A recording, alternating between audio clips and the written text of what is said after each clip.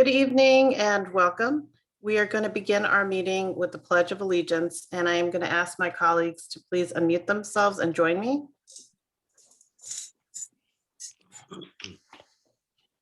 I pledge allegiance to the flag of the United States of America and to the republic for which it stands, one nation, under God, indivisible, with liberty and justice for all.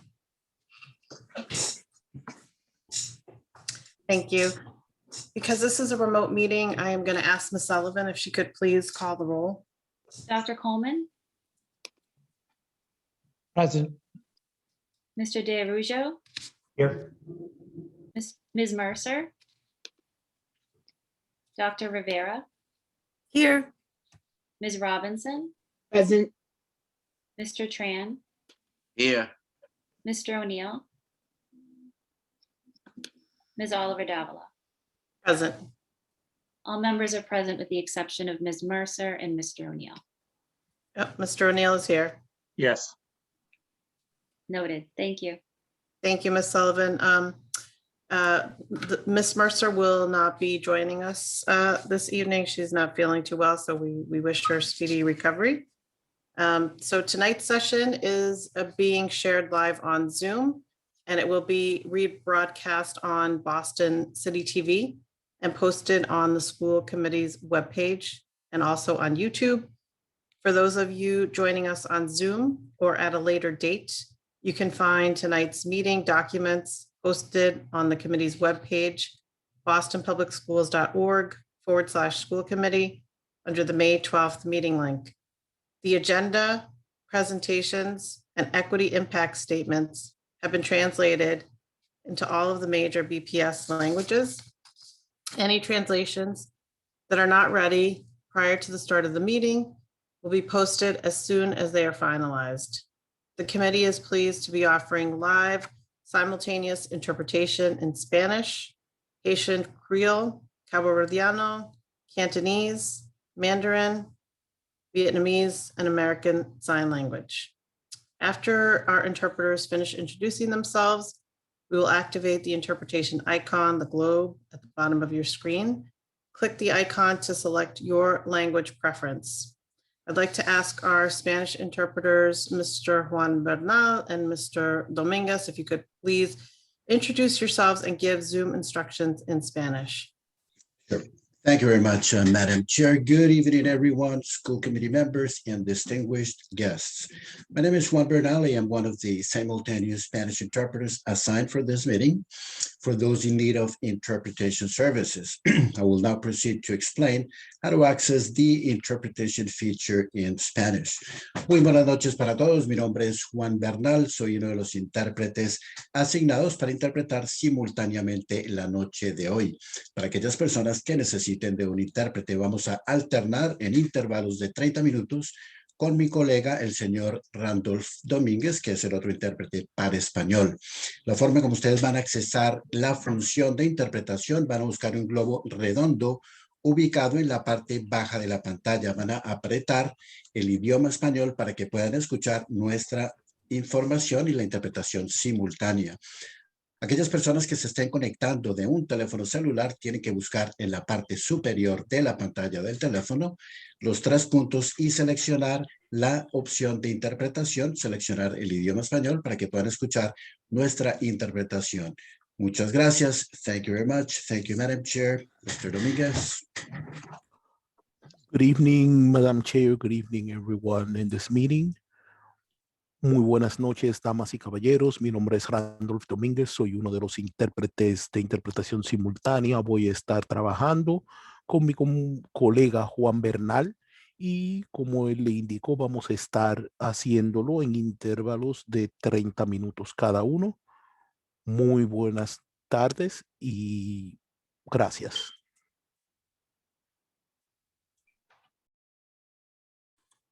Muchas gracias. Our Haitian Creole interpreters this evening are Sergio Santillaire and Nadej Silly. If you could please introduce yourselves and give Zoom instructions in Haitian Creole. Hi, everyone. Good evening. My name is Sergio Saint-Hilaire, Haitian Creole interpreter. C'est un plaisir encore pour moi traduire pour tout le monde qui parle créole après-midi. Moi j'ai chance pour me déjà fait la traduire pour nous tous. Et m'a bien pour me traduire en première partie qui a commencé immédiatement que nous finissons parler là. Et puis m'a campé à 6h45 et puis n'a déjà pris à 6h46. L'a fini à 9h et puis m'a tourné encore à 9h. Et que c'est un plaisir pour nous faire ça, pour tout ça, on a besoin de dire, ou pas de problème pour dire. Et puis, on va cliquer dans le globe qui est en bas, comme là, ou on est capable d'entrer dans la conversation. Et puis, tout ça, on a besoin de dire, m'a dit pour vous. Merci beaucoup. Good evening, everyone. Good evening, Madam Chair. Bonsoir tout le monde. Nancy Nadège, je suis moi à interpréter pour nous à soyons.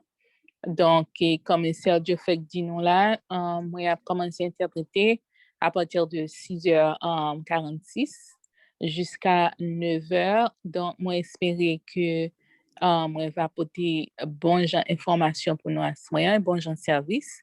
Restez branchés et si nous avons des questions, fait nous connaître. Merci et bonne écoute. Merci. Our Cabo Verdeano interpreter this evening is Mr. Jose Correa, and he will be joining us a little bit later, so we will skip that introduction. And our Cantonese interpreters are Ms. Anna C. and Mr. Terry Yin. If you could also please introduce yourselves and provide Zoom instructions in Cantonese.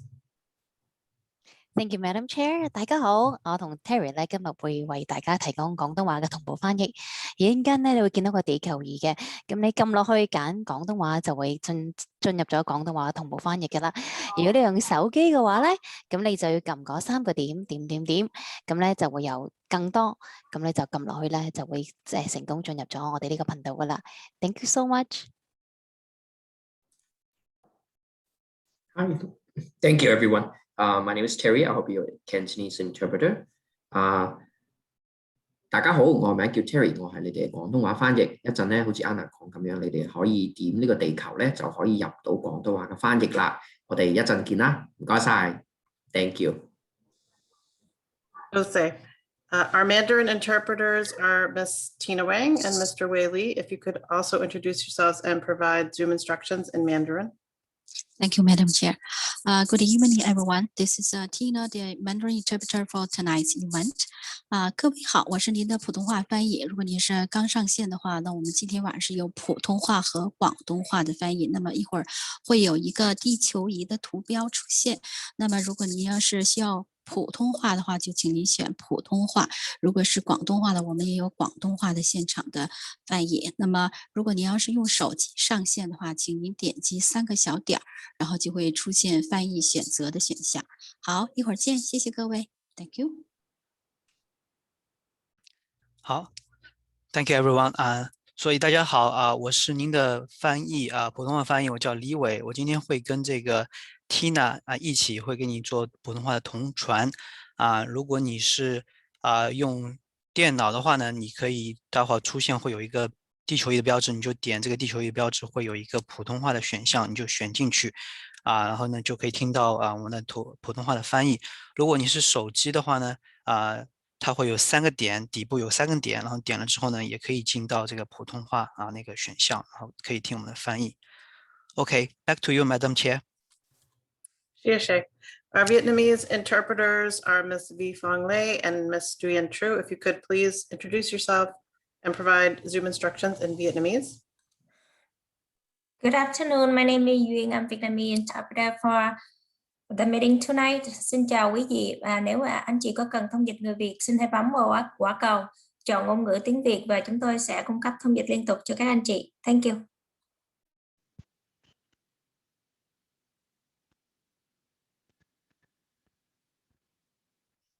Hi, good evening, everyone. My name is Vi Phong Ly. I'm the Vietnamese interpreter. Kính chào quý vị, phụ huynh. Tôi tên là Vi, tôi sẽ là thông dịch viên của quý vị ngày hôm nay.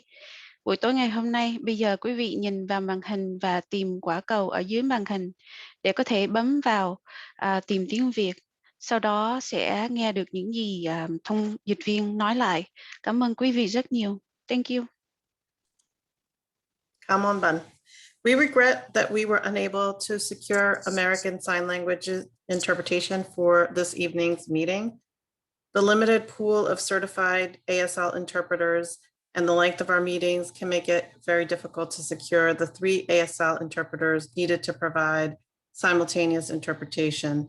We know the importance of this service to our deaf and hard of hearing community, and we will continue to work closely with our vendors and partners to secure ASL interpreters for future meetings.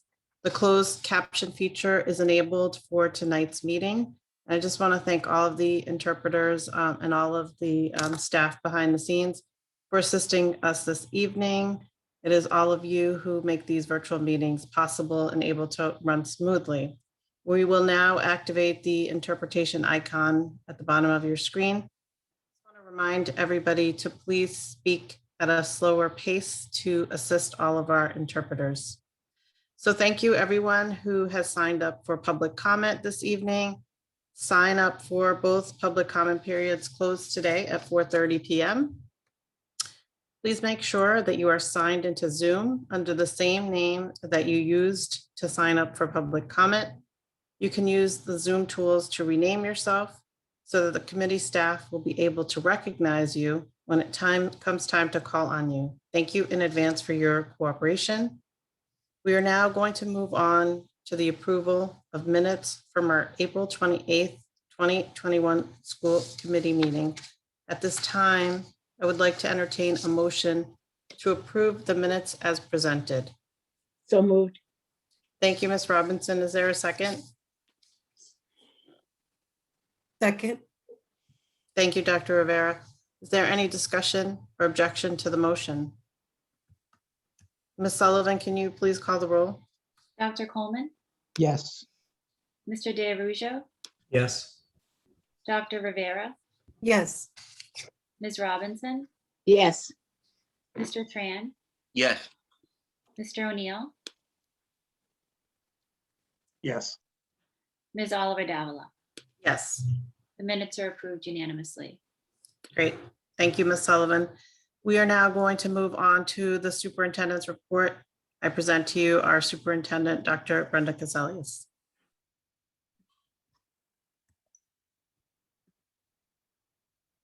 Thank you, Madam Chair, and thank you, members, for being here this evening and all of our listening public.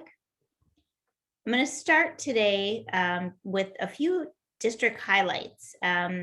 First, I want to touch on a couple of studies that were recently published. We had partnered with Edvestors and Texas A&M to examine the impact of arts programming. And the study found that students who enroll in arts courses of any kind have better attendance. No surprise to any of us. Positive results were also doubled for students with an IEP and for students with a history of chronic absenteeism. The results also show that teachers reported higher levels of student and parent engagement in schools with higher arts course enrollment. We also partnered with the School Effectiveness and Inequality Initiative, or SEII. It's a group at MIT. We examined the long-term impacts of pre-K enrollment. The researchers found that participating in Boston Public Schools pre-K led to increases in high school graduation and college enrollment, and also a decrease in high school suspensions and juvenile incarcerations. What's really interesting is that the researchers did not see an impact on pre-K on test scores or differential effects by race or ethnicity. The researchers suggest that pre-K impacts social emotional development more clearly than short-term achievements such as MCAS, which I believe supports what I've been saying all along, that statewide tests used for accountability have very limited use for instructional purposes or decisions for individual students. Again, multiple measures given over time are the best way to measure student achievement, and there's no better equity move than giving every child a great start with preschool.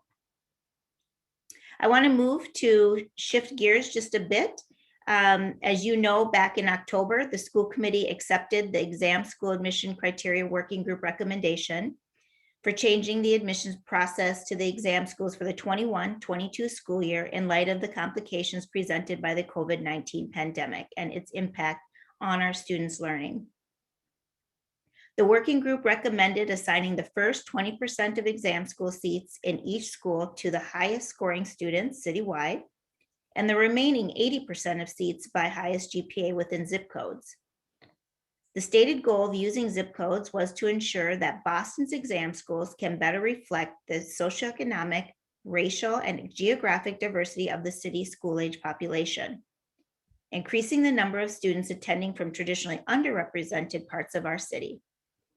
On Wednesday, April 28th, exam school admission decisions were sent to families and students by email or regular mail. I'd like to invite Chief of Family and Community Advancement, Monica Roberts, who is an incredible leader in this work, who has been championing this work all along, to summarize our current data analysis of our exam school applicants and invitations. Monica? Thank you, Dr. Casolius, and good evening, school committee members and members of the public. I want to just share with you, and I know my colleague is going to put up my slides, a little overview of what we've done in regards to exam school invitations. So with this first slide, just want to talk a little bit about the applicant pool. You'll first note that there was a decline in the applicant pool overall from last year to this year, both for grades 7 and grades 9. So the total applicant pool for grade 7 for this year was 1,666 if we were to add up the 1,1287 and 379 as compared to a total of 2,833 applicants for last school year. And for grade 9, there were 760 applicants across non-public schools and BPS schools as compared to 1,177 students for 9th grade last year. I just want to talk a little bit about the application decrease. For last school year, anyone who took the exam school entrance exam would have been considered an applicant. And as you recall, BPS students were able to take that at the school level. So we had all of our students participate in school-based testing. Additionally, in prior years, if our BPS students did not rank an exam school, then the district did assign a default ranking. So ranking the schools on behalf of the student. We did not do that this year as part of the working group's recommendation. We didn't notify families of the eligibility, but families had to rank the schools to indicate their interests. And we'll talk a little bit about later about why we believe that will lead to higher take-up rates because families have actively made a choice. Next slide, please. So as it relates to invitations, and this really means how many students were invited, were offered a seat. This year, 974 students were offered a seat. So that's almost 59% of those who applied for the grade 7. And then for grade 9, 340 students received an invitation, which is almost 45% of those who applied. As I just alluded to, as I talked about the last slide, we sent fewer invitations this year than we have in prior years because we expect the temporary admissions process to lead to higher acceptance rates. We haven't changed the target enrollment of the 3 exam schools, but really adjusted the number of invitations in terms of the rate at which we expect families to accept their seats. Next slide, please. So we want to now shift to some of the outcomes as it relates to the types of diversity shifts we've seen as a result of this one-year policy. First, I want to talk about socioeconomic status. The percentage of invitations sent to economically disadvantaged students increased from 33% to 48% overall. And then for our students experiencing homelessness, and students in the care of DCF, we see more invitations increasing from 29 invitations last year to 73 this year. Next slide, please. So a little bit about geographic distribution. In some of the zip codes, there were little change in terms of the number of invitations from last year to this year. And this slide does not have the comparison from last year to this year. It's really focusing on the overall distribution of the invitations for this school year. But we did note that zip codes with the lowest median family income, so those with children under the age of 18, received more invitations than last year. And in particular, as we look at Dorchester, Roxbury, and Mattapan. So we will see greater geographic distribution in terms of our student body across the 3 exam schools. Next slide, please. Next, we'll turn to invitation by race. We will see that overall, the percentage of Black and Latinx students receiving an invitation increased between last school year and this school year. So between 2021 and this school year by 6 and 4 percentage points, respectively. So this is in the aggregate. I don't have school by school data for you tonight, but we will be able to share that with you shortly. Next slide, please. As we think about sending school type, we'll also note that there is an increase of BPS students receiving invitation. This year it's 75%, which is up from 65% last year. And then students from charter, private, parochial, and METCO comprise 25% of the invitations, so the balance. As we note here that we do know that our BPS students take exam school seats at a higher rate. So when I talked about the expectation that the take-up rate will be higher, it is in part also due to the fact that BPS students represent more of the invitations, and BPS students do tend to accept seats at a higher rate. Next slide, please. So as it relates to English learners and students with disabilities, students who are English learners and students with special education programs received more invitations than in previous years. Students who are English learners received 109 invitations, up from 41 last school year. And students in special education programs received 66 invitations this year, up from 34 last school year. We can move to the next slide, please. We want to spend a couple of minutes on the distribution. As we know that 20% of the seats were distributed on a citywide basis on GPA rank, and then 80% were distributed by zip code proportional to the percentage of school-age children under the age of 18 and within a zip code. And within that, we did rank student GPA. So this particular slide looks at the distribution of the 20% and 80% by race. We will note that for the 7th grade, about 46% of the students invited under the 20% were white, 7% identified as other, 23% Latinx, 18% Latinx, 14% Black, and 15% Asian. And for the 80%, you can see that there is a slight difference with there being more even distribution across the racial groups. Differently for 9th grade, you can see that the 20% of invitations, 46% went to students who identify as Latinx, and 33% went to students who identify as Black, 18% Asian, and then a balance are students who identify as white.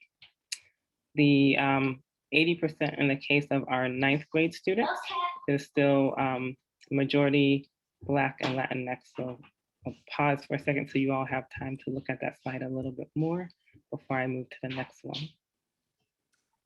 Thank you, Ms. Roberts. If you can, slow down a little bit, I'd really appreciate it. Thank you.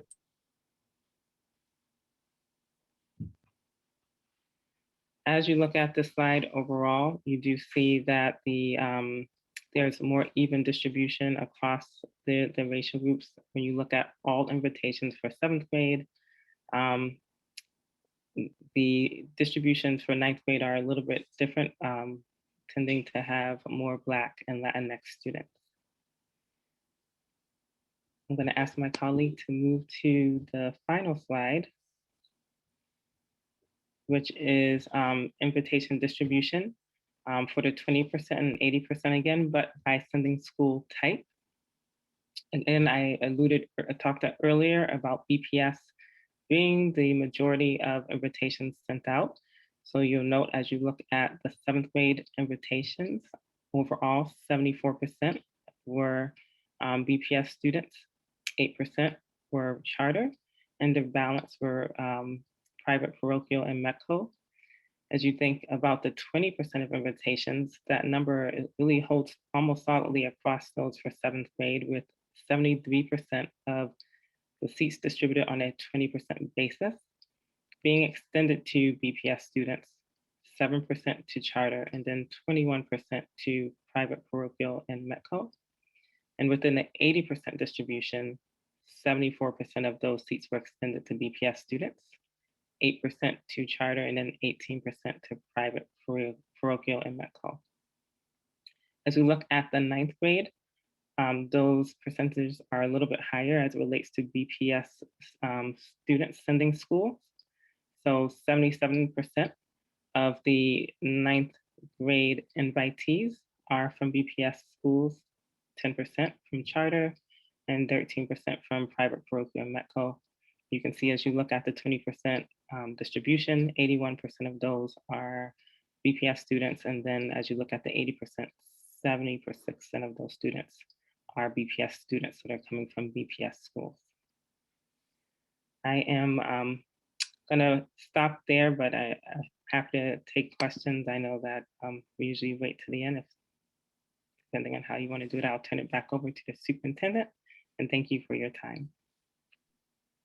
Thank you, Monica. We'll come back to you at the end if there are some questions, and I just have a few more updates for the school committee members.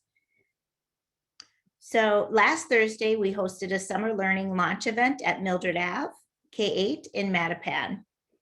Joining me at the event were Principal Andrew Rollins, City of Boston Disability Commissioner Kristen McCosh, Boston After School and Beyond Executive Director Chris Smith, YMCA of Greater Boston President and CEO James Morton, and other district leaders, community members, and educators. It was a beautiful spring morning. It was so wonderful to be at a person event at one of our schools. And we were treated to a dance performance by Miss Soto and her middle grade students to kick off the event. It was so great to start off the day with some music and dancing from our happy and excited students.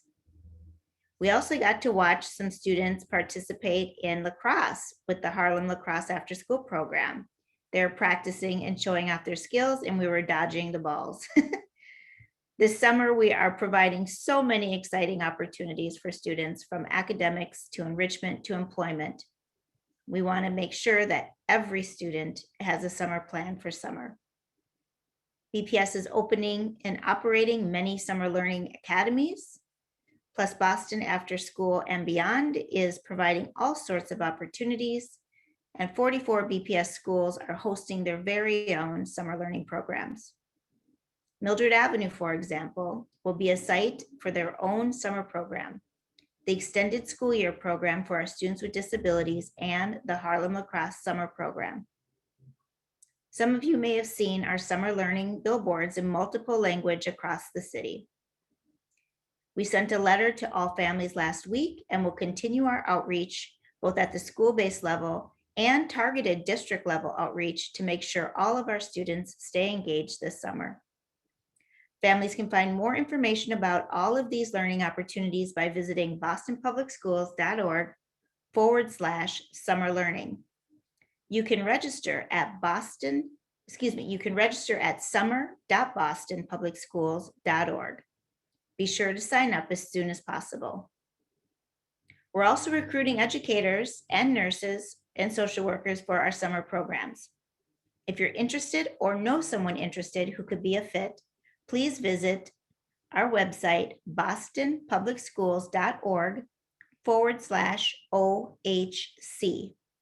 Then click on find a job, and search for summer. I want to do a few shout outs and appreciations as I get ready to close. Over the last few weeks, we have been celebrating our amazing BPS employees and recognizing their contributions to our community. Last week was Teacher Appreciation Week, and schools throughout the district honored their educators with special events. We put together a webpage with some of the 2021 learning highlights and Teacher Appreciation Week celebrations across BPS with some great photos and recent interviews with 2 fabulous BPS educators about their instructional strategies.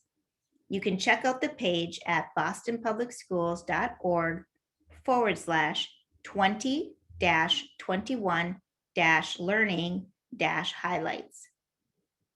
Last Friday, we also celebrated our fantastic food and nutrition services staff, or our school lunch heroes. We all know how essential these staff members have been to our school communities and to our families, but it has been particularly true over the past year. They have nearly provided 6 million meals to students across the entire city of Boston, and with more than 1.6 of them delivered directly to our family homes. They truly are our heroes. And today we are celebrating School Nurse Day. Nurses everywhere have been on the front lines as we've battled this global pandemic. At BPS, our nurses and health services team have been working around the clock to maintain the health and safety of our school communities, instituting new protocols and practices to ensure they're safe. We've been so lucky to have the expertise of our own public health professionals, at least one in every single school, which was such a critical and serendipitous investment. I'm so grateful for their support, their guidance, and their sacrifices that they've made this past year. And that can be said of all of our employees, really. I won't name every single position because I'm sure I will miss someone, but every single member of our entire BPS family should be recognized and celebrated for their incredible work in support of our students and families. Speaking of amazing staff members, we recently learned that one of our school leaders is receiving an incredible honor. Julia Bott, principal of the Mendel School in Roxbury, was just named 2021 Massachusetts Elementary School Principal of the Year. This is the 3rd time in the last 4 years that a BPS school leader has received the Elementary or High School Principal of the Year honor. The MSAA annually recognizes elementary school principals who demonstrate exemplary skills in instructional leadership, supporting a safe learning environment, and fostering a collaborative culture of shared decision-making among all members of their school community. Principal Bott has collaboratively facilitated the Mendel's transformation from an underperforming elementary school on the brink of turnaround status to a high-achieving, fully inclusive school community that proudly embraces their shared values of inclusivity, excellence, and agency. For 11 years, she and her team of educators have worked together to cultivate a strong culture of inclusion reflective in their vision, values, structures, and ultimately their collective identity. Julia is in her 20th year working for Boston Public Schools and previously worked as an early childhood educator, program director, and an assistant principal at the Gardner Pilot Academy in Allston. Principal Bott will be presented with the award from the MASAA at their annual Summer Leadership Institute in July. Last year, WBZ highlighted Julia's incredible leadership and her magical Mendel morning meetings on National School Principals Day. And a year later, she's taking home the state's top honor for school leaders. Julia set such a wonderful example for all of us, and her leadership has only strengthened during this period of remote learning, and I am so incredibly proud of her. So congratulations, Principal Bott. We are excited that tomorrow we are going to launch the ESSER Commission this week. Our first meeting will be tomorrow, Thursday, May 13th, starting at 5 p.m. The meeting discussion will conclude at 6:30 p.m., but it will be followed by a public comment period. We hope our families and broader community will tune in. The commission will help us create coherence and alignment between the district vision, the priorities collectively identified and affirmed through our prior community engagement processes, and gather stakeholder feedback around the investments needed to return and recover well. The commission's work will be deeply guided by feedback from district stakeholders that will be gathered through the community engagement processes. Each commission meeting will include an overview of feedback gathered from each community session that we hold. The public engagement sessions will be designed to first share out and get input from our broader community in the broad priority areas. Share the district's proposed strategies and initiatives to determine priorities and recommend additional considerations. And then to give feedback on the plan that emerges to be submitted to DESE. As outlined in our district's engagement policy, we will engage with family leadership groups connected to school parent councils. Those are the Citywide Parent Council, the District English Learner Parent Advisory Council, and the Special Education Parent Advisory Council. But this is just the beginning. We have already connected with other community, youth, and parent leadership groups and partners, including the Community Engagement Advisory Council and the Superintendent Student Executive Cabinet, Boston Student Advisory Council, and some of our school committee task forces, and many more. The first phase of engagement will start this month and will focus on building awareness and collecting people's ideas and feedback. In early June, we will focus on shifting all of the gathering to getting feedback and then input onto the specific initiatives that we hope to invest in. The last part of our engagement efforts will be focused on a public and review of our ESSER proposal that will go to the state. This public review comment will be for 30 days and will be posted on the web for all to give input into the final drafting of our proposal to go into DESE on July 30th. Families, students, staff, and community members and partners and everybody will be able to give input and to share with us their final revisions. Lastly, as part of the public engagement process, we're planning to try some new things and leverage new strategies that have worked in the past. So for example, we're going to be planning a pilot at an ethnic radio roadshow where our bilingual staff across the district would be able to present on air and collect feedback on a set of guiding questions. They would be supported and trained by Chief Mitchell and Chief Roberts' team. Similar to what we did with the strategic plan, we also plan to collect online feedback.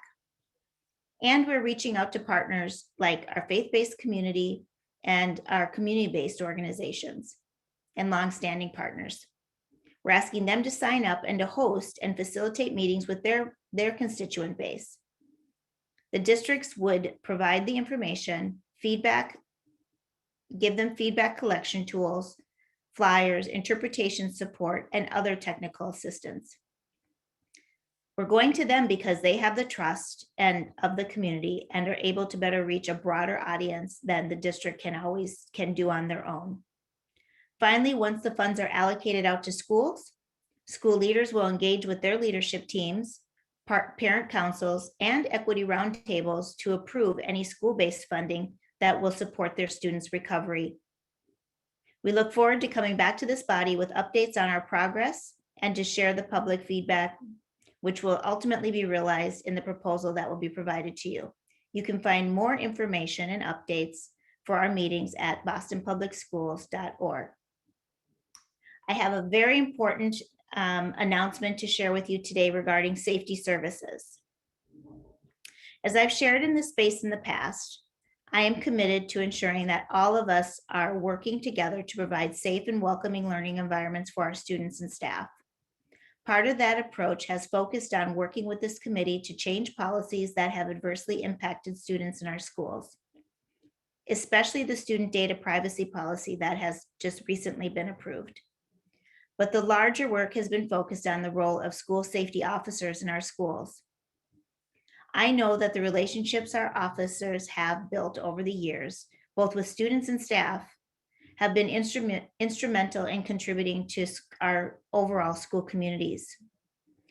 Our officers, many of whom were BPS students themselves, have played important roles in the lives of thousands of students over the past 3 decades, serving as mentors and coaches and members of our community. Under the leadership of Interim Deputy Superintendent DePina and Chief Gokley Grice, this past fall, we have developed a strategic plan in partnership with the current school safety team and relevant stakeholders to reimagine the role of school safety officers, continue with the focus on relationship building, and begin to focus more on intervention and restorative justice practices. Some of this work is now on a faster track due to Governor Baker signing a new bill into law in December 2020, which goes into effect July 1st of this year. We just received regulatory language in March and have been working on a plan since then. The legislation appears to remove the authority of local police departments to issue police licenses to special police officers such as Boston School Police Patrolmen and superior officers. As a result of the new law, Chief Coakley has been meeting with our current officers to answer questions and hear their concerns. We're also working with union leaders to develop an implementation plan that reflects the desire of the community to promote school safety through relationship building and intervention strategies, and is not dependent on officers retaining their police powers. This impacts other city agencies and cities and towns beyond Boston. We are in close contact with our partners at City Hall and the Boston Police Department and their Boston School Unit. We understand this uncertainty surrounding these changes may produce some anxiety for our staff and community.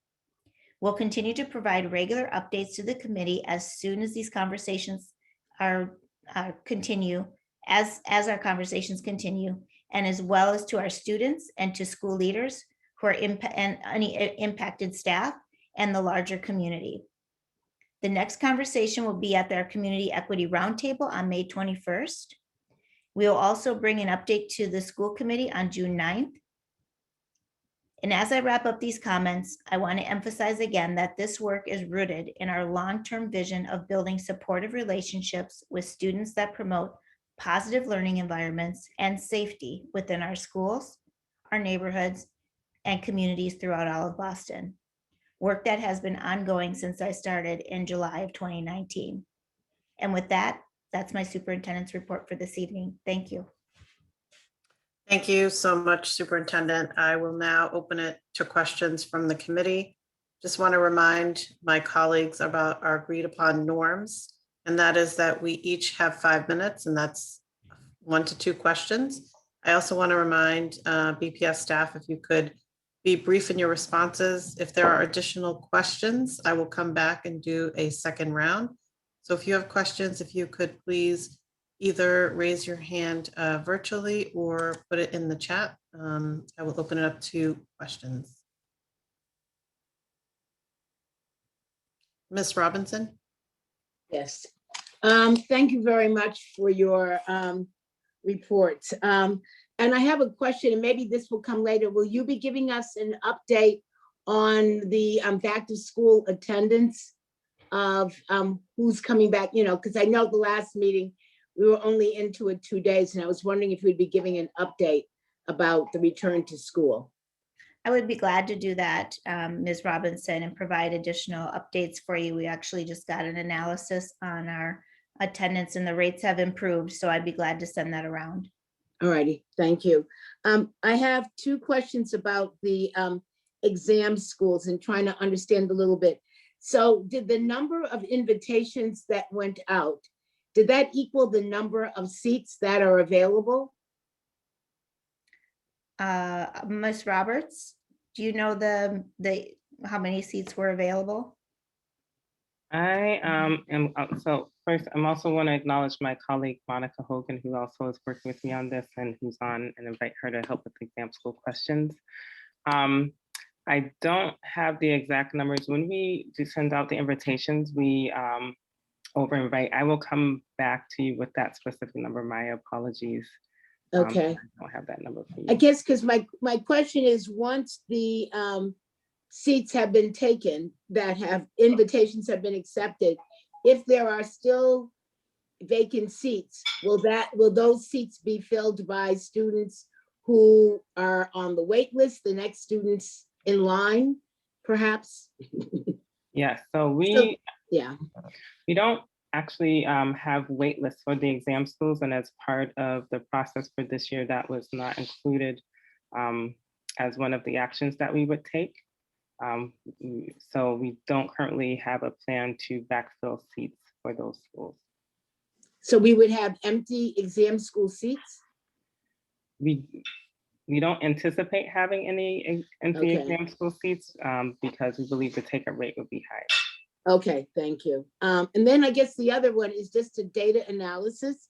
As you looked at the geography, you know, the implications of the zip code use in this, has there been any analysis now around taking a look at each individual school to see whether or not, you know, all schools having sixth graders, et cetera, actually had students who were now eligible for exam schools, or if there were still schools that there were no students who were invited?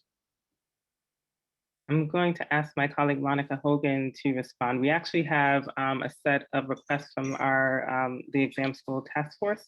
I believe that is one of them that they've asked us to look at sending BPS schools, but Monica might be able to speak a little bit more to that.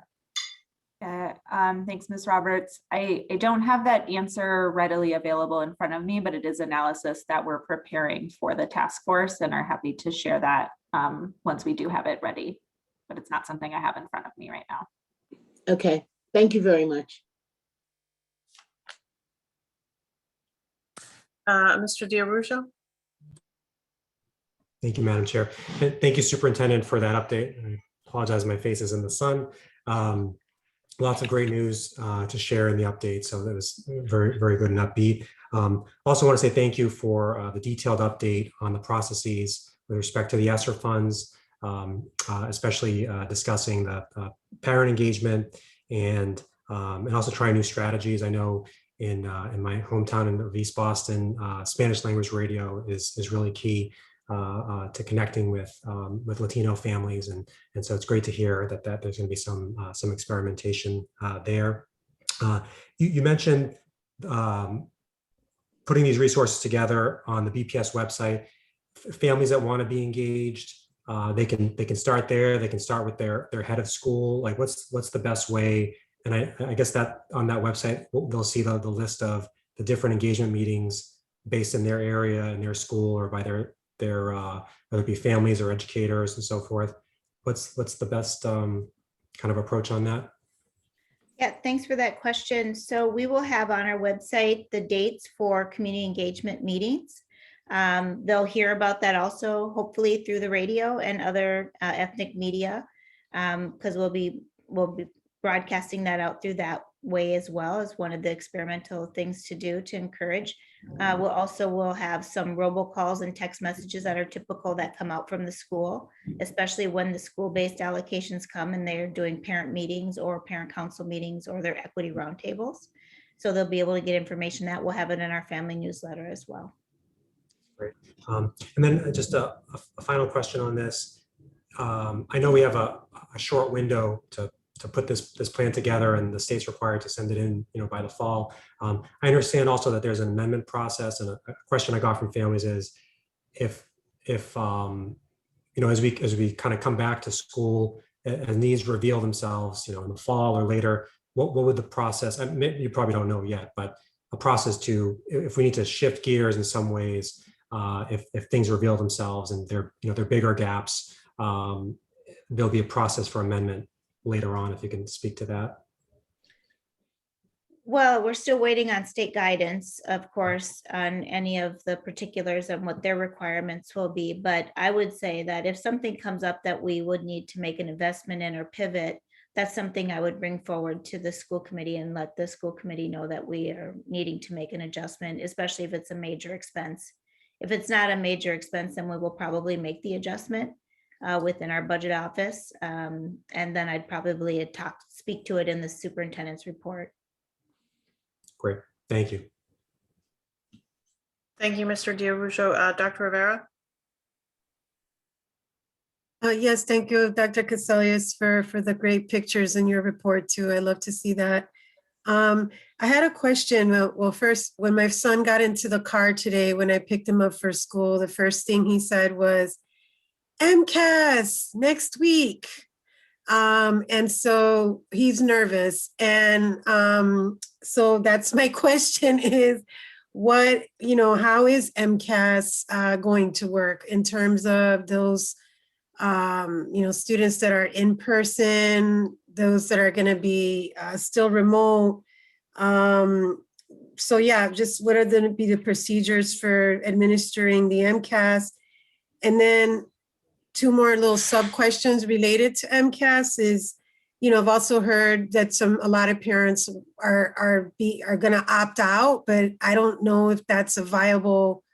If that's true, that they can opt out, like if you could speak to whether there's any, sort of consequences for parents not, having their children participate in the MCAS.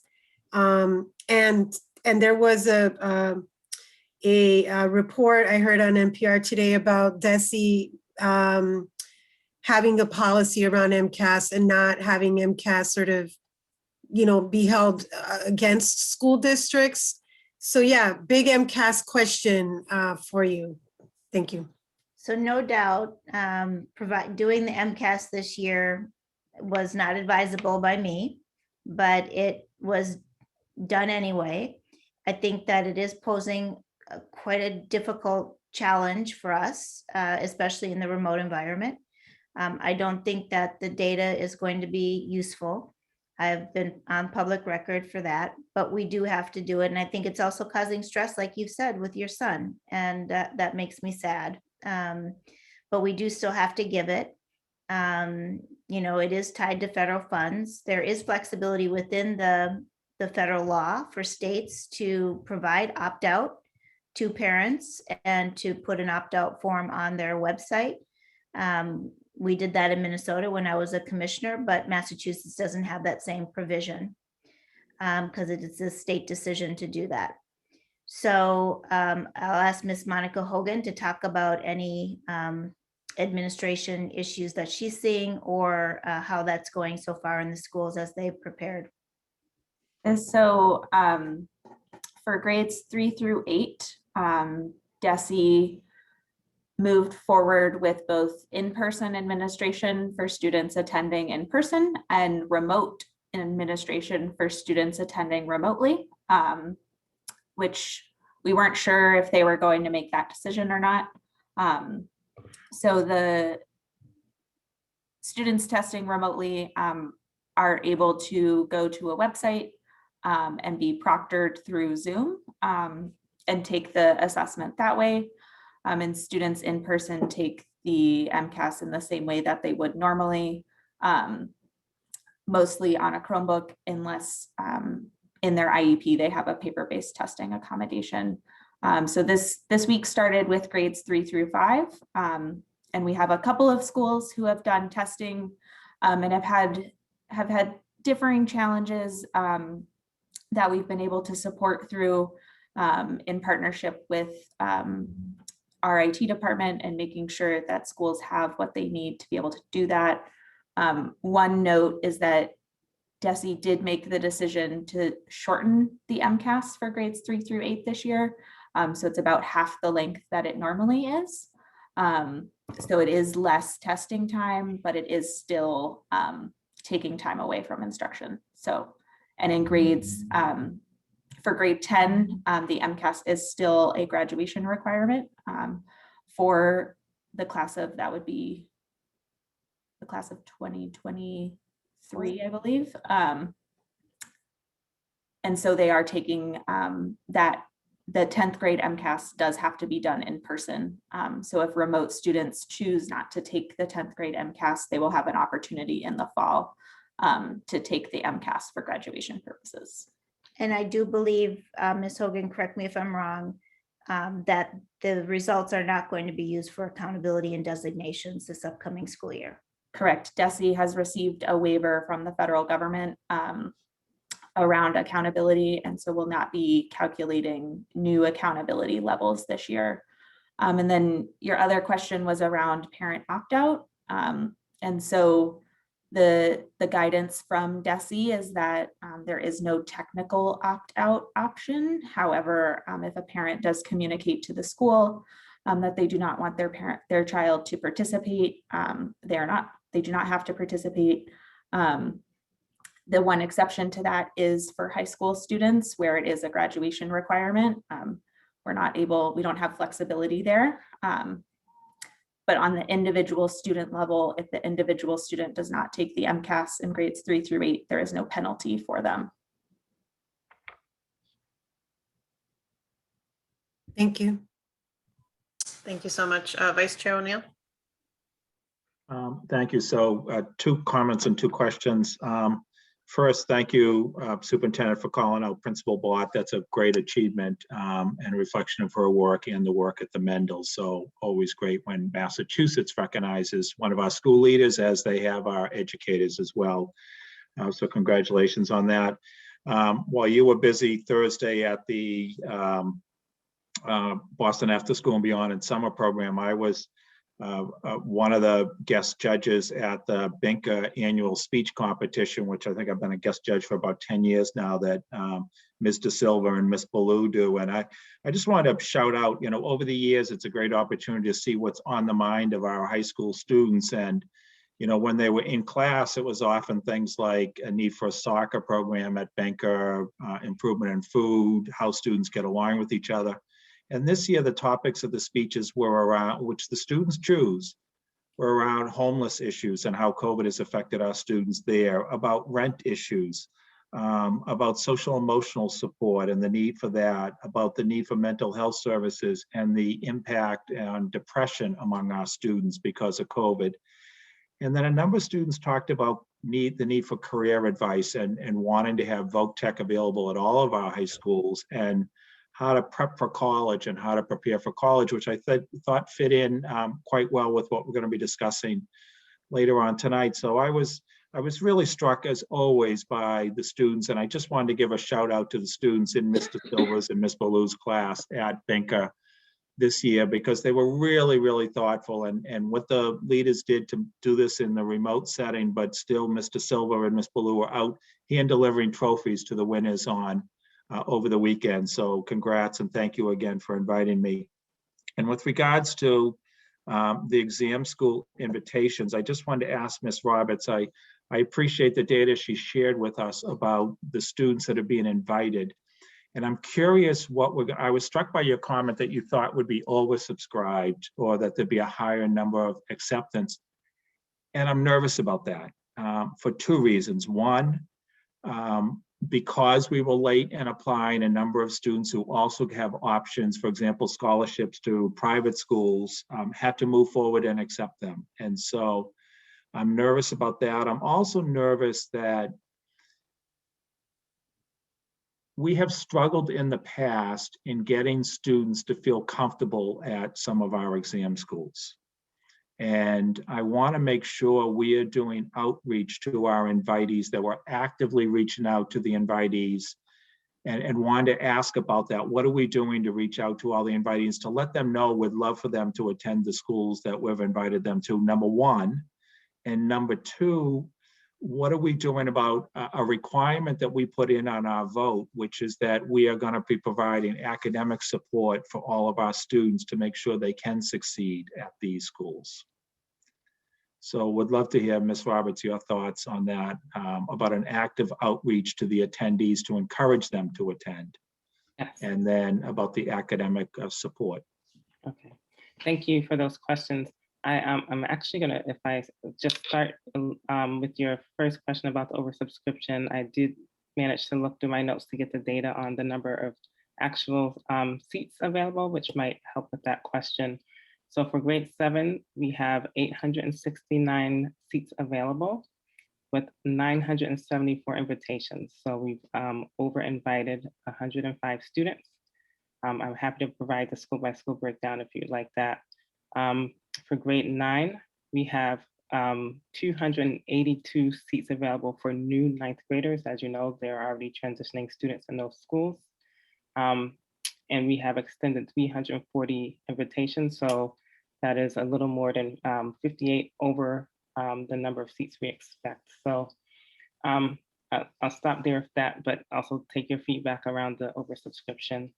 In terms of outreach, the 3 exam school leaders have been meeting with my office as well as the Office of Equity and Strategy, both on outreach and preparing for our academic support programs. So the school leaders, my understanding, have already started to welcome students. So they're reaching out, making phone calls, wanting to make sure families understand that they're really excited to be welcoming them, to let them know that through the Office of Equity and Strategy, we're going to be able to offer a strategy for success program, which is what we're going to call the program that is scheduled to start in June, where students will be able to have access to tutoring, thinking about working in an exam school environment, get some orientation and connection from other students and families. So really kind of that initial welcome.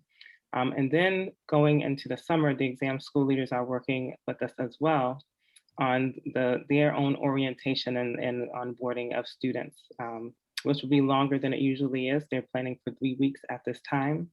All students will have access to those programs. Those will focus on both some of the academic pieces, but also habits of mind and ways of working and thinking about social and emotional care in those settings. So the school leaders are working really closely alongside Chief Granson, Dr. Granson, as well as my office in terms of those 2 pieces. So you'll be hearing more about those. We're really excited to be able to offer those opportunities.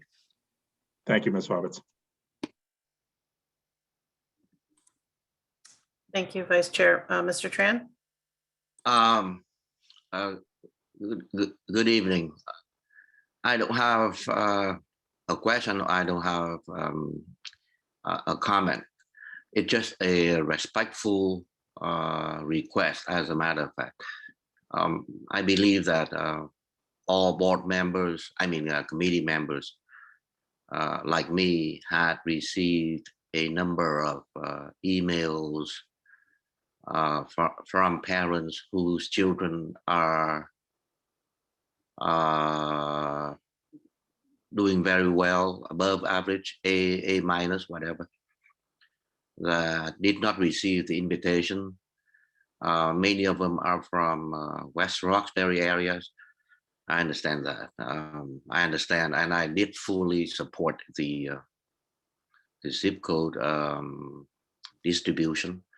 I'm only respectfully requesting that there will be responses, adequate responses, transparent responses made to those parents, at least so that they can live with it.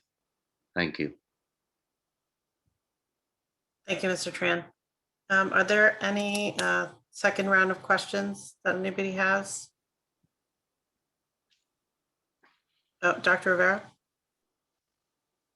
Yes, I'm also, wanted to, I know I always ask about COVID, but I'm on the city's task force on COVID health inequities. And again, we're now getting the high schoolers back. And so I don't know, Dr. Casalius and your team, if there's any sort of extra precautions or if there's any changes that are going to, I don't know, be implemented for the high schools that might be different from what's being done in the other schools regarding safety protocols around COVID. Thank you, Dr. Rivera. The real good news is that right now in Boston, the positivity rate is 2.4%, with all neighborhoods, I think, below 4% now. And so that's the good news. We will continue to do our COVID student testing, pool testing, continuing to test our faculty and staff at our school buildings. Students are going to have to mask. There's hand sanitizer everywhere for students to do hand washing and sanitizing. We're still sanitizing and cleaning our facilities as well. So those are the things that we have in place. And as you know, just recently, I think today or yesterday, 12-year-olds up to age all the way up are now eligible for the vaccine. So we have an information session this Saturday for families. And we're going to start working with making sure our families have the information about how they can get their children vaccinated. Thank you. Great, thank you. Any other questions? Okay. I just have also a little bit of follow-up for comments.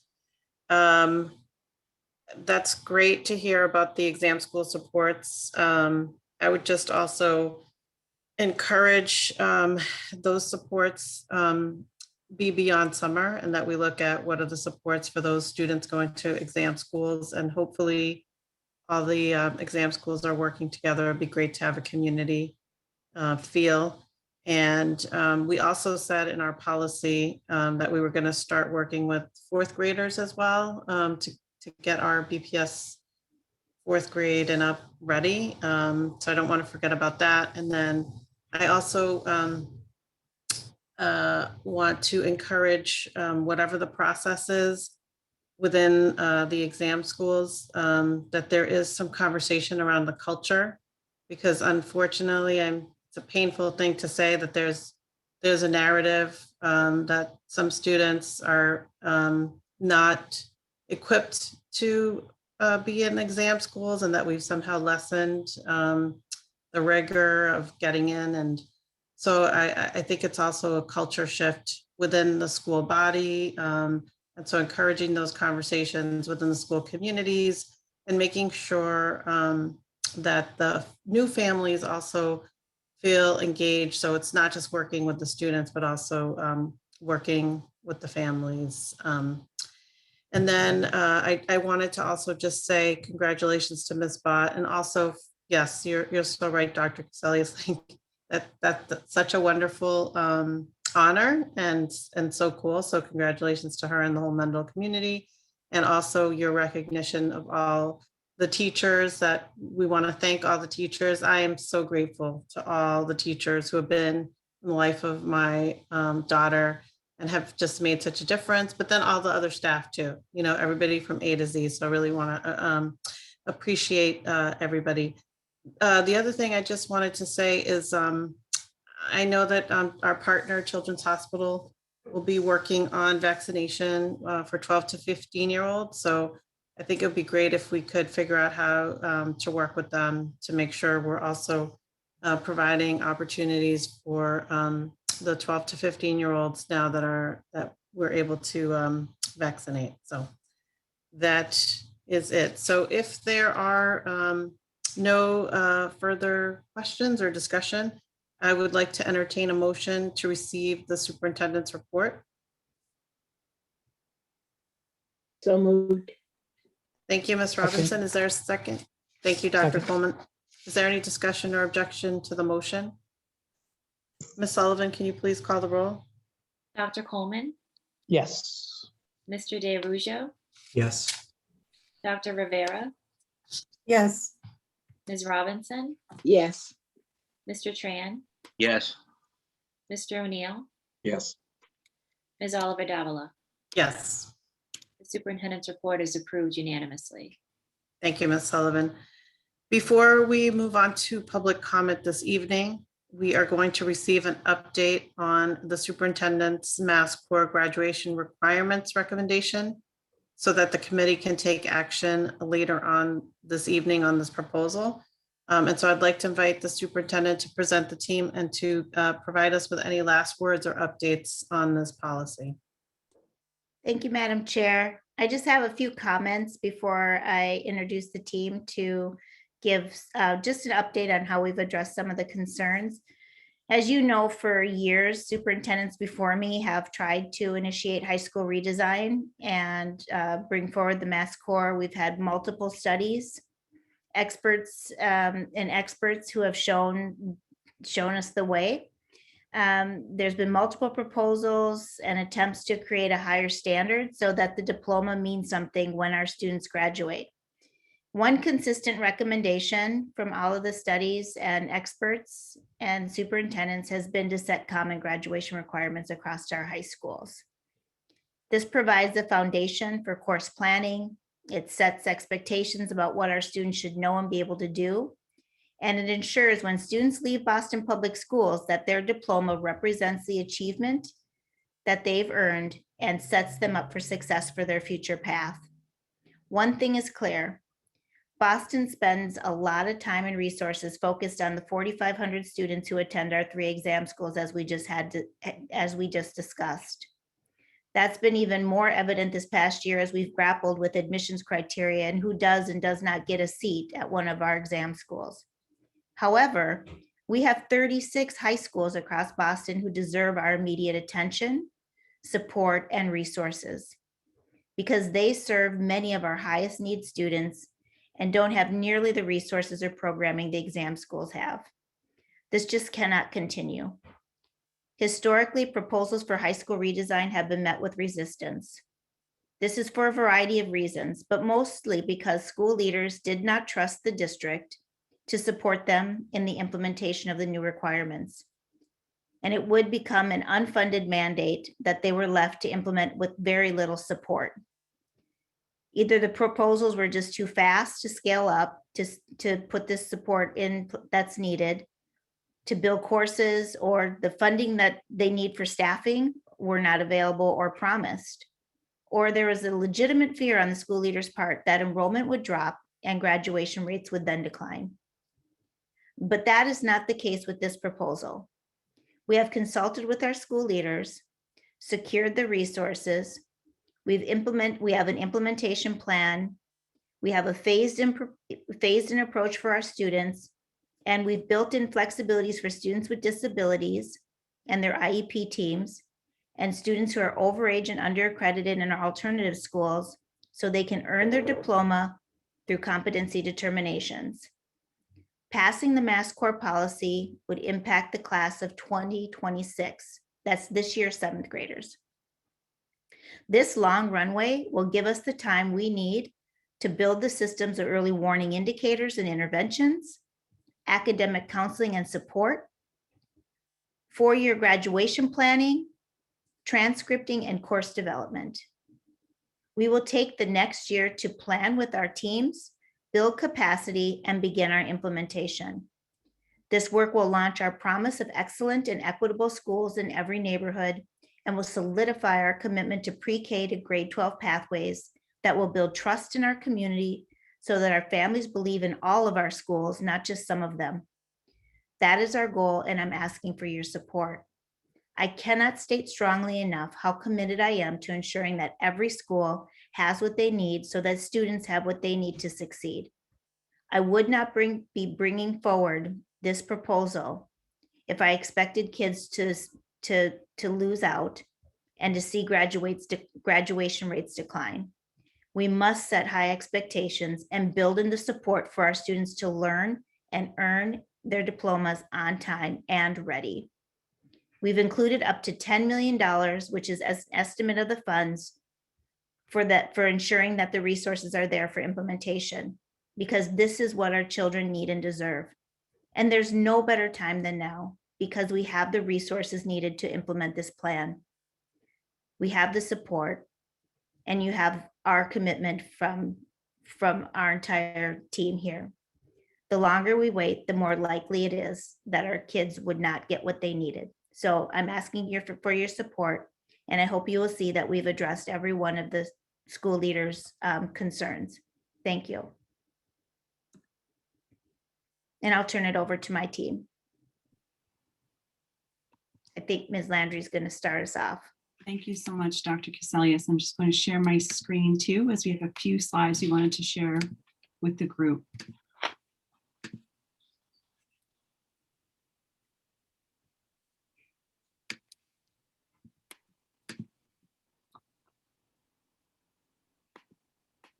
Okay, well, thank you again, Dr. Cassellius. Good evening to the school committee members and to the community. We came to you several weeks ago to share the need for MassCore adoption and our proposed MassCore implementation plan. now proposed to start on July 2022, after a year focused on school readiness assessment and professional learning. We're grateful to be here again tonight to share our responses to your questions and the questions of our school leaders that arose after our last presentation, and to respond to any additional questions that you might have. Since we were last here, we have surveyed all schools in order to develop an initial budget for MassCore implementation. Approximately 57 new positions would need to be added across the district to provide the courses needed to meet rigorous requirements. The superintendent, as she has stated, is committed to utilizing general funds, not ESSER funds, needed for these roles to ensure continuity. The central office, in collaboration with school leaders, will need to develop guidance on how we will apply the MassCore policy during next year's planning year.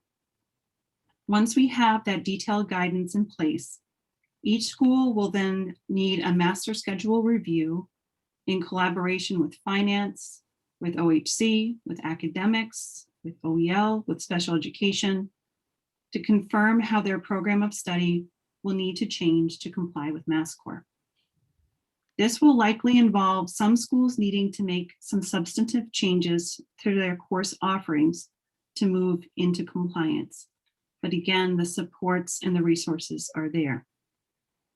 The final question becomes then how much each school will need to reallocate from within their budget to pay for any new costs, and how much additional funding we will need to invest from the central office. This question will need to be answered as part of the racial equity planning tool for this project. We want to make sure that our high need schools that have already made moves to be closer to MassCore compliance aren't punished as being early adopters.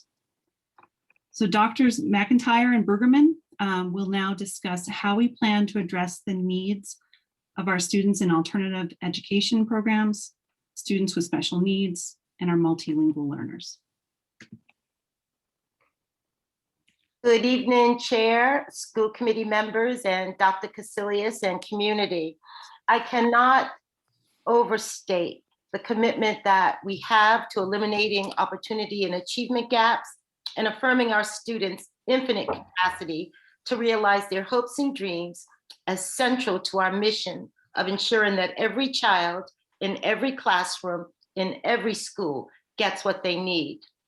In this presentation, you will see that we are taking bold, deliberate, and explicit actions to eliminate opportunity and achievement gaps for our most vulnerable students, while engaging the MassCore over a 5-year implementation plan.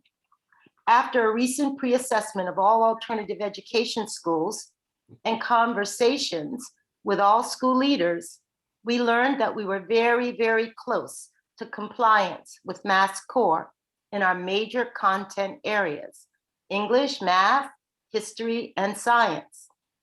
We also learned that we needed to pay special attention to the areas of world language, physical education, art, and other electives, particularly for our most vulnerable students. To respond to the needs, we have made commitments to multiple pathways for completion of MassCore requirements. By engaging these pathways, we believe we will serve our students and they will be credited adequately for MassCore. These commitments have been articulated in a policy proposal in an effort to not only maintain accountability to meeting their needs, but more importantly, to building an innovative and robust opportunity for our students to experience MassCore completion through these multiple pathways. The policy, once again, will include the 5-year implementation timeline with a fiscal responsibility of the district. The policy will speak to school budgets and probable organization processes to enact MassCore. We will also look at key milestones towards implementation. In addition, We will articulate rigorous course waiver procedures to benefit students who are duly enrolled or in higher ed institutions or in work to learn programs. We will have a process ready available to identify middle grade courses that are aligned to the Mass Core, such as maybe Algebra 1 that's taken in the 8th grade. And we will ensure that each student will receive appropriate credits for such courses. Finally, we will maintain processes for ensuring all students have the opportunity to demonstrate mastery of content in order to become Mass Core ready. So if you were to look at this slide, some of those opportunities would include school to work, credit recovery, competency-based opportunities, mastery of content, not seat time, project-based learning, virtual opportunities. Partnerships will be very important to this work. Internships and externships will be valued as much as a course that is taken within a brick and mortar building. Next slide, please. Mass Core with students with disabilities. We're committed to honoring the IEP, and we believe that the IEP will drive the Mass Core implementation for all of our students with disabilities. Everything will be driven by the IEP.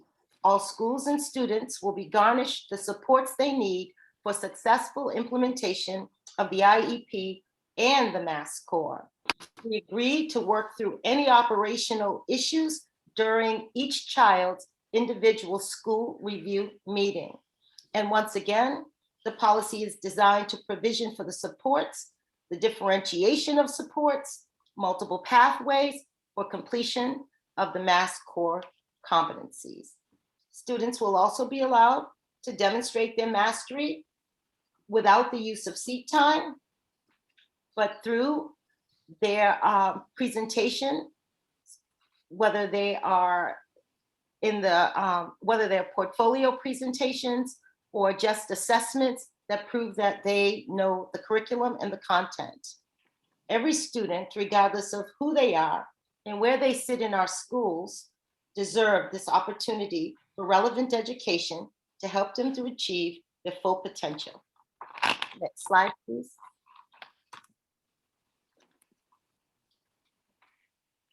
Good evening, Madam Chair, members of the school committee, and Dr. Casillas, and the public. English language learners.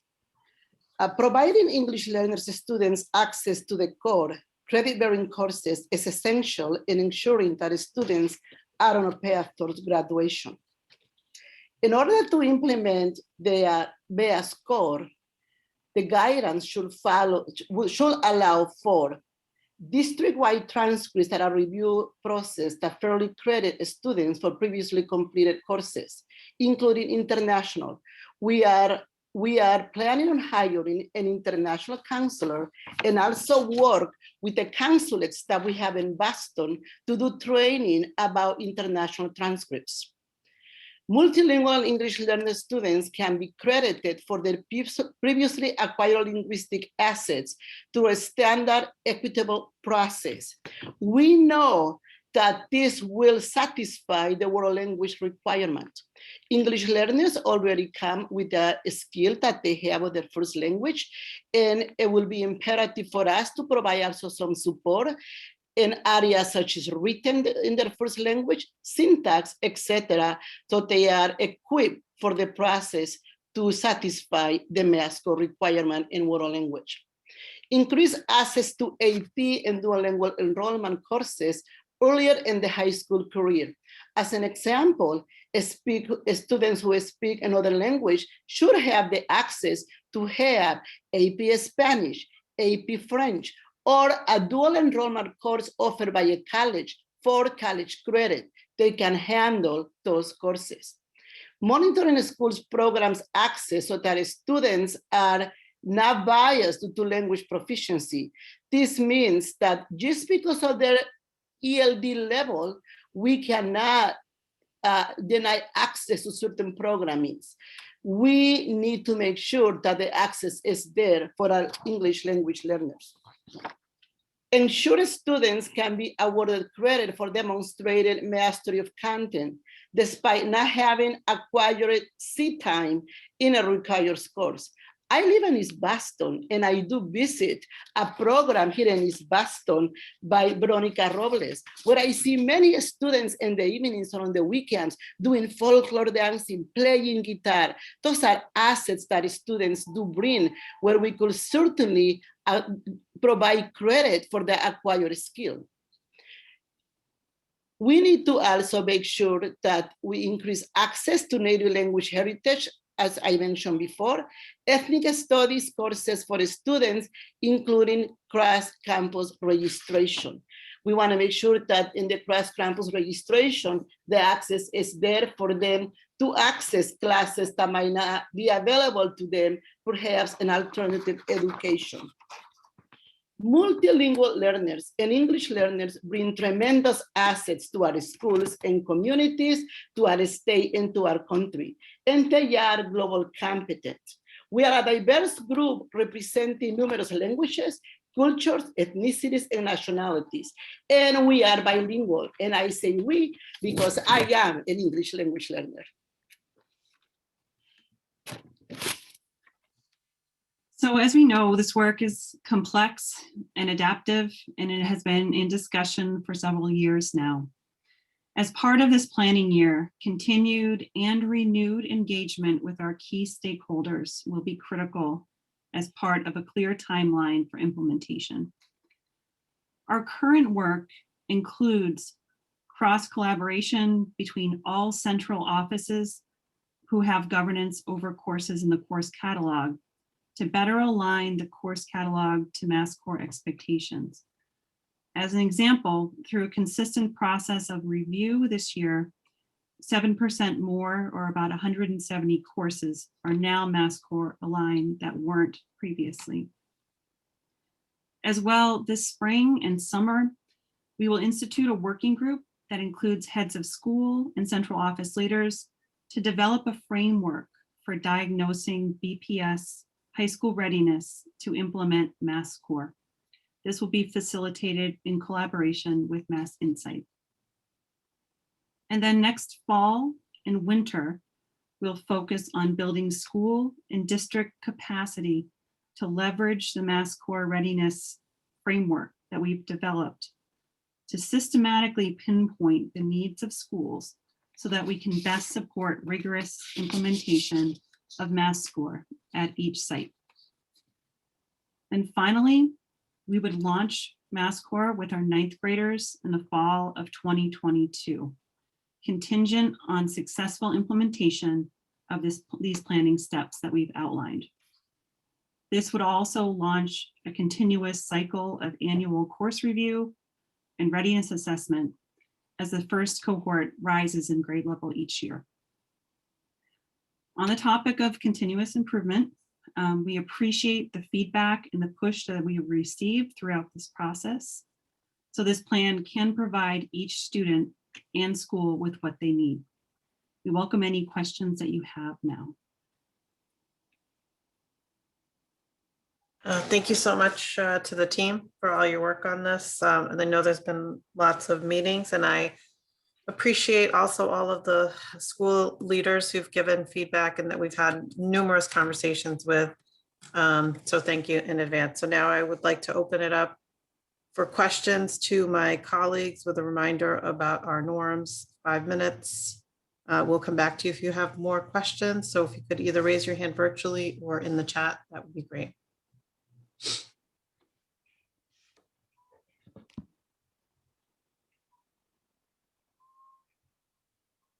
Dr. Rivera. Yes, I'm also just like a process question. When we come to the vote later, will we also have an opportunity to speak then, or should we sort of speak now about what our potential vote might be? I do have a question too for the group, but just curious about the process here. Yes. So you know what, Dr. Rivera, thank you so much. I apologize. I had a little emergency in my house, but everything is okay now. So let me just take a step back. If I could ask somebody from the team to put up the slide. Here we go. Thank you. So I want to make sure everybody sees this. I'm going to read it and walk you through what we are voting on. And maybe that will also help to answer questions. So I apologize because this is what I should have done right when the team ended. So the beginning of this document talks about what the superintendent introduced and what staff introduced just on why, you know, the need for Mass Core and the statistics, et cetera, and talking about eliminating opportunity and achievement gaps. I know you all have seen this. I don't want to read this whole thing. I think we've heard it many, many times about, again, just needing to take some like bold steps around closing opportunity achievement gaps.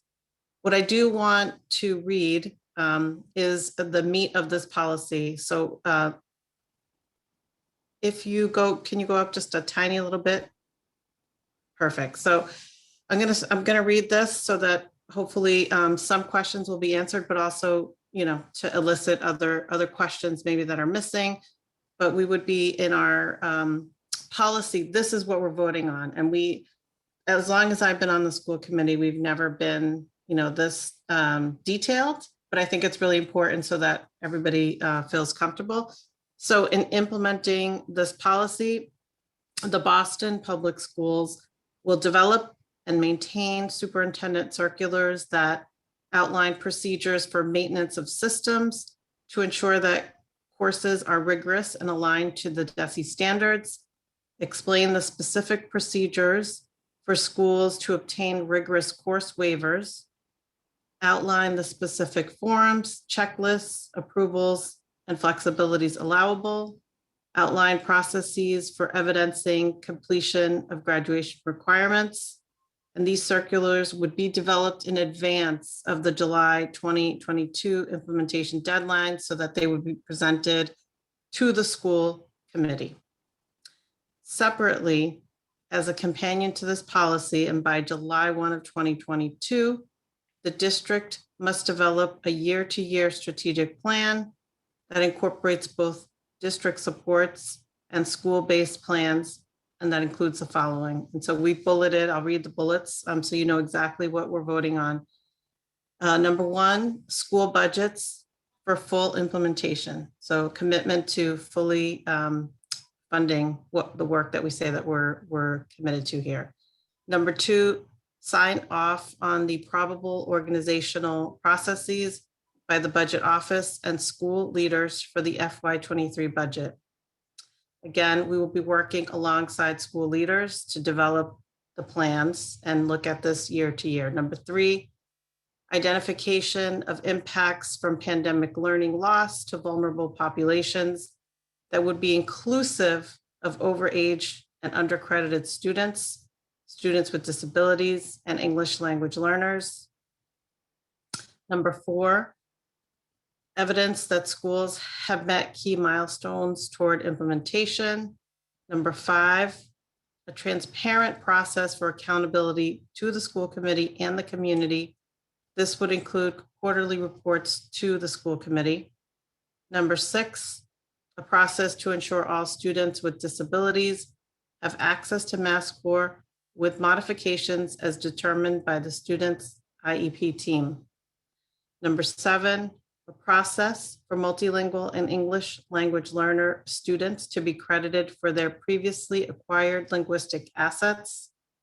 Number eight, transcripting processes that credit students for previously completed courses, including internationally. I know we heard some of this in the presentation, but again, it's really important to note what we are voting on.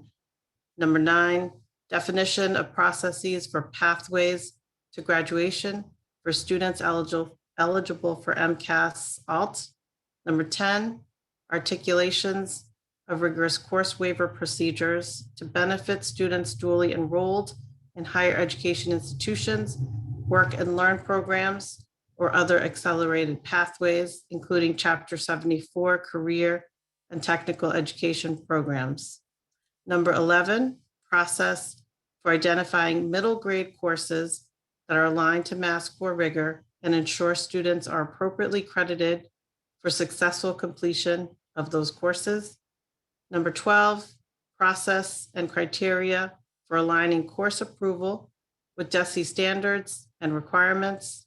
Number 13, processes for ensuring all students have the opportunity to demonstrate mastery of content in order. Number 14, process to designate students with demonstrated fluency and literacy in languages other than English as meeting the Mass Core recommendations. Number 15, process to ensure students can be awarded credit for demonstrated mastery of content despite not having acquired seat time in a required course. Number 16, process for students enrolled in a state-approved career and technical education program of studies to have the option of opting out of world language and arts and still fulfill Mass Core. Number 17, a parallel but separate process for students enrolled in alternative education schools and programs that aligns with the district's stated 5-year phase-in timeline for Mass Core implementation for alternative education. So these are the bullets that we are voting on. So we will move to questions now. And then when we have the vote, if you want to make a statement, that would be the time, but now would be the time to ask any questions on the presentation and on this document that we're voting on. So Dr. Rivera, I'll turn it over to you. So my question is that ultimately we are voting on changing the graduation requirements.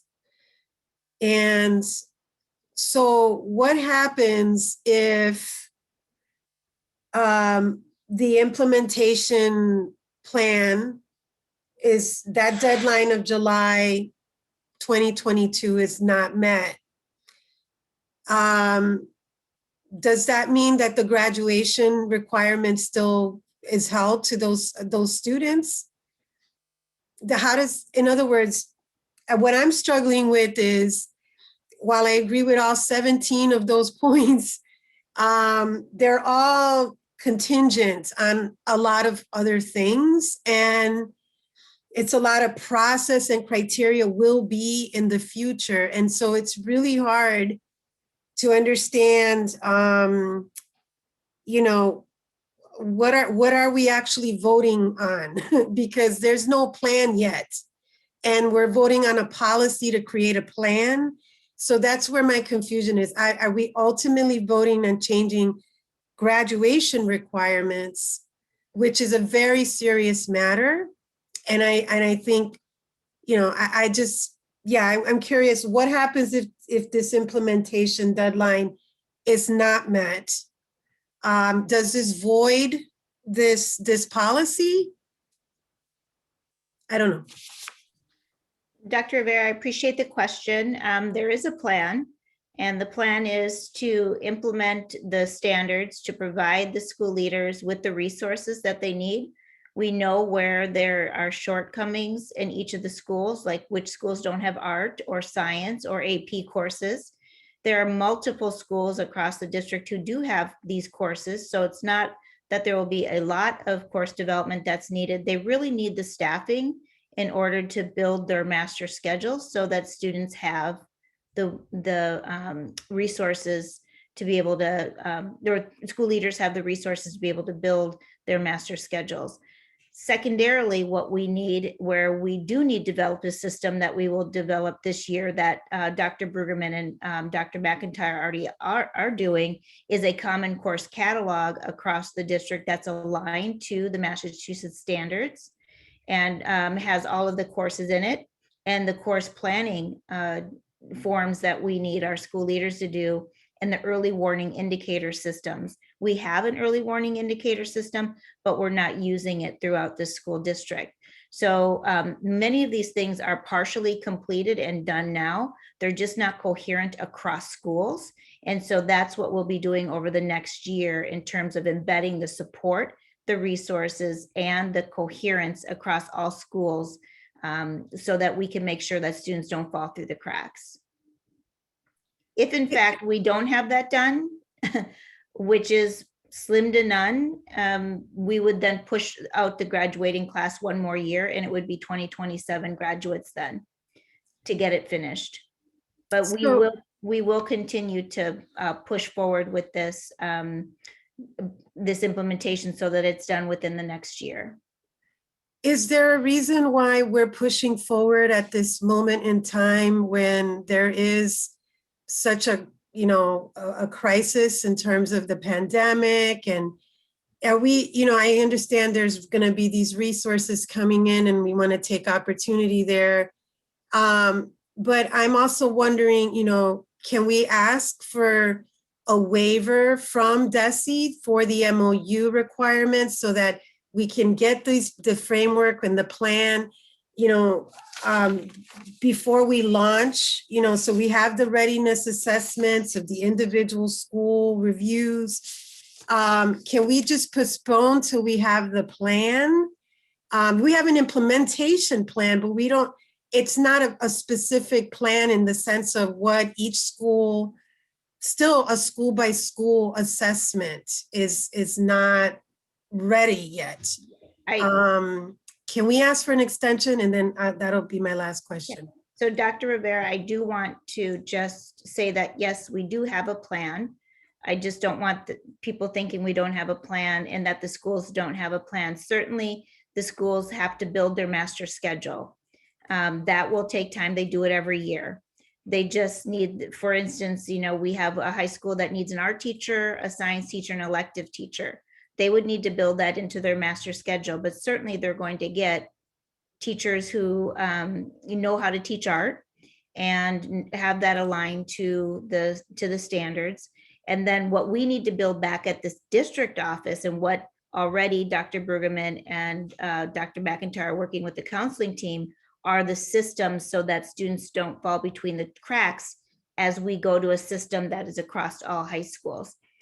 The reason we're doing it now is because, one, yes, the resources are available now in order to build all of these support systems in place, and we need to take an opportunity. But I can't stress enough that we are working now with our current 7th graders. So they're the first class that will be responsible for these standards. That's 5 years out from now. And so I can't imagine continuing to push it out and push it out and push it out. We need to start building this support system and now raising the bar for our students, because the MCAS that they are going to have to take once they start giving it again is going to be a much higher level of rigor with a much higher cut score for students. And we need to start planning now and preparing and raising expectations and supporting our teachers in that added rigor so that they will be able to pass the MCAS that is going to be given for their graduation exit exam, unless that law changes somehow.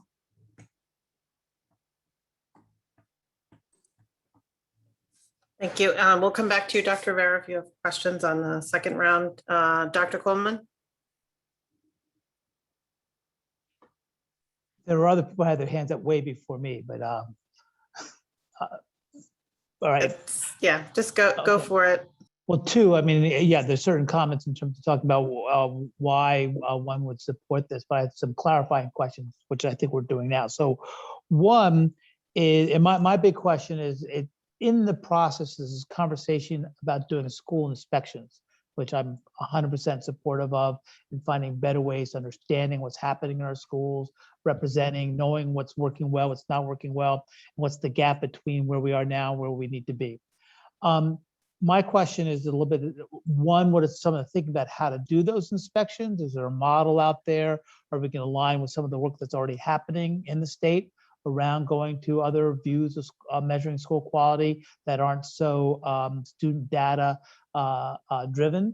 So that's one question. The other related question to that is, in what ways will the people engaged in this high school redesign and implementation of Mass Core also come and engage with the school quality task force, particularly in around the area of identifying how we're going to know the schools are working well, and how we're going to represent that to parents and families as they're making choices about schools. I'm very excited about the idea that we're going to have many more high schools in the district that'll give useful choices for our students beyond the theory that the exam schools is the best and only place to be.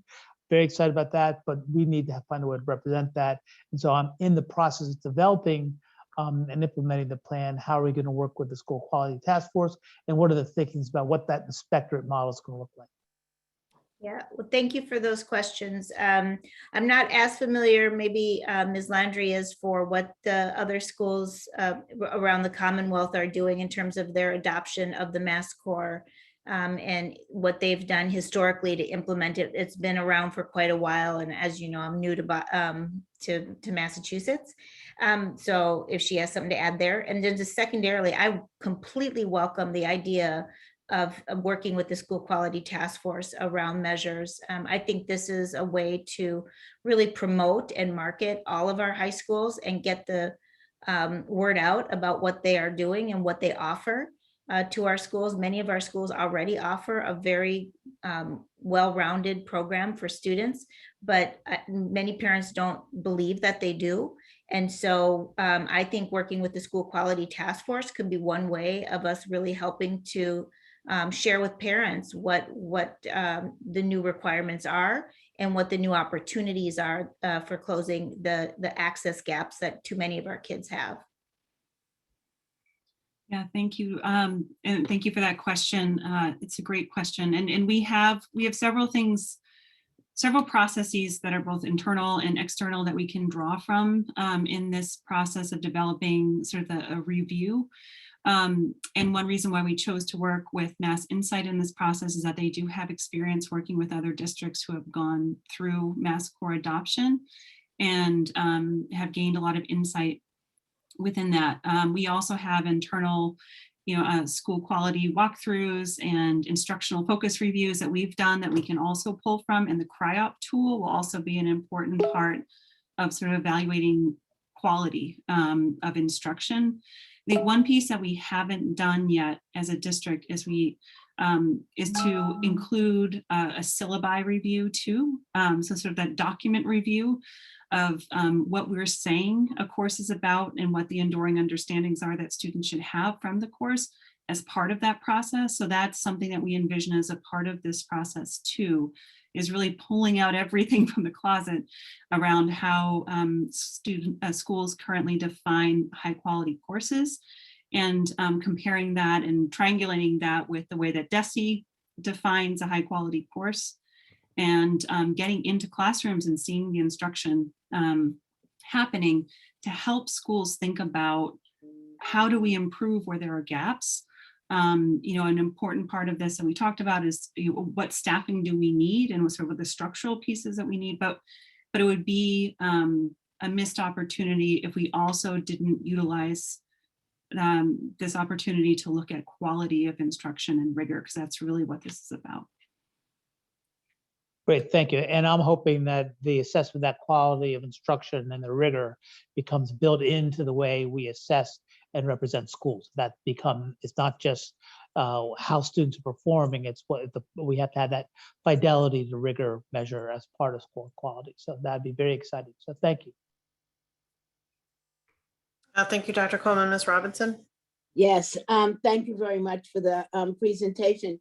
So my questions really are more about the students and student experience, and particularly interested in the current 7th graders who will become the first Mass Core graduates, who are also the students who've had this last year of disruption.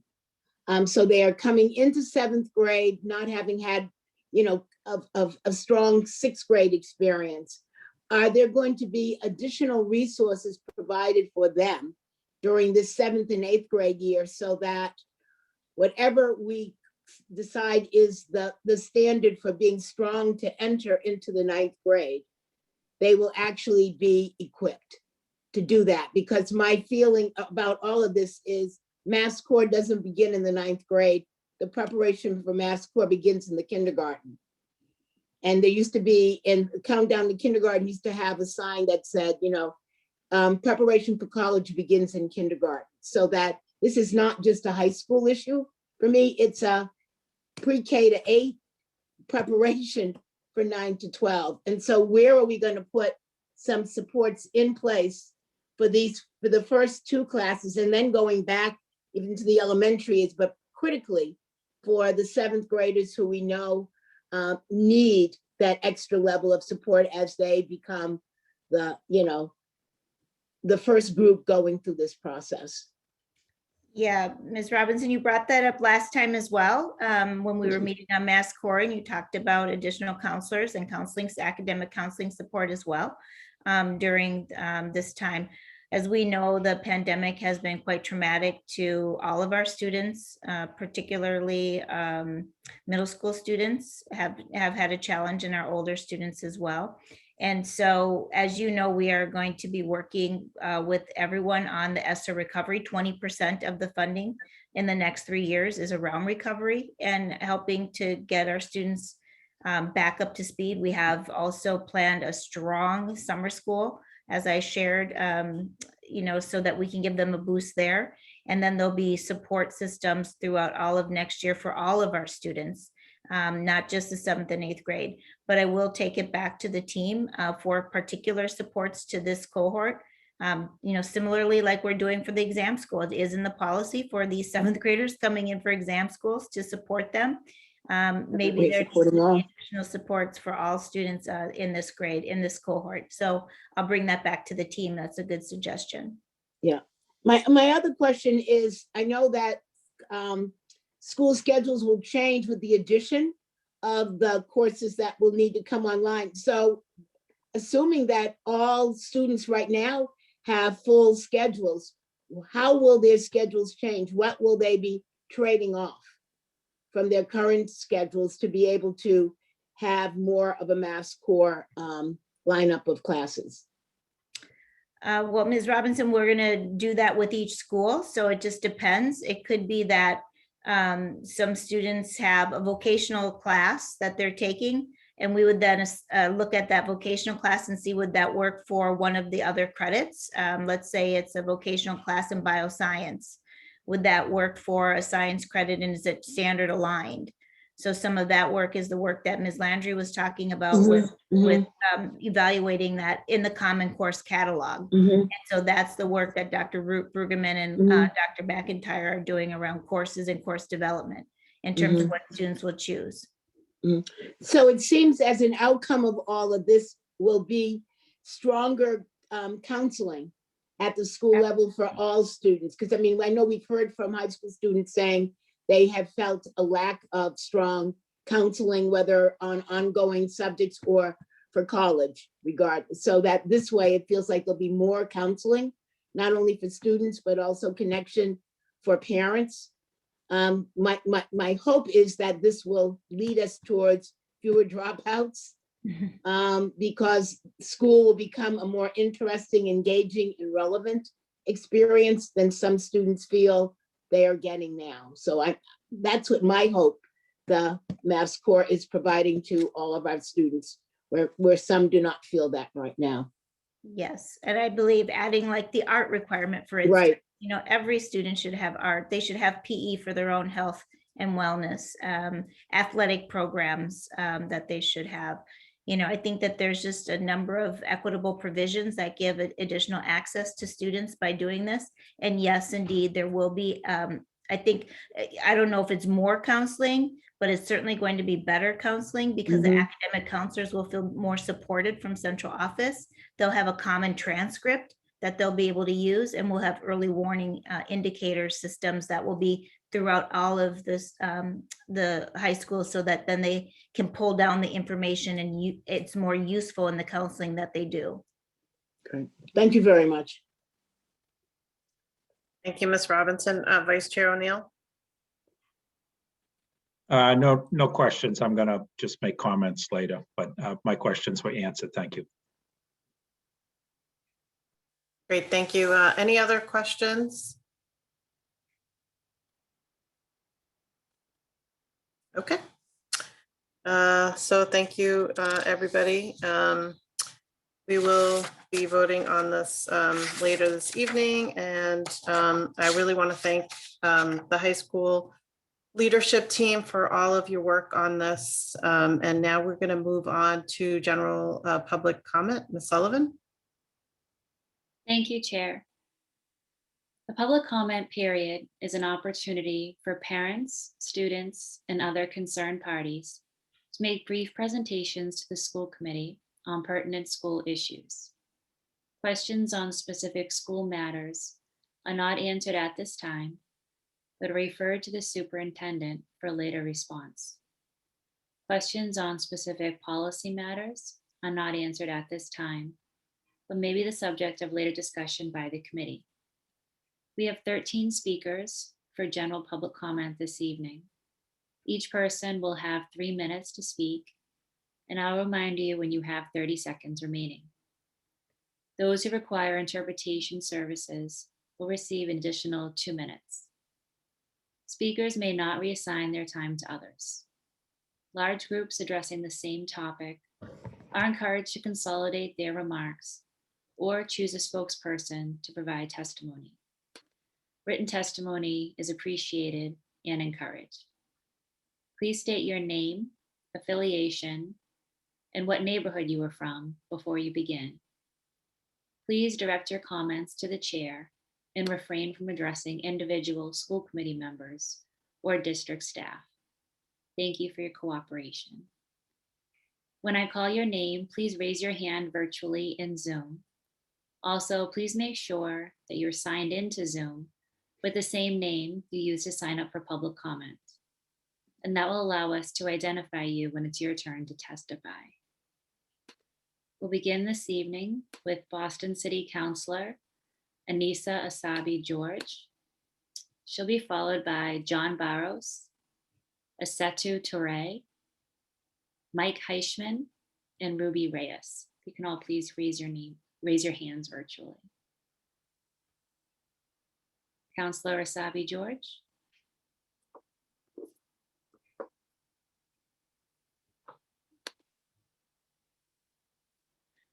She's not with us yet, so we'll move on to John Barros.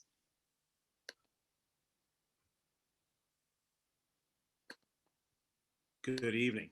Good evening. I want to first thank you, Liz, for the amazing work that you continue to do. I want to thank our Madam Chairperson, members of the school committee, Superintendent Brenda Casilius, and all the members of your team for the ability to testify tonight, but also for bringing us to this point where we are taking this question on. My name is John Barros, and I'm candidate for Mayor of Boston. However, I have previously served 7 years as Chief of Economic Development under Mayor Martin J. Walsh, and prior to that was honored to be appointed by Mayor Tom Menino as a member of the Boston School Committee for 3 years. Most importantly, I am a father of 4 children living in Dorchester. I'm writing in support and I'm testifying in support of the Boston Public Schools adopting the Mass Core recommendation, a recommended course of studies as its graduation requirement for all students in the district. In my time as Chief of Economic Development, I saw firsthand how critically important it is to begin preparing our students early for career opportunities of the future and the positive impacts that result in decades down the line. A person's education can be a deciding factor in life. I know it was for me. Every student in every neighborhood deserves access to a world-class education that meets their need from birth, and we heard Jerry talk about that, and she always does, to college and to career, along with the support that is needed for them to succeed. We must close the opportunity gaps for students from low-income families, students of color, English language learners, and students with disabilities who require special education in order to close the achievement gaps. Mass Core as a base level standard is a big step in investing in our young students' futures. But as someone who has worked hard for years in my community and as a school member to help lift our graduation rates, I'm also sensitive to the potential impact and needs of our ELL students and our special education students and all the students who are off track and those who are experiencing homelessness and trauma and housing instability. Therefore, I appreciate and strongly encourage the need for robust, rigorous planning in the coming years. I know Dr. Lorna talked about that, And it's really encouraging to hear Dr. Casillas reassure us, in fact, that we will do everything we need to collaborate with our school leaders and get them the support that they need. It is critically important for implementation to be collaborative, iterative, and strategic to make sure no students fall through the cracks. I encourage the committee to be consistent in your follow-up in the following years to ensure that collaboration, planning, and implementation is on track. I believe adopting the mass core requirements will increase all of Boston public school students' success and evaluate and elevate and ensure students' needs are met. Thank you for voting this up tonight, and encourage you to vote this up tonight. Thank you very much. Thank you. Our next speaker is Esato Ture.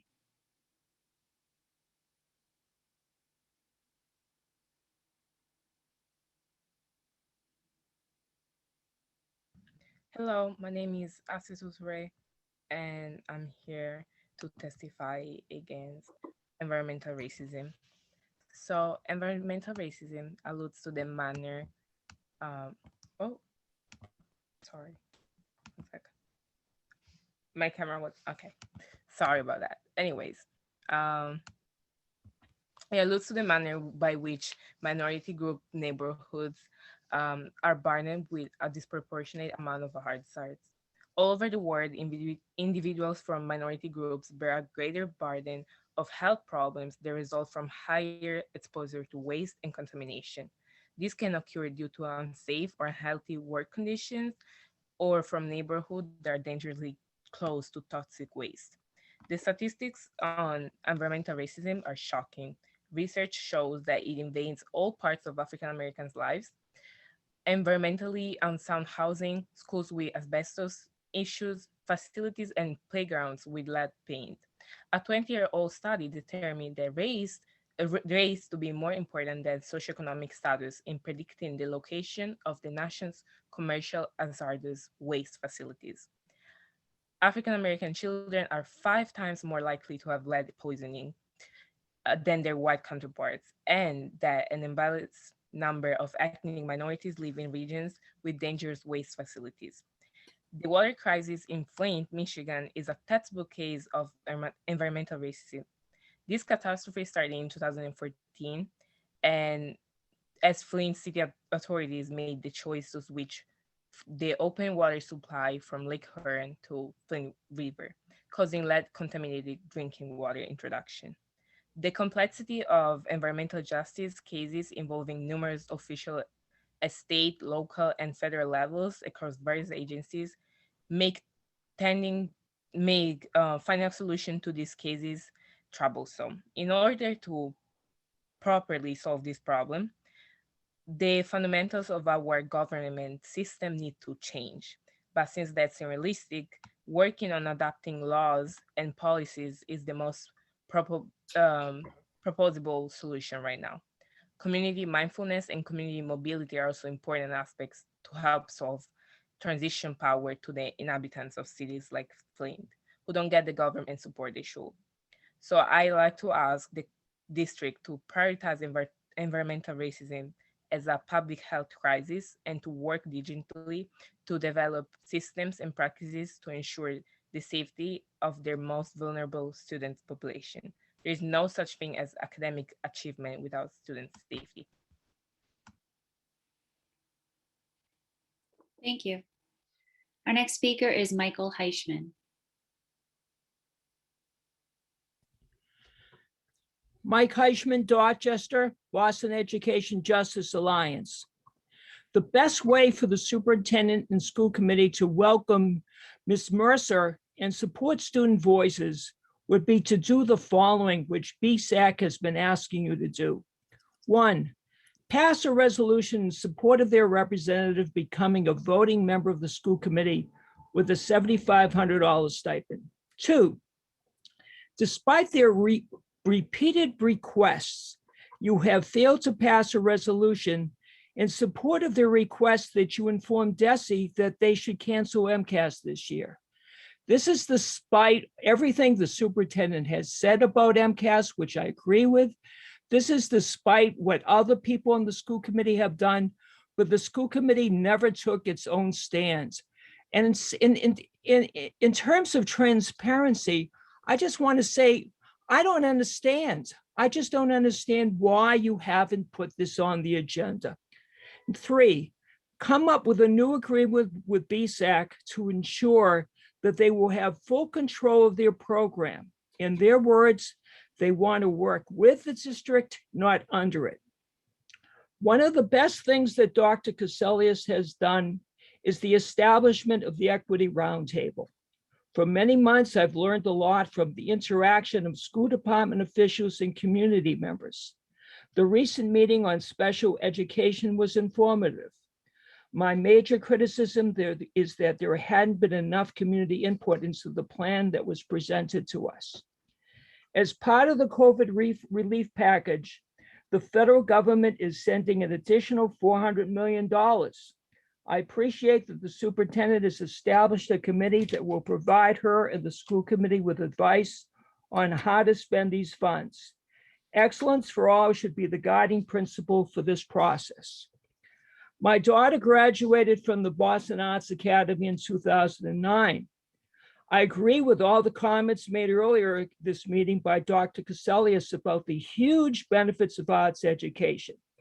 This knowledge should direct us to dramatically increase the arts education throughout the system. Thank you very much. Thank you, Mr. Heichman. Our next speaker is Ruby Reyes, followed by Edith Bazile, Sarah Parker, Amanda Chen, and Andrea Howard. If you can all please raise your hands virtually in Zoom. Ruby Reyes. Thank you. My name is Ruby Reyes, and I'm the director of the Boston Education Justice Alliance and a Dorchester resident. When the Build BPS plan was first released in 2017, the Build BPS Stakeholders Coalition, of which Beja is a part of, asked for a moratorium on school closures and major facility decisions until an equity analysis of the impact on Black and Latino communities was completed. Nearly 4 years later, the equity analysis looks like more PR. The administration is trying to show that they spend as much money on undeserved groups as those that are well connected. But that misses the point. If a school in a Black neighborhood is demolished, the demolition costs can't be counted as a benefit. If white schools are untouched, that doesn't mean they lost out. An equity analysis must show who benefits and who is hurt. The piece of Build BPS that seems to be moving forward quickly is school closures. Recently, BLA teacher Jose Valencia put together a spreadsheet showing that since 2002, only 30% of BPS schools have remained in the same location or unchanged. 70% of school communities have experienced school closures and disruptions, creating instability at the hands of central office. Most recently, BPS announced they are going to close the Irving and Timilty. The Jackson Man was supposed to close and has had little communication from central office. The Horace Mann was promised the Edwards, then BPS promised the space to others. The Blackstone was promised walls and doors and still have none. The West Roxbury Educational Complex began its school closure with a letter and backpacks. The McCormick was slated to close and restructured. Then their green space was given away to the Boys and Girls Club, despite student and community outcry against this decision. The Rogers School was closed and now becoming condos. This list of disastrous school closures, restructuring, and poor facilities management is from only the last 4 years. Beja asked the school committee to start demanding an equity analysis every time a proposal is on your agenda. If it is developed enough for a presentation, it is developed enough for a completed analysis. Equity can no longer be an afterthought. In terms of your impending MassCore decision, it is wrong to pass this additional graduation requirement right now. Families are returning to school. BPS is proposing unsupported school closures, and families are having to beg for compensatory services. Where is the equity analysis for MassCore? Who will be hurt in making this a graduation requirement right now? Thank you. Thank you. Our next speaker is Edith Bazile.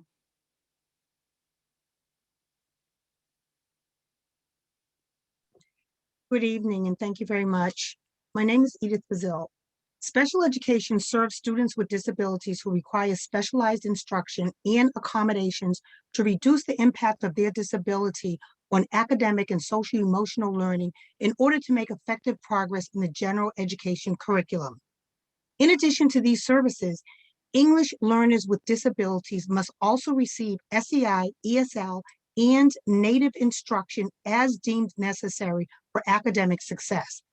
Bilingual special education services that shift to instruction in English only ignores research, demonstrates a lack of knowledge about a student's native language, and sets students up for instructional failure, especially when a one-size-fits-all model is adopted.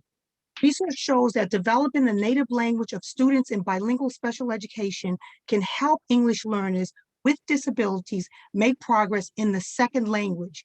English learners with disabilities underperform because BPS fails to use the critical bilingual and special education pedagogies to appropriately serve English learners with disabilities who require bilingual special education. Black students in special education are the most chronically underserved, segregated, miseducated population who are restricted from accessing resources, then blamed for not achieving in ineffective special ed programming that denies social, educational, and economic justice. The special education department is overwhelmingly white. Blatant bias against Black and brown parents represents the institutional racial inequity in this broken system. BPS must prioritize culturally responsive special education, hire highly qualified Black educators, demographically representative bilingual staff, including those who speak Haitian Creole and Cape Verdean Creole, hire sufficient BCBAs and reading specialists to close learning and literacy gaps. Inclusion is not effective when programs are unless programs are staffed with knowledgeable and highly skilled educators supported with ongoing evidence-based professional development, leading to communities of collaborative practice with class size configurations that make individualization and personalized learning possible. Data-driven progress monitoring that demonstrates growth in students' academic, linguistic, social, and other educational needs are critical. Abruptly closing schools and programs in the middle of a pandemic is extremely disruptive to students who require predictability, continuity, and consistency. This creates chaos. Finally, to reimagine special education, policy, procedures, and practices that restrict and disadvantage students with disabilities in a cookie-cutter, one-size-fits-all model must end. Schools must acknowledge students' strengths, address their individual needs, and create high-quality, evidence-based IEPs, 504s, and programs that provide access to full participation in school and academic success. Thank you very much. Thank you. Our next speaker is Sarah Parker.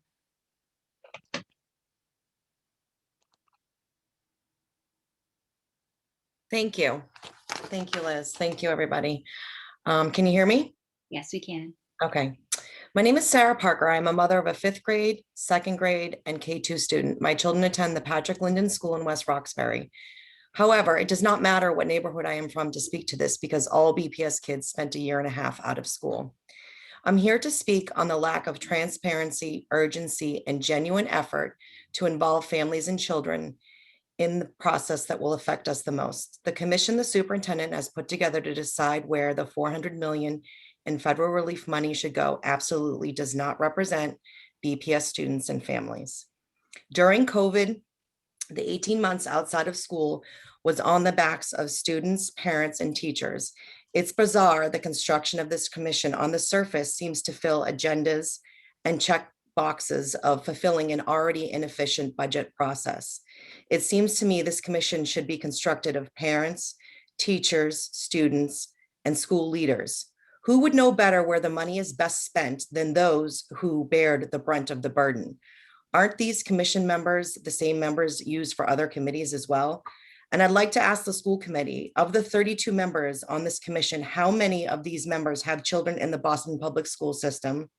How many live in the city of Boston? I'd like to ask the committee, why is there only 3 parents, 2 school principals, no classroom teachers, and no mental health professionals assigned to this commission? I understand some may be within the subcommittees. However, I believe the stakeholders, being the parents, teachers, boots on the grounds, hold more clout when it comes to what is needed for recovery for those appointed to the commission. I would also like to point out the committee is very heavily weighted in secondary, middle school, or higher education consultants, and only a few or no elementary school consultants from what I could see. I've been involved with BPS since my son started 7 years ago, and the lack of communication and lack of transparency is par for the course and sadly has become what most families expect from BPS. You will see when the fall enrollment numbers are in, many families that have spent years building up school communities are sadly leaving BPS for new districts or private. You cannot continue to manage this very diverse school community from the top down. You must not continue to look at all situations from a bird's eye view. We do not need another 32-member commission to decide what is best for our children. We need more input from people with actual feet on the ground in our schools, families, and students, those working with our children, and less input from people who are serving political or social agendas. I'm hopeful this money will be used to address social barriers, mental health issues, loss of educational, social, and emotional learning. Please do not allow this money to be spent without input from actual stakeholders. That would be inequitable. School committee members, ask yourselves how many more consulting groups and nonprofits do we need to figure out what BPS families need? I urge you to do the right thing and take into consideration what individual schools and students needs. Last week, because of concerns of transparency and lack of information about subcommittees, Citywide Parent Council is currently circulating a survey. I ask you and urge you to take a strong look at this. And I urge you to spend time with schools, coffee with a principal, or attend a PTA meeting. And I want to thank member Mr. D'Arrojo for actually asking some of these same very questions last week, because I believe you are on the right track with this. And thank you for your time. Thank you. Next, we'll hear from Amanda Chen, followed by Andrea Howard and Boston City Councilor Anissa Asabi George. Good evening. Can you hear me? Yes, I can.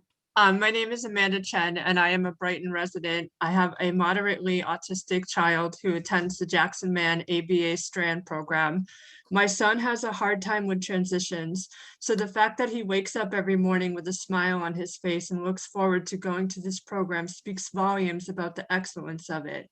As you can imagine, I'm very upset to hear that the school will be closed and the ABA Strand will be dissolved and not relocated. After the closing of the building next year, school is more than just a building to my son. It's where he learns to speak, how to interact with his peers, and it is a place where he can be around teachers and students that understand him. In a city as big as Boston, with this ABA program being known for standing out from the others, I'm puzzled as to why it cannot be relocated. It's also the only ABA Strand program in the Allston-Brighton area, and it's one of the few ABA programs that goes from preschool to 8th grade.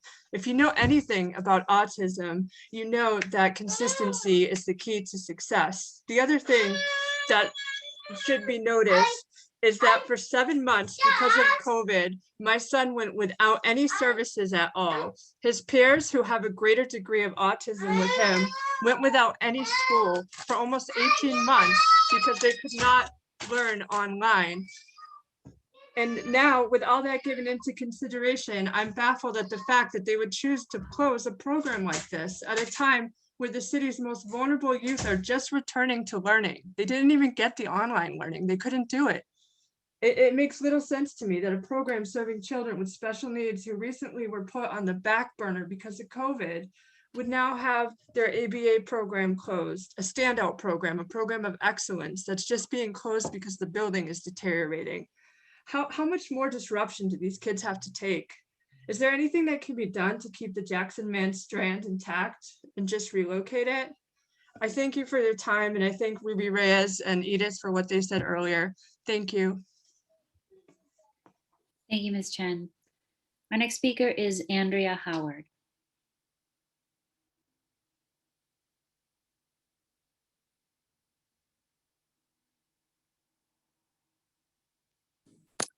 Sorry about that.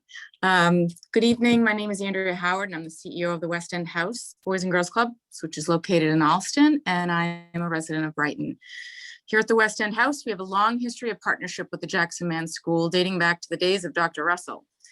Our partnership has grown and flourished, and particularly under the leadership of Andy Tuitt and Anita Moore.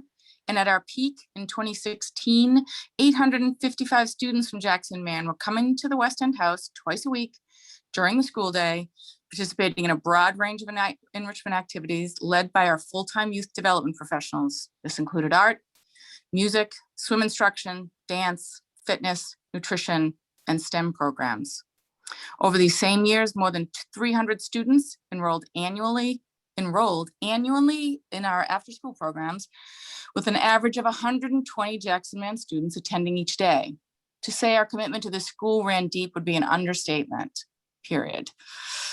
Currently, we are hosting 85 Boston Public School students each day for in-person remote learning, 30 of whom are Jackson Man students, and more than 80 Jackson Man families are participating in our bi-weekly family food program.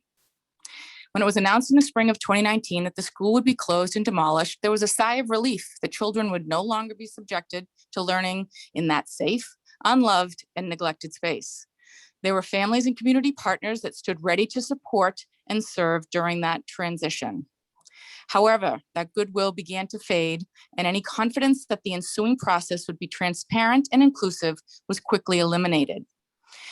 Late in the fall of 2019, we set out to make sure Jackson Man families enrolled at the West End House were aware of the closure, as we felt the letter in the backpack approach was grossly inadequate.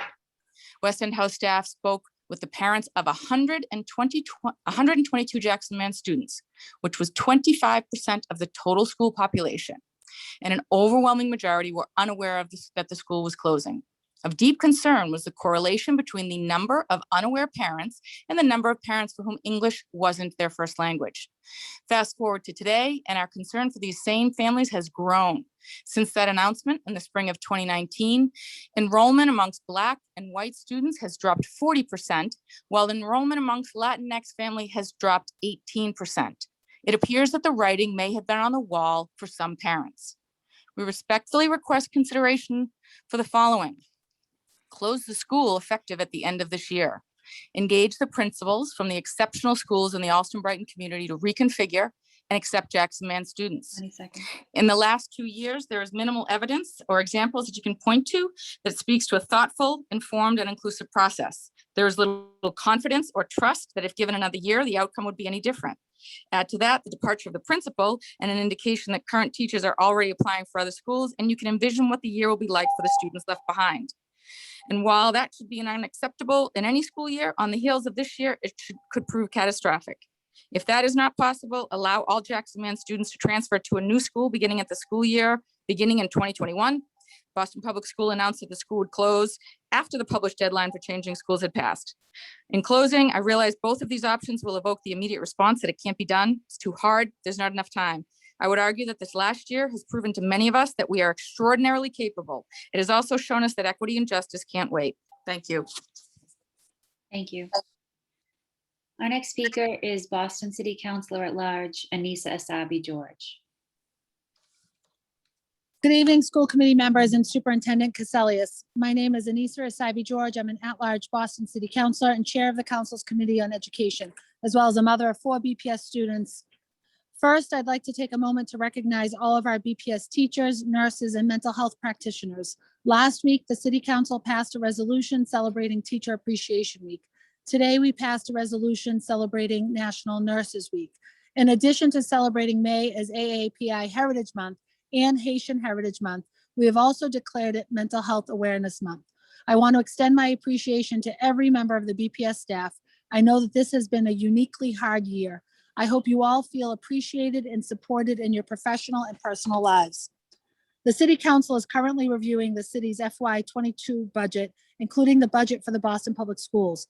I encourage everyone to participate in our hearings. We take public testimony at every hearing. The next hearing on the BPS budget will be on Tuesday, May 18th. You can find out more and see the hearing calendar at boston.gov/city-council-budget.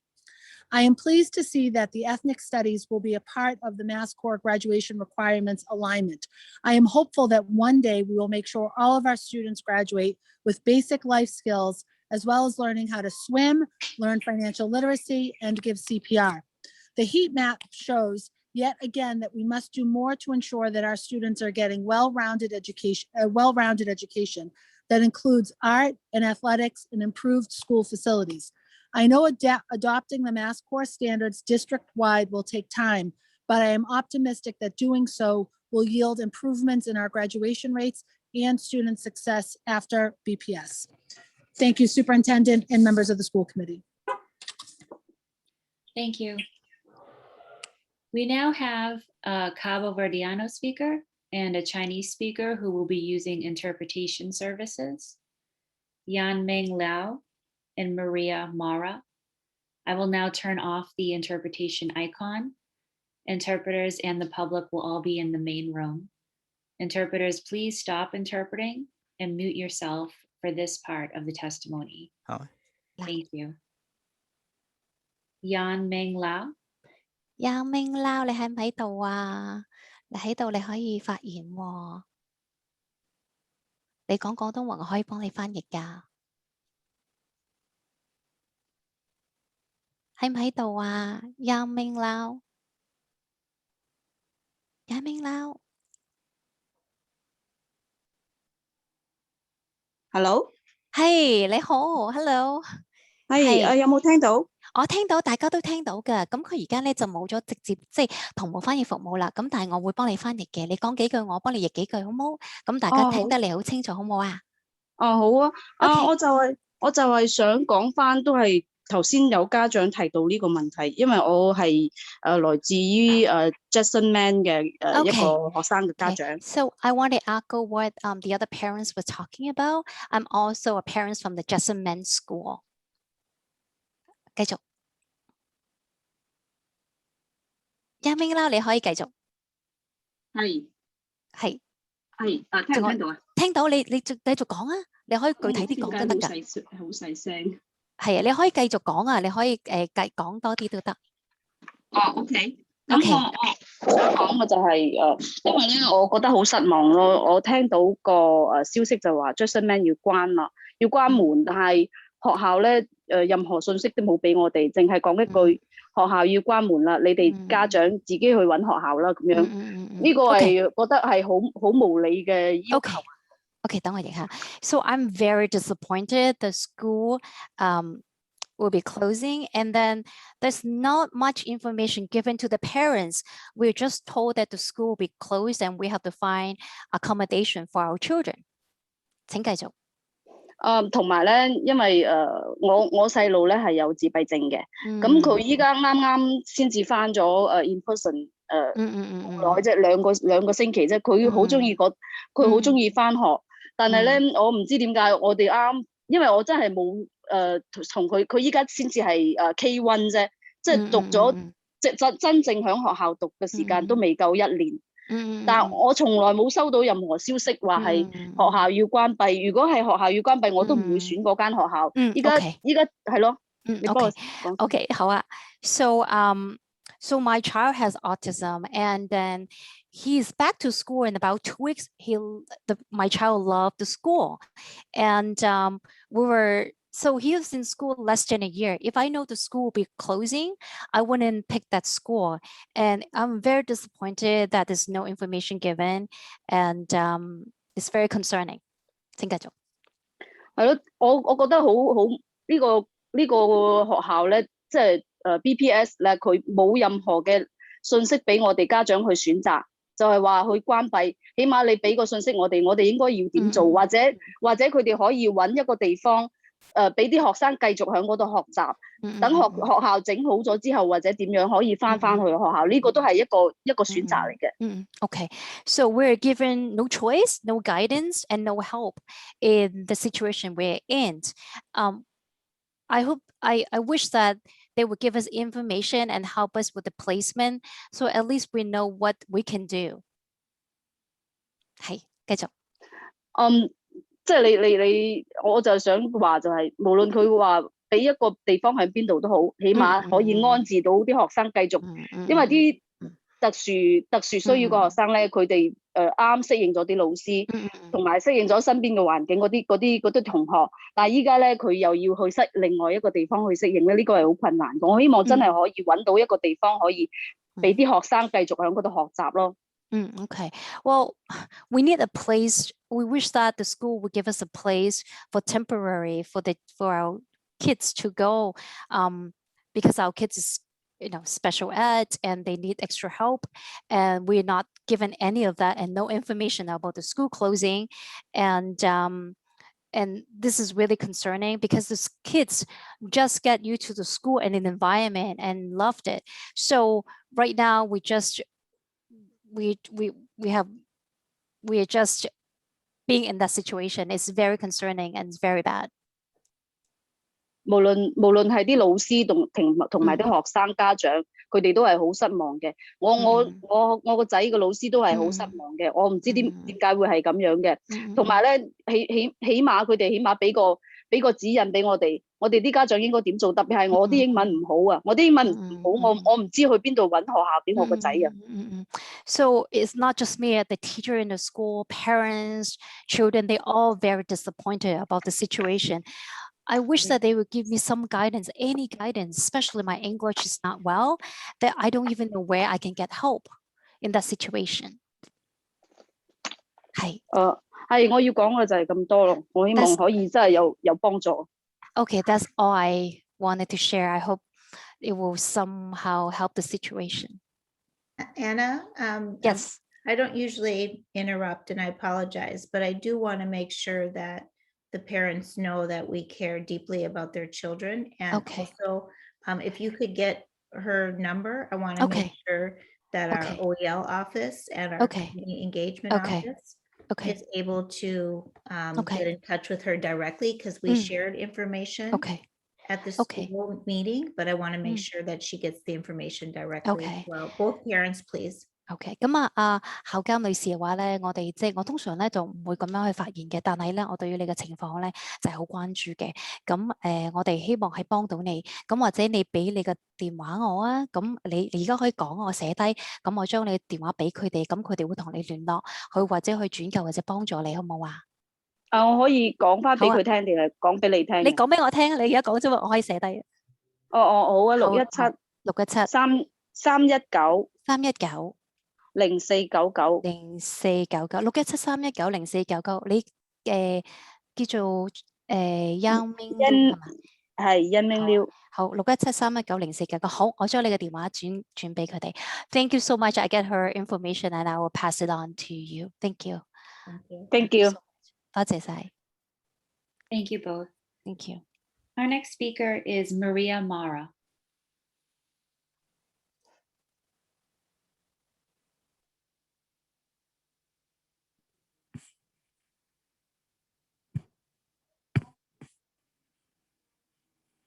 Maria, pode falar.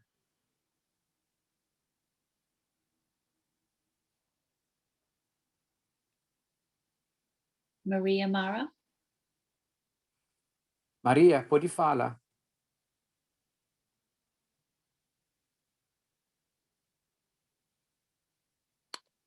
Maria.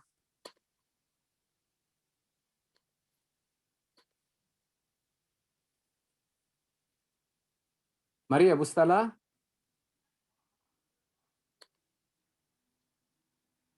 Maria, could you please unmute? Maria, botei aquele voz fechado, botei que tá atrás. Aquela parte que está no microfone, que está traço nele. Se você calcar o vai, você pode falar. I don't have. Okay. Maria, fala crioulo, não está para ajudar. Ok, tá bom. Boa tarde. Vai bocadinho devagar. Ok. Boa tarde, obrigado por essa oportunidade. Meu nome é Maria Moura. Meu nome é Maria Moura. E tenho criança especial que está na escola de Blackstone. Good afternoon. My name is Maria Moura. I have a child with a special needs in that school. E instale mais uma vez para advogar para a escola de minha filha. I'm here once to advocate for my kids, my son's school. Já faz 2 anos que estive numa campanha para melhorar a estrutura da escola de Blackstone. It has been 2 years since I've been in Raleigh to improve the school, Blackstone. Nesse momento, nós celebra com alegria a Universidade de Boston aprova $5 milhões para recuperar a escola de Blackstone. At the moment, I thought we are celebrating because it is a fund, about $5 million to make sure like the school is going to be improved. Mas, lamentavelmente, hoje, a escola de Blackstone nunca recebe esse benefício. Sadness, I wanted to state that like the school of Blackstone never received these benefits. Pede, por favor, para quem quer direito, para dar seguimento para esse caso. I would like to ask if there is somebody in charge of this fund to proceed with this case. Para a escola de Blackstone Mestre e no tapide para melhorar essa estrutura, para modo que ele é algo que nós não ganha. Well, I would like to say that, you know what I mean, this is some things like we win. So somebody, if there is somebody in charge to see like what we can do in order to help the school Blackstone to improve. Então, não tem direito a ele a melhorar escola, especialmente na portas e paredes que está mestre. So in this case, we need to improve our school, especially with the door and walls that needs to be improved. That needs to be our reconstruction and remodeling. Então, obrigado. Essa é a minha preocupação. I would like to thank you guys for my concern. Thank you. Obrigado. I will now activate the interpretation icon, and all interpreters will be sent to your channels, and you can start interpreting again. Thank you. Our final speaker this evening is Muna Abinor. I will be reading Muna's statement. As the chair said earlier, we regret that we were unable to secure American Sign Language interpretation for tonight's meeting. The limited pool of certified ASL interpreters and the length of our meetings can make it difficult to secure the 3 ASL interpreters needed to provide simultaneous interpretation. We know the importance of this service to our deaf and hard of hearing community, and we will continue to work closely with our vendors and partners to secure ASL interpreters for future meetings. This is Muna's statement. Hello, my name is Muna. I'm a sophomore at Horace Mann School for the Deaf and Hard of Hearing. I'm here today to advocate for members of my school community regarding equity for deaf students. The future of my peers is at stake due to a lack of access to opportunities. My peers have not been exposed to opportunities that will help them develop work experience or develop an interest in a particular field. Because of this, it's been hard and challenging for them to find a job that fits their interests. I want deaf students, including myself, to be exposed to more opportunities that will develop our skill sets and experience. We live in a hearing world. The hearing students have more access to a brighter future because of their advantages and hearing privileges. We deserve the same privileges and access to opportunities that the advantaged and well-to-do students have access to. Some programs need ASL interpreters for deaf students in order for us to engage in normal events and activities. Because of the lack of interpreters, a lot of deaf students stay home and do nothing. Deaf students should have wraparound designated programs and initiatives to connect to in efforts to expose them to opportunities and prepare them for the future. Staying dormant and isolated isn't their future. A lack of exposure to opportunity should not be their future. If a deaf student wants to join a program, such as BSAC, they should not be restricted or limited by their disability.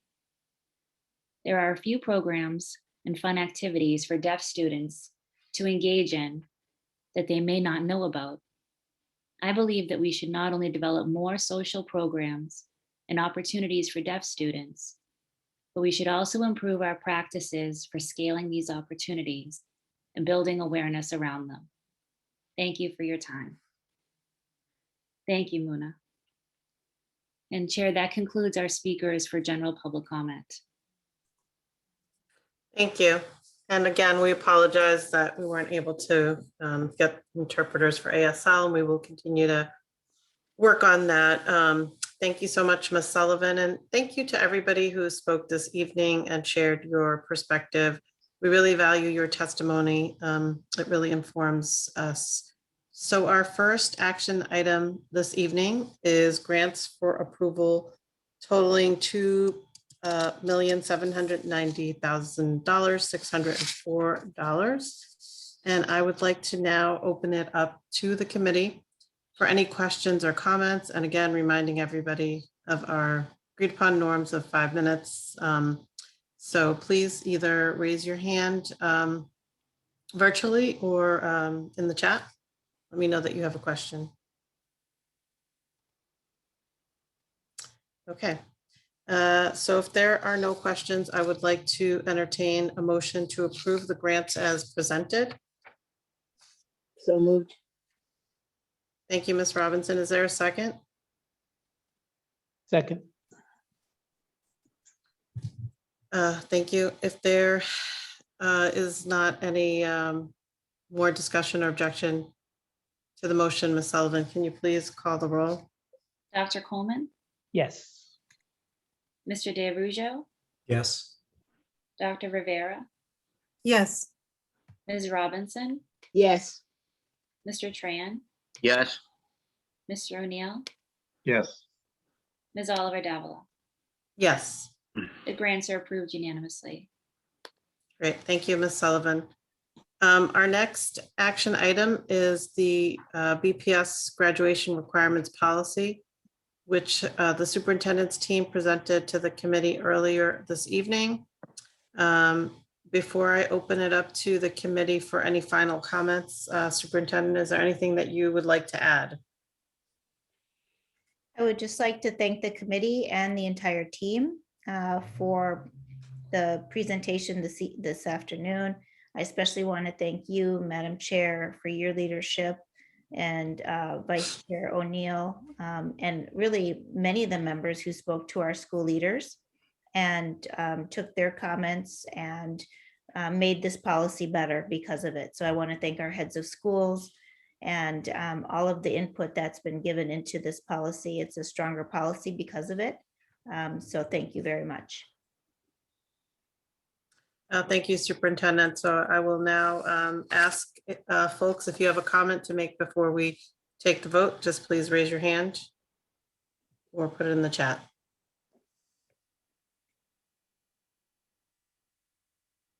Dr. Rivera? Yes, thank you. So I just, again, a comment about why I'm going to vote the way I vote. You know, I'm an educator. I have a 7th grader, a parent. And I, you know, as I mentioned earlier, I do have some concerns. I do support the district's commitment to providing a rigorous and equitable learning environment for all students, regardless of the school in which they're enrolled. I do support the district-wide graduation requirements in the arts, in physical education, ethnic studies, for all Boston Public School students. However, this vote tonight is very important because it really is about, we're voting to change the graduation requirements during what I believe is the worst time imaginable. As an education researcher, I know that whenever we raise standards and adopt more rigorous curriculum, there are unintended consequences, collateral damage, and as such as higher dropout rates and lower graduation rates for the students who are most disadvantaged. I wish we could ask for another extension to the MOU, citing the pandemic's interruption of learning and for the obvious fact that the pandemic has had negative impacts on our families, our school teachers, and staff. I have examined the data disaggregated by school and by students That hasn't, as far as I know, been presented to the public on a school by school basis to really, for our parents to understand are their schools ready? I was shocked that 0% of graduates at some schools have completed Mass Core compared to 78% at the O'Brien, 68% at BLS. 49% of white students who graduated in 2020 completed Mass Core compared to only 22% of Black students who graduated. 14% of English learners graduated in 2020 completing Mass Core.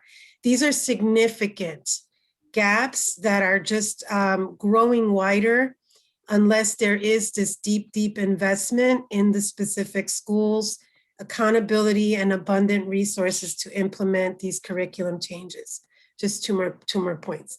From what I've also heard, I know there's been engagement, but there doesn't seem to be consensus among school leaders still that the necessary resources will be in place to ensure that the schools can deliver Mass Core.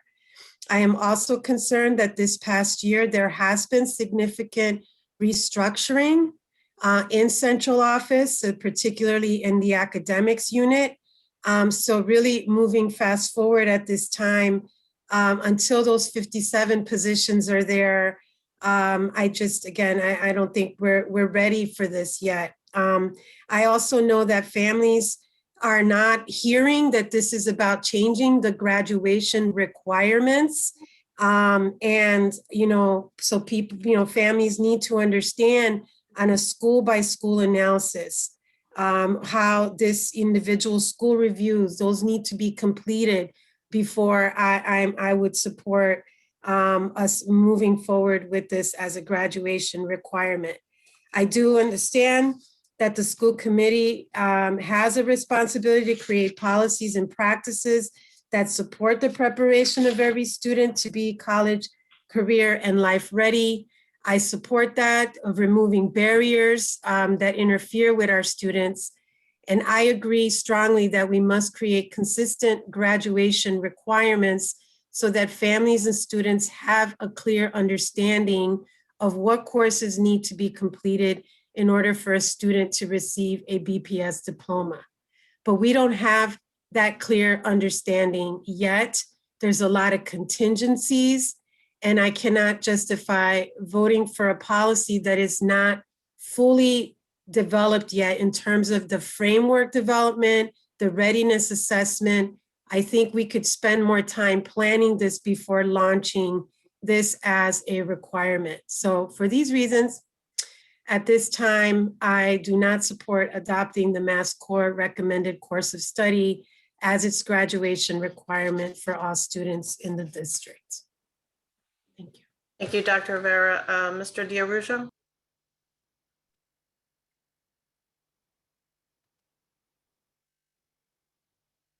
You're on mute. You're on mute. Sorry, thank you. I think that's fine. So thank you, Madam Chair. And I do want to speak in favor of this policy.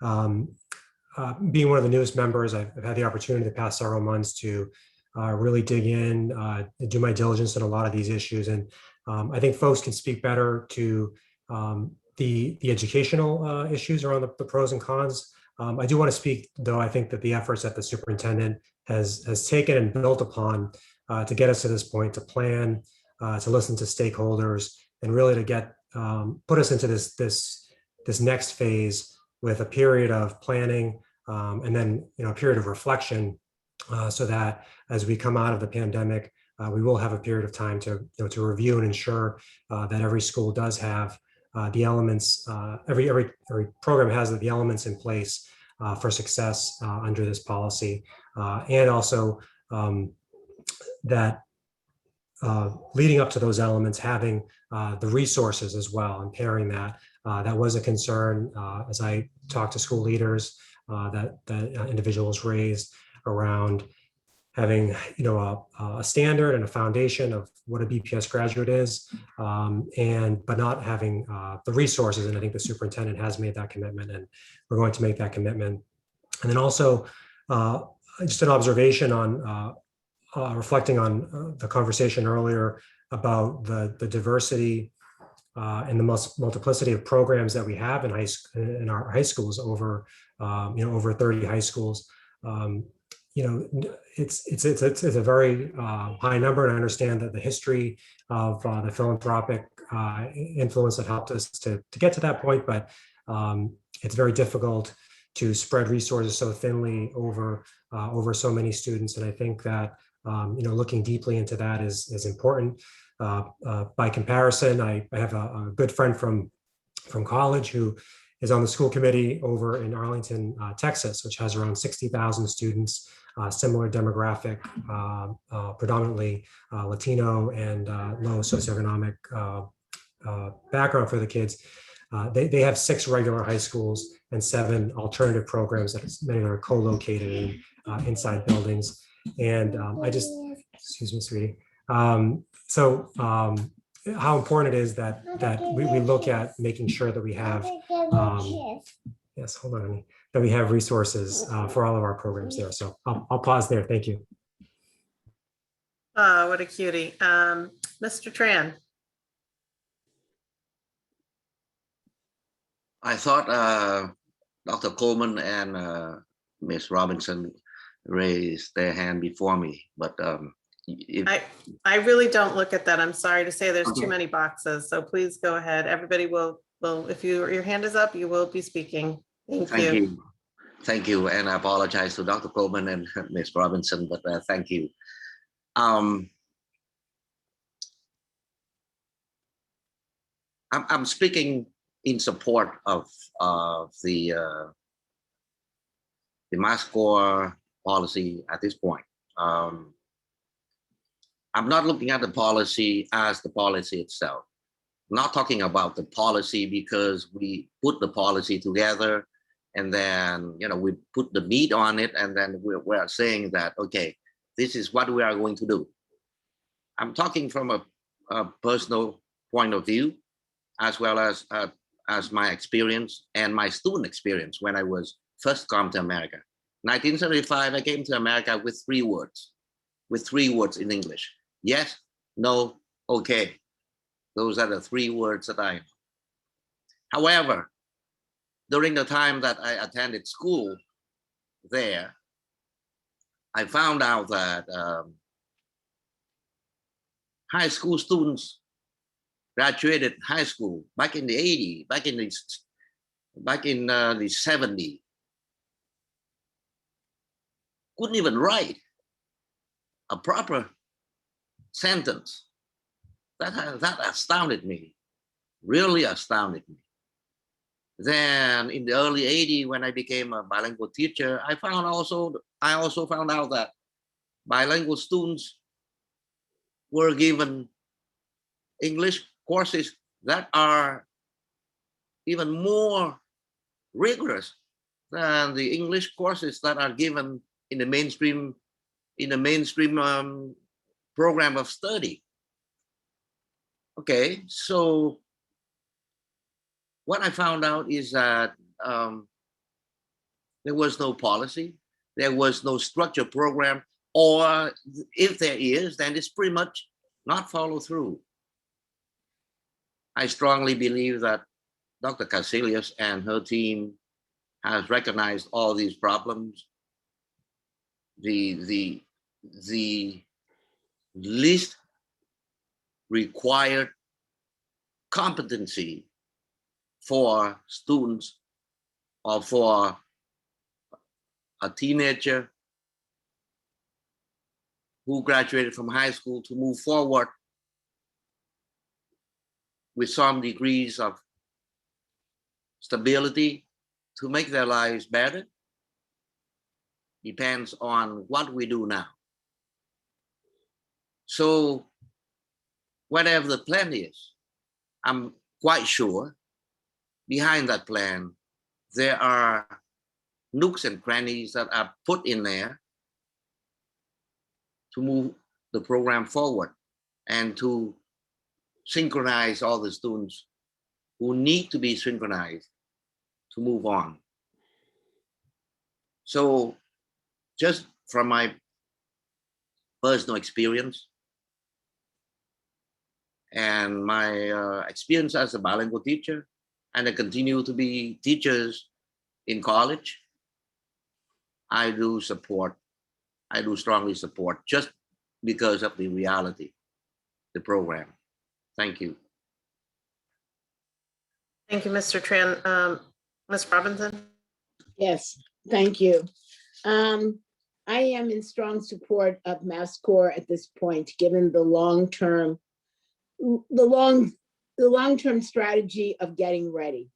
And for part of my comments, I would like to read a statement from on behalf of the co-chairs of the Opportunity and Achievement Gaps Task Force. We, the undersigned co-chairs for the Opportunity and Achievement Gaps OAG Task Force, are strongly in favor of the Boston Public Schools fully adopting MassCore requirements for its high schools. It's an undeniable and inescapable fact that the achievement gaps between Black and Latinx students, when compared to their white and Asian peers, and more importantly, when compared to a benchmark of proficiency in reading and math, is tied to a lack of opportunity. If we're going to close achievement gaps, we must first close the opportunity gaps. The sad reality is that BPS high schools are not equal, and our students are not given an equal opportunity to thrive, nor are students held to the same standards for what striving and thriving should look like. Graduation requirements are unequal and uneven, and therefore unjust.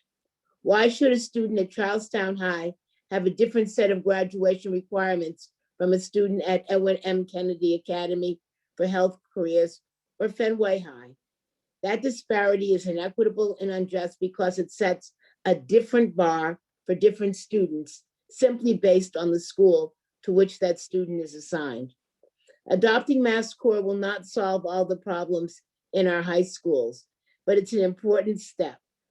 First, the district must set the bar, and then the district must work to ensure that all students receive the supports they need to be able to meet that high bar. The district must ensure that all schools receive equitable resources to help students meet the MassCore requirement. The OAG task force can help hold the district accountable for ensuring all students are able to meet this higher standard so that they are fully prepared for college, career, and life success. Signed by the OAG co-chairs, Sam Azevedo, Ayala Shakur, and Jerry Robinson. This is what we've been pushing for many, many years. Ever since I came on school committee, we've been talking about MassCore. That's 8 years. 2 groups of kids have come completely through high school, and we are still where we were. So if we don't start at some point, we'll never get there. So, I know that we are starting at a time when there are a lot of challenges, but everybody is focused on changes, improvement. So I'm hoping that this time will give people that extra set of urgencies that we all need to make sure that we get this program off to the right start. Thank you. Thank you, Ms. Robinson. Dr. Coleman? I actually brought my hand down because I think Dr. Rivera did a great job of articulating the data. And I just had to be clear, feel that Ms. Robinson's report really captured the reasons why. I hear that data and I agree those are issues we have to address, but I do think the MassCore, for the reasons that Ms. Robinson has articulated, is going to be a good way to creating a standard that we can organize a system to meet. And unless we have that expectations, I'm afraid that the system will remain incoherent and unorganized. So I'm in support of the policy, and I thank the Opportunity Achievement Gap for articulating such clarity some of the rationale to move forward. Thank you, Dr. Coleman. Vice Chair O'Neill. Thank you, Chair. And I really appreciate what Ms. Robinson and Dr. Coleman just articulated. To me, this is one of the most important policy decisions this body will have made in years. And it's one that actually impacts ultimately all of our students. And that is what is so critical about it. We have also known for years, we are not properly preparing all of our students for success after they graduate, sadly. That is why we as a committee picked college and career readiness unanimously, college, career, and life readiness unanimously immediately as one of our 5 goals that we wanted to concentrate on. I think research has shown us, and I particularly hearken back to that presentation in our chambers several years ago from a professor, I believe it was from Rutgers, that talked about, that clearly showed us implementing Mass Core is one of the clearest steps we can take to correct that imbalance that we have achieved. And I thank Dr. Rivera for calling out the data that she did. To me, that said, we have to ensure that all of our students have the opportunities. So this is not just about setting standards, but also a commitment on our part to make sure that we are funding and we are putting in place the process for all of our students to have those opportunities, not just in the core academic areas, but also in the arts, phys ed, et cetera, and making the necessary steps that we have to so that they can do that. I do want to particularly highlight, because we were all talking to school leaders, and I want to make sure to give voice to some of the concerns over this that some members have raised and that we heard from school leaders who are going to be asked to implement this. And first, clearly, is concerns over the impact on graduation and dropout rates. Second is the financial burden to the district, and is that going to continue and be funded to each of the individual schools? Third is the impact to our ELL and ELL students, our students with disability, and our off-track students. And I appreciate the district talking about that more specifically tonight. Fourth is the question of timing. We are in the middle of a pandemic, and is this the right time to be thinking about new requirements? And I certainly want to give voice to that concern. And the last is, and I really want to make sure that we talk about this, and it's the increased burden to our school leaders in particular. We are asking an awful lot of them right now. And in one of my conversations with the school leader, who I deeply respect and have known for years, and she said to me, Michael, I'm drowning right now. And she said, my primary focus is our students who are not in school and getting them back in school. Even as she acknowledged that this is a long-term process. And but there's an immediacy of the issues that they're facing, and I acknowledge that, and we were able to talk it through. And she made a number of helpful suggestions and comments on this, but I want to make sure we give voice to that, because we are asking an awful lot to our school leaders right now. And I know some people are going to view this as we are just making it harder for our students to graduate. We are raising standards on them. And to me, I view it as we are better preparing our students to succeed when they leave us and move on. And it's a hard decision to make. And but to me, it's the right one that we have to do. We know what they need. We know the skills they need when they leave us to succeed, whether it's in college or career or in life. We know that we're falling short. And so to me, if not now, then when? When is the right time for us to address this? And I think now is the time. I appreciate that it's a 5-year plan. I appreciate very much the work that the superintendent and the chair did to adjust this policy and take the input we heard. We looked at this roughly a year ago. And at the time, we decided, hold on, we want to understand what the financial impact is. We asked for a heat map to see where all the schools stood in the need for it. And a lot of work was done in that regard. And like many people, I particularly understand the concerns of school leaders who, it's like Ronald Reagan said about the Russians, trust but verify, right? And is the funding really going to be there next year, the year after that? And I know I'm that cynical when I actually took out my phone and added up the column that the district had provided of the expense estimates from all of our school leaders, that I want to double check that. And so I think it is incumbent upon us to make sure that that support is there year after year. I appreciate the chair added in quarterly reports back to the school committee so we can ensure that the input from the secondary school leaders and their group about how this is done, what the impact can be, and that the changes that we put in this policy are actually followed through and funded. So thank you, Superintendent and Chair, for your work on this, and I will support it and look forward to this moving our district forward in very positive ways for our students. Thank you, Vice Chair. I want to thank all of the school leaders that I spoke to, who really shared all their concerns, which I don't want to repeat everything, what everybody has shared, and especially the Vice Chair captured all of the concerns. So I appreciate them, and I appreciate all the work they've done to date. And I know we're adding more and we're asking more. I think I was, similar to Dr. Rivera many years ago when I came on the school committee. I felt similarly at that time talking about MassCore.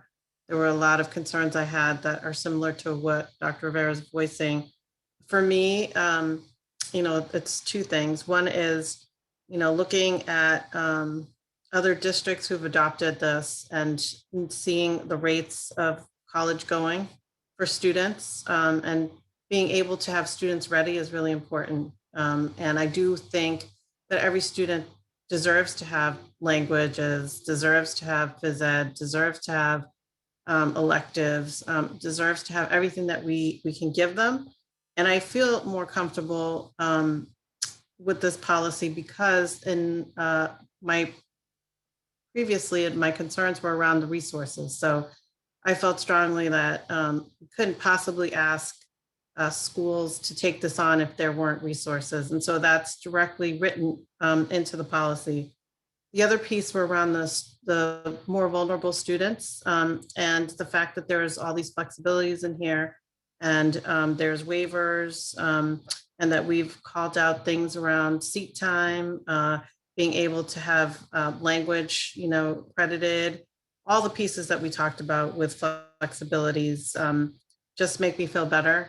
And also the planning. So we also heard from school leaders that it would be hard, as Vice Chair said, a school leader who told us, they were drowning. Like, we don't want our school leaders to be drowning. And so that is one of the reasons why we even put it out later at a later time. And also to give time to have this plan with school leaders around, the rollout and the implementation, because we need to do this with them. And then the other thing is that we did adopt a fifth goal of college, career, and life readiness. And for me, this is directly related to that goal. And I feel that, my worries are similar in terms of, I don't want to leave anybody behind, whatever student that is, whether it's an ELL student, a student with special needs, older, less credited student. I don't want to leave anybody behind. And I think that being able to have the accountability of quarterly reports and also the annual metrics that we're looking at in the college and career life readiness, I feel like that is what we as a school committee are responsible to make sure we're looking at those. And if we see things, those early warning signs, that we actually move resources, redirect them to the students who really need them, and figure out like where are we going wrong? What needs to change? How to, again, we redirect those resources. But I do feel that it is time, and we've been having this discussion for a number of years. And I am also in support of this policy. So with that, I am going to, there's no further questions. I would like to entertain a motion to approve the BPS graduation requirement policy as presented. So moved. Thank you, Dr. Coleman. Second. Thank you, Ms. Robinson. Is there any discussion or objection to the motion? Ms. Sullivan, can you please call the roll? Dr. Coleman, Yes. Mr. DeRusso, Yes. Dr. Rivera, No. Ms. Robinson, Yes. Mr. Tran, Yes. Mr. O'Neill, Yes. Ms. Oliver Davila. Yes. That's 6 in favor and 1 nay. So with a vote of 6-1, the motion is approved. Thank you, Ms. Sullivan. And thank you again to the team that worked on the presentation over time, and again, school leaders for all your input. Our next action item, sorry, I'm on the wrong page, I apologize. Our main report this evening is an FY22 capital budget presentation. And at this time, I would like to invite the superintendent to present the team and make any comments. Thank you, Madam Chair and members in the listening public. Again, I am very excited tonight to have Chief Cooter and his team present to you our capital budget and plan as we enter into a new phase in Build PPS to begin the work of pivoting from this pandemic into what we believe is a hopeful future to be able to get to high quality schools across all neighborhoods in Boston. The top headline of this capital proposal is that we are proposing 5 new builds and 4 major renovations that is going to spawn a community conversation over the next year on the uses of those buildings as we move to solidify our pathways pre-K through grade 8 and lead from an academic agenda of equity and excellence across all our schools. So with that, I'm going to turn it over to Chief Cooter to give you the details, to tell you a little bit about the projects, some of the other capital projects that we have going on around maintenance of our buildings and improvements that aren't the major builds and renovations, and then a timeline of engagement with our community so that you can see clearly that we have taken a respectful approach by making the signal early of our intent around these rebuilds, around the pathway work of Build PPS that the board has already passed, and finishing that work and commencing on new exciting work of equitable schools across our city. So with that, I'll turn it over to Chief Cooter and his team and just thank everybody very much for listening. Thank you, Superintendent, and good evening, members of the school committee. As the superintendent mentioned, the focus of tonight's presentation is an update on our FY22 capital budget, including both active projects as well as new projects that are proposed as a continuation of the Build BPS facilities master plan.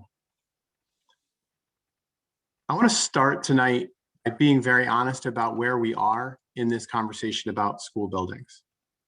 The city has been closing schools for nearly 50 years in a way that has felt arbitrary to many. There's been a lack of long-term planning, a vision, and understanding of the impact our school facilities have on student success. The capital budget may be about the dollars we're using to improve our school buildings, but I want everyone to take away from tonight's presentation is that this is really more than just buildings. This is about creating the physical spaces that create community and allow our students to thrive. We know that building great facilities is not enough to have great schools, but it is necessary. So tonight's presentation is about a capital plan, a facilities master plan that is in service of our education vision. It's about making tough decisions to close beloved school communities because we know we need to realign our schools to have fewer transitions for students. It's about acknowledging the failures of our past and how we hope to change the lack of trust that currently exists between many families and the district. And it's about how we need to create equitable access, excellent buildings, and a predictable and transparent process for our students, families, and staff. We haven't had this honest conversation before, and we haven't told the whole story. We all want the same thing for our kids. Every child in every classroom in every school of the Boston Public School System has the same opportunity to achieve greatness within them as anybody else. This is collectively what we should be striving for.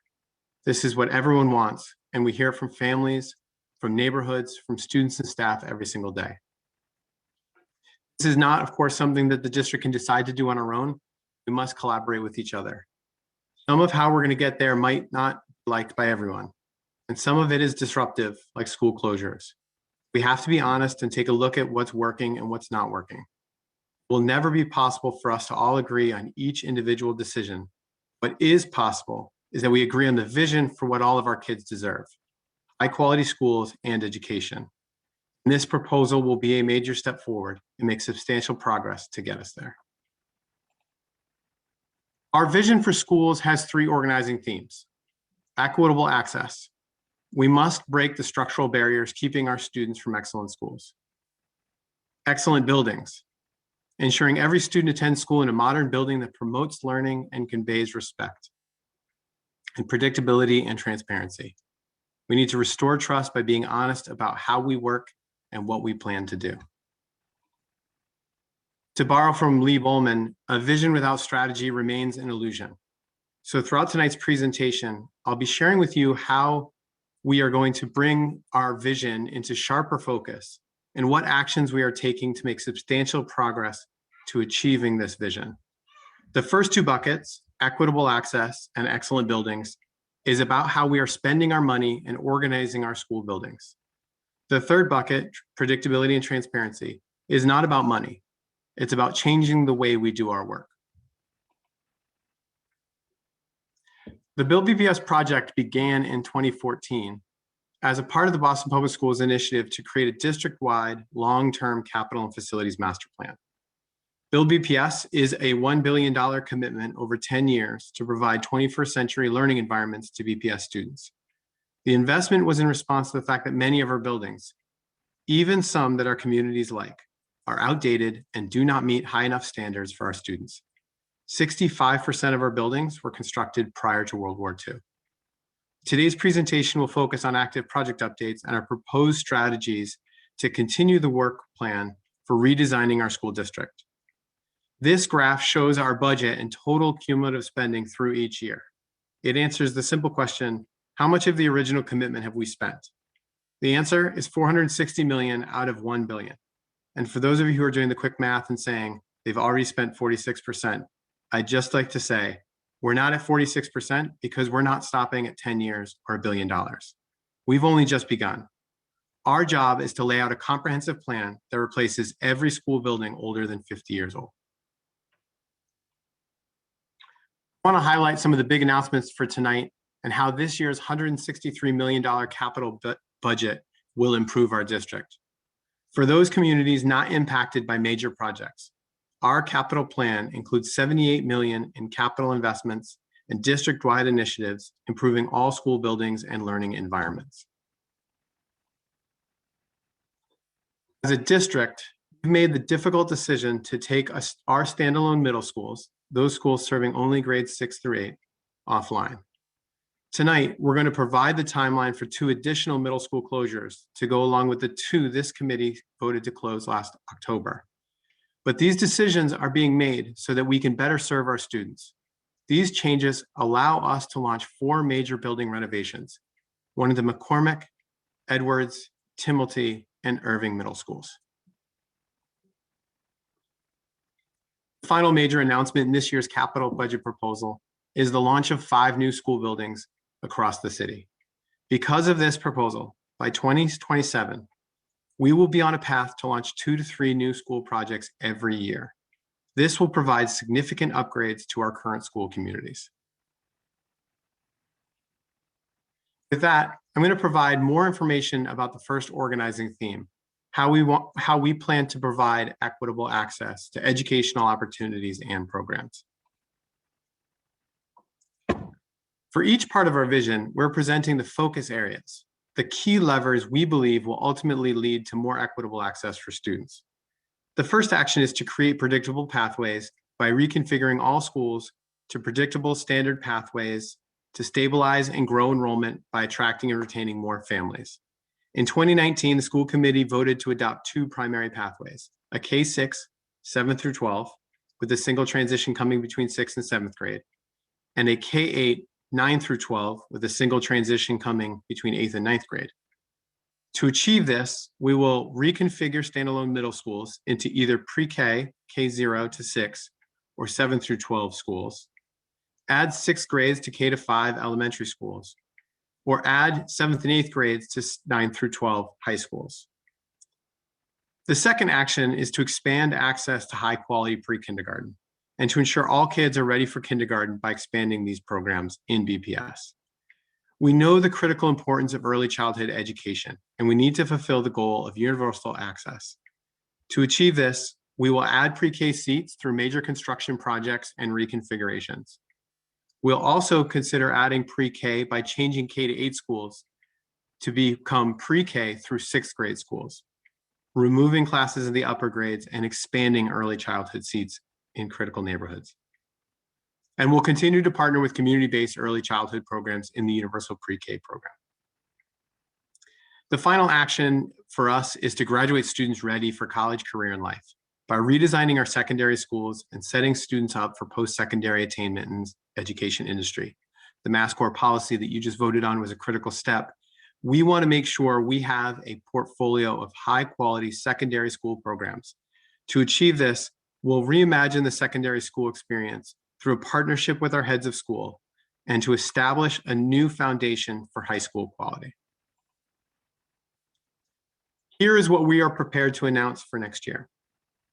The first is that we are planning to close the Irving and Timilty Middle Schools at the end of school year 21-22. That is for next June.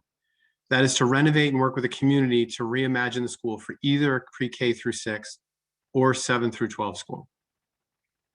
We'll also engage with K-8 school leaders to reconfigure pre-K through 6 with expanded K0 and K1 classes at the start of school year 22-23.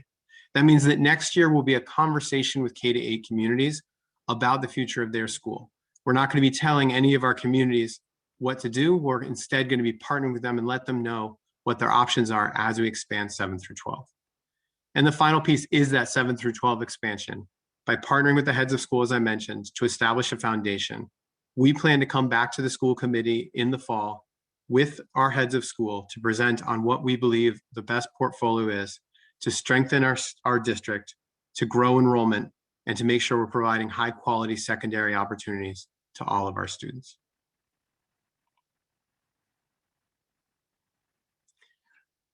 We announced several years ago the transition of all of our standalone middle schools. And at the time we had 6 standalone middle schools. And I wanted to just highlight where we are at in the process of reconfiguring all of our standalone middle schools. The first Mr. Cooter, I'm so sorry. Do you mind slowing down just a little bit for the interpreter? Thank you. Apologies.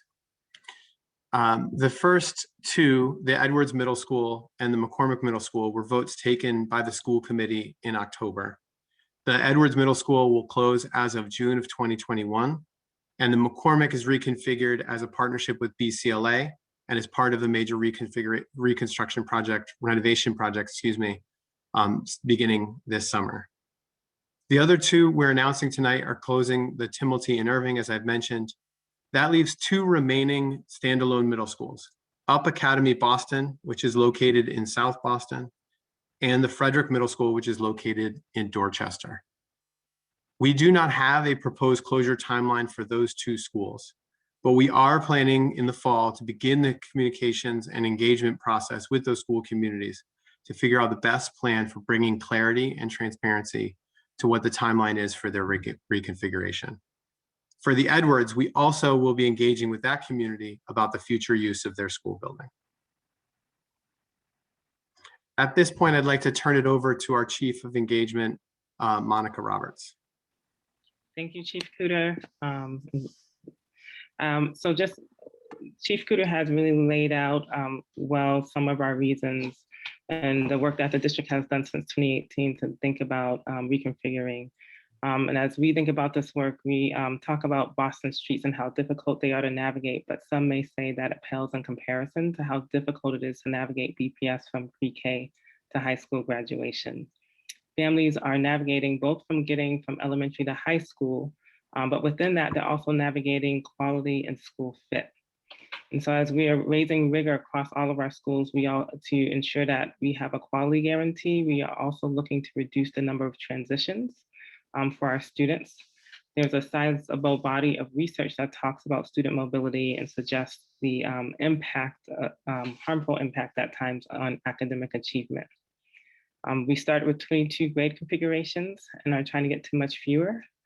We think about the parent who starts off in the EEC and has to navigate then to elementary school and sometimes middle and then high school. And so as we think about creating these predictable pathways, part of it is really to make sure our parents, I apologize, I'm going to slow down, to make sure our parents are able to know what pathways are available to them, and to really make sure our students have a sustainable, predictable experience that allows us to deepen the relationship with families, as well as the work that we do academically. As a BPS graduate who attended 5 different BPS schools, I think I turned out okay, but I do understand the impact on the ability of both the family and the student to create deep connections within a school. So that's just a little more about our reasoning around creating these pathways. We've started our work with the Irving and Timothy Middle School. As Chief Kuder has suggested, they are being proposed to close in June of 22 at the end of next school year. But they are going to continue enrolling students in grades 6 to 8 over the course of this school year for next school year. As part of that process, we are making sure that families are fully informed of this proposal to the school committee so that they can determine whether they want to continue to pursue either of these schools for next school year. As we begin the community engagement process, we will be looking to get input on a future use of these buildings. We anticipate that both schools will be converted to a K-6, but again, this will be part of our process and engaging our broader community around the use of these buildings. So we will return to this body in October of this calendar year with some recommendations on that informed by our community. I'm going to go to the next slide, please. So as we think about the engagement of both the school communities and the broader communities, we have already had meetings with staff and families to talk about this initial proposal, to share our thinking about how we will support transitioning in an effective way. We will continue to do that work from now through October. And when we will bring forth a proposal to this body, again, around closure. And if it is approved, we will begin the student assignment support process in January. Our team will be looking at providing families with opportunities to really understand their school options. So some days of support that are focused on the schools that are closing, but also thinking about how our 712 and 612 schools can support in terms of making sure families have an opportunity to learn more about them, to look at fit for their child, so really to provide some more support around that. In the process, we anticipate giving families priority so that they are more likely to get a school of their choice. And so that is the work that we would be doing starting in January with our families. And at the end of June, the schools would close and the students would move into their new school in the following September, so September 2020. Alongside this, we'll be having conversations about the future use of buildings within the communities in which they reside, as well as the broader Boston community. And so we look forward to having those conversations as well. And with that, I will turn it back to Chief Kuder. Thank you. The second part of our vision is excellent school buildings, promoting health, enhancing learning, and motivating students.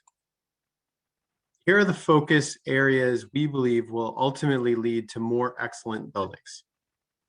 The first is to balance capacity to boost the student experience by matching enrollment and physical space. In some of our neighborhoods, we continuously hear about how they want and do not have enough space in the schools close to home. In other neighborhoods, we have too many schools for the number of students living there. In order to better balance available space and enrollment, we may also leverage new school projects for more than one school community when feasible. The second action is to launch a cycle of new school buildings, which will phase out all buildings older than 50 years old. The Massachusetts School Building Authority the state agency tasked with overseeing the state's facilities and funding program, lists 50 years as the usable life of a school building. In Boston, 50 years old counts as one of our newer buildings. And the stark reality is that we need to launch 2 to 3 new school buildings to meet the goal in 50 years. It's time to get to work. To meet this necessary goal, we will leverage the state funding, the MSBA, to support our facilities master plan, and we'll launch new building projects and renovate middle school buildings to meet the 21st century needs. And the final thing is that we really believe that our students cannot wait 50 years for higher quality buildings.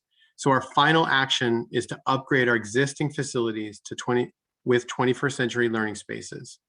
To do this, we will continue district-wide initiatives and to expand access to modern facilities. And then we will also strive to eliminate deferred maintenance in our building by 2027. Here is what we are prepared to announce to meet this goal. The first is, unfortunately, we are announcing or proposing the closure of the Jackson Mann K-8 school currently located in Allston Brighton.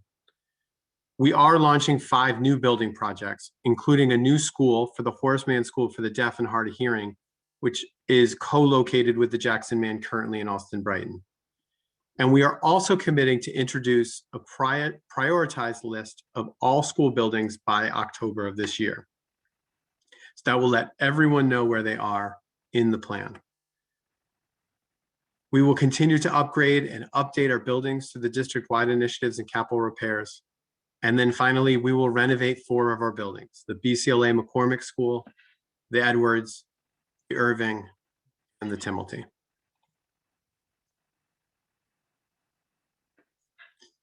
We are proposing the closure of the Jackson Mann because the building is no longer a safe learning environment for our students. The City of Boston conducted an engineering review of the facility in 2019 and recommended the building come offline as soon as possible to ensure students are in the building best fit for their educational needs. The building's major operating systems, including heating and electrical units, have been used beyond their recommended life cycle. In order to properly renovate these major systems, the school would need to come offline completely for at least 2 years. In partnership with the Jackson Mann school leader and the school community, we surveyed students and families, and the results indicated that families would prefer BPS to remove all students to one building together, and that we don't separate the students into swing space to rightfully maintain the community at that school. Ultimately, we unfortunately were unable to find swing space option that would fit the entire school community, and further could not identify swing space in the event that we separated the 2 school communities, or this community into 2 schools. Additionally, our team prepared an analysis on the current demand for seats that are available in Allston Brighton, and we do not need to maintain the overall number of seats at Jackson Mann because there are generally enough seats in Allston Brighton to serve students who live in Allston Brighton. And with 50% of the students currently enrolled at the Jackson Mann who are currently non-Allston Brighton residents, we knew that there would be available seats closer to home throughout the city to accommodate those students. And whether families choose to stay close to home or explore additional school options within the district, we plan to fully commit to supporting those students to find new school communities to meet their needs. And later in this presentation, we'll highlight some of the upcoming community meeting dates for the Jackson Mann School and hope these sessions will help families prepare for the next steps. And to review the timeline, I'll hand it back over to Monica. Thank you, Chief Cooter. Similar to the Timilty and Irving Middle Schools, again, we're proposing this closure for the end of next school year. So the 3 schools will follow a similar timeline as to how we plan to implement closure and support for our school communities. And so we have started meeting with the Jackson Mann community and actually have been meeting with them for quite some time prior to our coming to the decision of closure. We did share with families, similar to the other schools, our plans for supporting them through the school choice process, which again will include the priority for them in the school choice process, as well as having opportunities for them and their children to really assess and vet the options that they have available to them. Again, we will be returning to this body in October with a request on a vote on this particular school closure. But before that point, we do have, as Chief Cooter has said, community engagement meetings planned. We have more work on comprehensive and teacher supports planned as well, in partnership with several of the other district offices. With that, I will turn it back to Chief Cooter.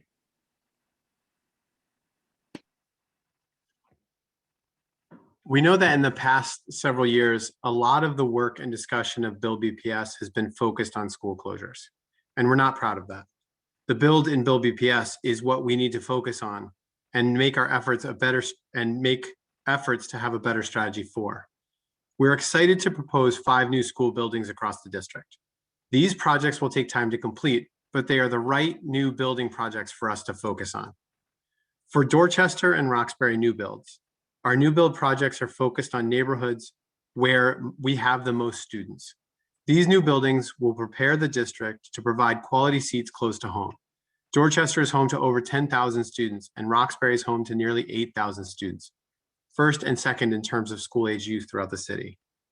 All new buildings will be for existing BPS schools to allow for outdated facilities in these neighborhoods to go offline for renovations and/or to create a path for elementary schools to get to K-6. In East Boston, the building located at 189 Paris Street is being knocked down currently and will be the future use of the building. The process for determining which school is going to be a public process, but given its close proximity to the Otis Elementary School, it will most likely be used to expand that school. However, I would emphasize that more community engagement is necessary. For the Horace Mann community, we have committed to serving their individualized school programming as a certified day school, which will be better served in a standalone building. We're currently working with the school leaders and the community to provide them with a temporary swing space while we apply for the Mass School Building Authority for their new building where the current building stands. The location of the, and sorry to correct myself, the location of the new Horace Mann School is not represented on this map, as we have not yet identified the location for their permanent home.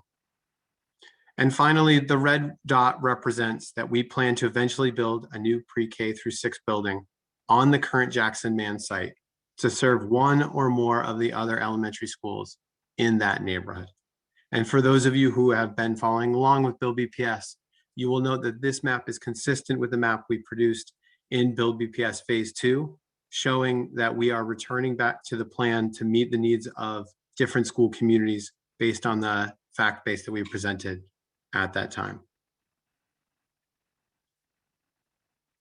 We wanted to paint the picture of what the facilities master plan looked like before tonight's announcement, and then what it looks like now that we've made these major announcements around projects.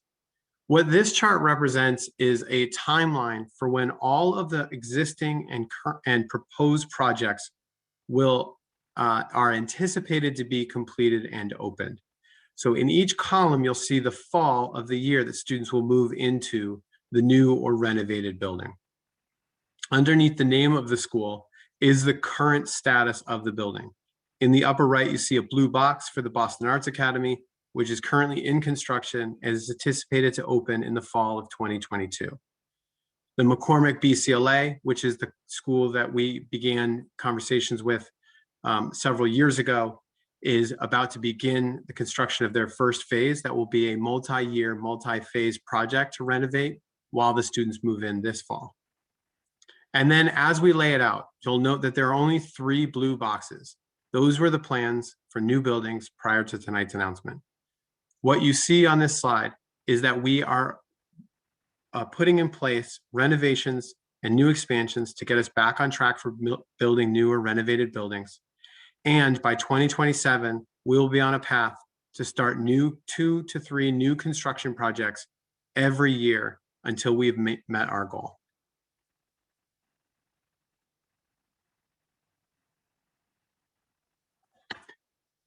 Many of our schools, even if we're building 2 to 3 per year, will not be touched by new construction project for many years. And even those schools that will get new construction projects, the students that are enrolled there now are unlikely to benefit from them. What we need are solutions to some of the broader issues and challenges that are facing our schools. We have been talking about access to clean drinking water as a solution to the lack of access to that in many of our old buildings. We've talked about cafeteria upgrades. We feel that our food service program is a critical solution to the food insecurity that has only gotten worse during the pandemic. And access to healthy, fresh foods is a critical thing for all of our students.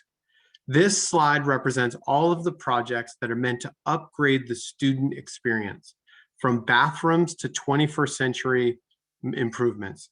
The superintendent has been emphasizing her desire to expand the arts. So we're launching a new arts expansion that includes renovating our historic auditoriums. What we are doing is going in and making sure the student experience at these schools is changed because the facilities are changed. While these projects are shorter term, they are likely to have the most widespread impact on our school communities.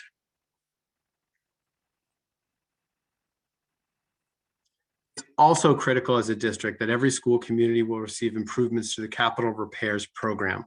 We need to continue to make critical repairs while developing a refresh schedule.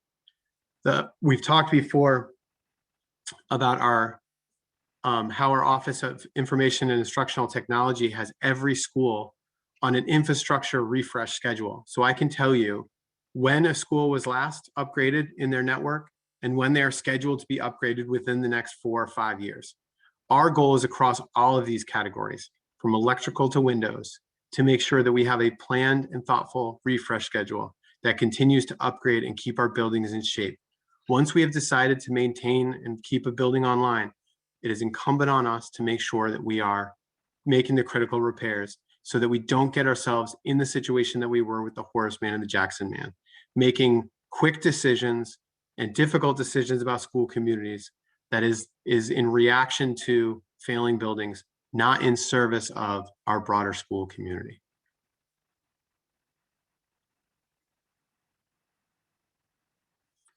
We talked a little bit already about leveraging state funding for our capital projects, and I wanted to just highlight the Mass School Building Authority is a critical program for us to leverage, and County Core programs, which is the main school buildings, we've had over 182 million in reimbursement from the MSBA through 2015. This was a major focus of the last administration and has continued. We will continue to leverage the MSBA's Accelerated Repairs Program, which is a program for repairing outdated roofs, boilers, and windows. And we are submitting to you 5 schools for projects for the MSBA ARP project and asking you for a vote in 2 weeks in support of that project so that we can apply for reimbursement from the state. We're also going to continue to leverage the MSBA's Core Building Program, which is the program for new school builds. And we're currently, MSBA program involves the Josiah Quincy project, as well as the Carter project. We will be submitting this year the Core Building project for the Horace Mann School for the Deaf and Hard of Hearing. And then next year, we will submit the K-6 elementary school in Alston, Brighton. While we receive a reimbursement from the MSBA, these tend to be longer processes, which is why we are announcing the Roxbury project and the Dorchester project to be fully funded on city capital. The final part of the vision that we are presenting tonight is predictability and transparency. We must design a respectful process that the community trusts. Here are the focus areas that we believe will ultimately lead to a more predictable and transparent process for facilities master planning. Our planning in this bucket, I should note, has benefited greatly from the feedback from the Community Equity Roundtable. We've had 2 conversations with them in the past 6 months, and I'm guessing they don't think this is true, but I love how critical they have been of our work, and I always look forward to these conversations. The passion and historical knowledge and unrelentingly high expectations are exactly what we're looking for, and when we say we want to partner with our community. In response to these conversations, Our first action is to develop an equity-centered strategic planning process that embeds the district's overall equity goals. This must include completing racial equity planning tools and developing a standard equity analysis to be published with the capital budget. The second action is to authentic engagement and partnership in decision-making. In at least the last 5 years, we've not done a comprehensive budget presentation like this. This demonstrates the need for us to rapidly and significantly change our process. Knowing how to get in the new school building queue and when your school will receive critical upgrades should be a baseline expectation. And to ensure that we meet this expectation, we're going to be creating neighborhood and school-based conversations and creating an annual BPS capital hearing schedule. The final action to bring more transparency in our data and empower our community. When the first Build BPS report was released, the district launched a public dashboard that included a lot of information about every school. Since that time, the data has not been consistently updated, and we have not been transparent in our facilities data. To make sure that changes, we are committing to updating the Build BPS dashboard so communities can access school data and update and explain the strategy behind all of our decisions. It's part of the reason for the comprehensiveness of this presentation is that we really wanted to take the time to go from our broader vision for what we're trying to achieve and get it right down to our action steps. And so with that, I'll talk about the last set of announcements of what we're prepared to announce to meet this goal of predictability and transparency. The first is that we are sharing the results from our first capital budget equity analysis and using our results to shape future capital planning. We're also committing to early announcement of plans to provide time to gather feedback from affected communities. We are announcing to you these 3 schools that we're proposing closure and not asking for your votes until October. That's so that we can meet that step in the racial equity planning tool that requires us to engage the broader communities about what we hope to achieve. So we have now stated the outcomes that we are hoping for, and we will now engage with those communities and figure out mitigating strategies to support those students. And so you can expect that over the next few months and into the fall, we will be developing those supports with those communities. And then finally, we have a commitment to publish more information, including the prioritized list of schools this fall. I want to dive quickly into the equity analysis and the methodology. When I started working on this capital budget, I wanted to try and replicate the methodology that we have applied to our operating budget, which attaches specific spending to students and allows us to do a comparison across selected demographics. We applied the same methodology, but we discovered that there are many other factors that we need to take in with capital planning. And so this is the first step in a process for really building out a robust equity analysis. And I'm looking forward to feedback from the committee and from the community on how we can improve this.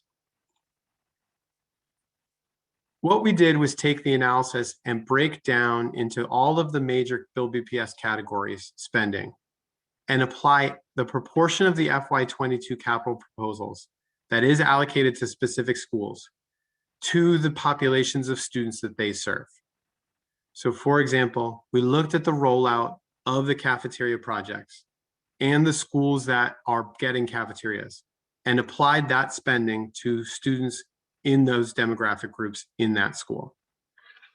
What we found is that we were able to allocate about $2,129 per pupil from the capital budget directly out to specific school communities. Other items in the capital budget represent district-wide spending, our investment in systems and structures, like for instance, a point-of-sale system for our food and nutrition services team. We compared these projects across 4 selected non-racial demographics and found that students with disabilities and non-low-income students receive higher than average investments. And we also compared it based on race and ethnicity and found that Asian students received the highest per pupil amount, while white students were receiving the lowest. One of the biggest drivers for that is the new school building projects. And this is an area where I was talking about, we need to really dive in and understand, how do we think about these projects and equity across? The biggest thing driving the disparate allocation to Asian students is the Josiah Quincy Upper School project, which is in Chinatown. When we add on other projects, you start to see how it shifts overall the allocations to specific students.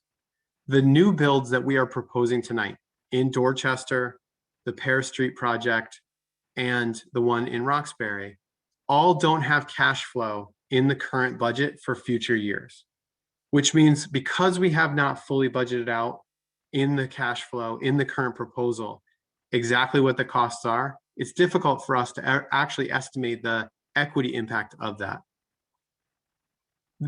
When we looked at the non-core building projects, when we look at all of those that are not just brand new buildings, we did find basic parity across all of the projects, with a slight increase in students with disabilities, likely due to ADA compliance upgrades. I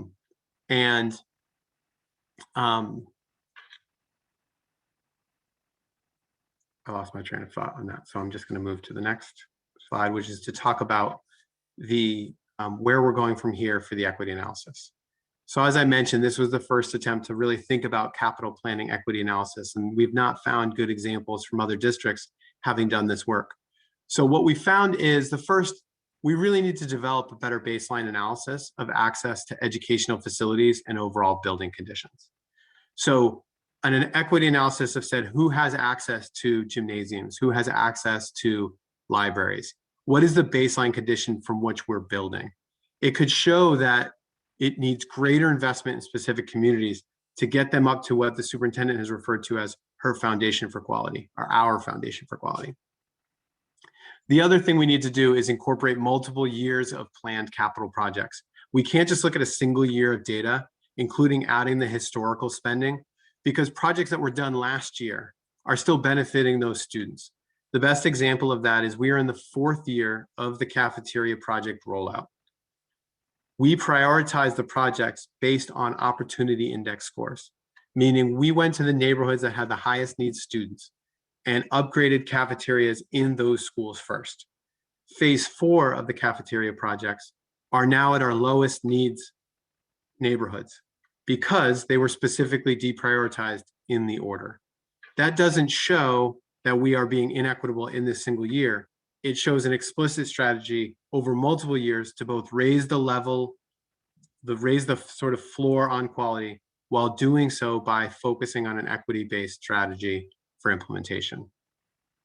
And the final thing I'll just note is we do need to implement better cash flow estimates as a way to promote our equity analysis and promote our planning to make sure that in these major projects that they are equity driven and meeting our goals as a district.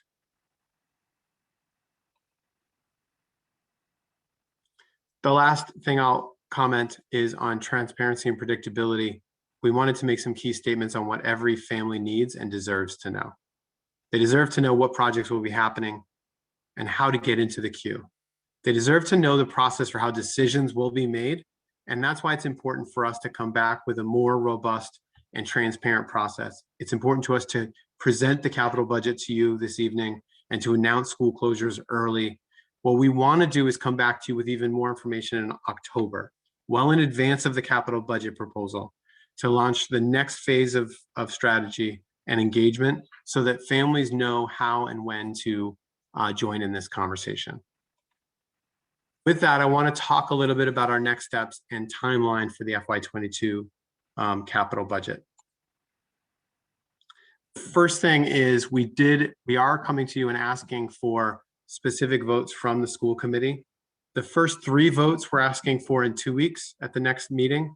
They're all related to the Mass School Building Authority. The first is the vote to submit the schools for the accelerated repairs program. The second is an official vote on the Carter School, which is reconfiguring to expand access for early childhood grades. The Carter School in its new building will serve grades K0 through 12th grade when they go into those new buildings. And the final is that we're asking a vote for support for the Horace Mann and the core building project.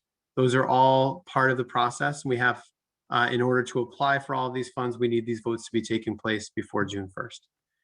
The other votes are planned for October, and we'll come back with more details and around the closure of the Timothy and Irving School at the end of next school year. And the final is the closure of the Jackson Mann School, again, at the end of next school year.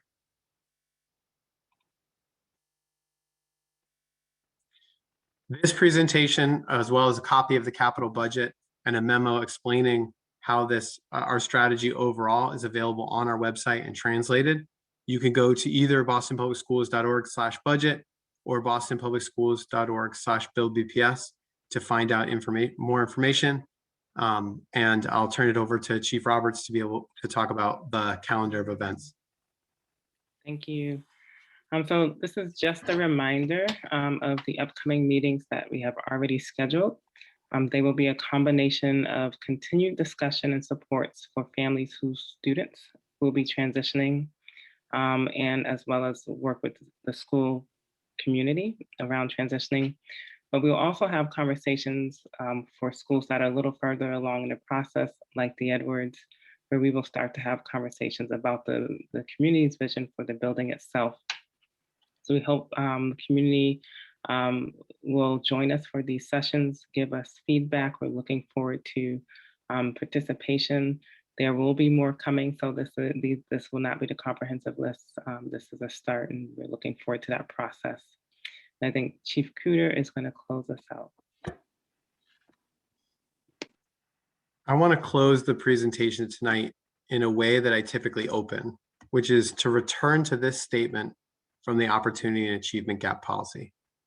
Tonight, we've talked about enrollment changes and bathroom projects, new build timelines, and school closures, the need for high school planning, and our ideas for expanding early childhood seats. It's unlikely that you agree with all of our strategies and all of our proposals, but we hope you agree that this is the start of a new, more honest conversation and that you know the whole story. These are the steps we are taking to create equitable access, excellent school buildings, and a predictable and transparent process for our students, families, and staff. Because we all want the same thing for our kids.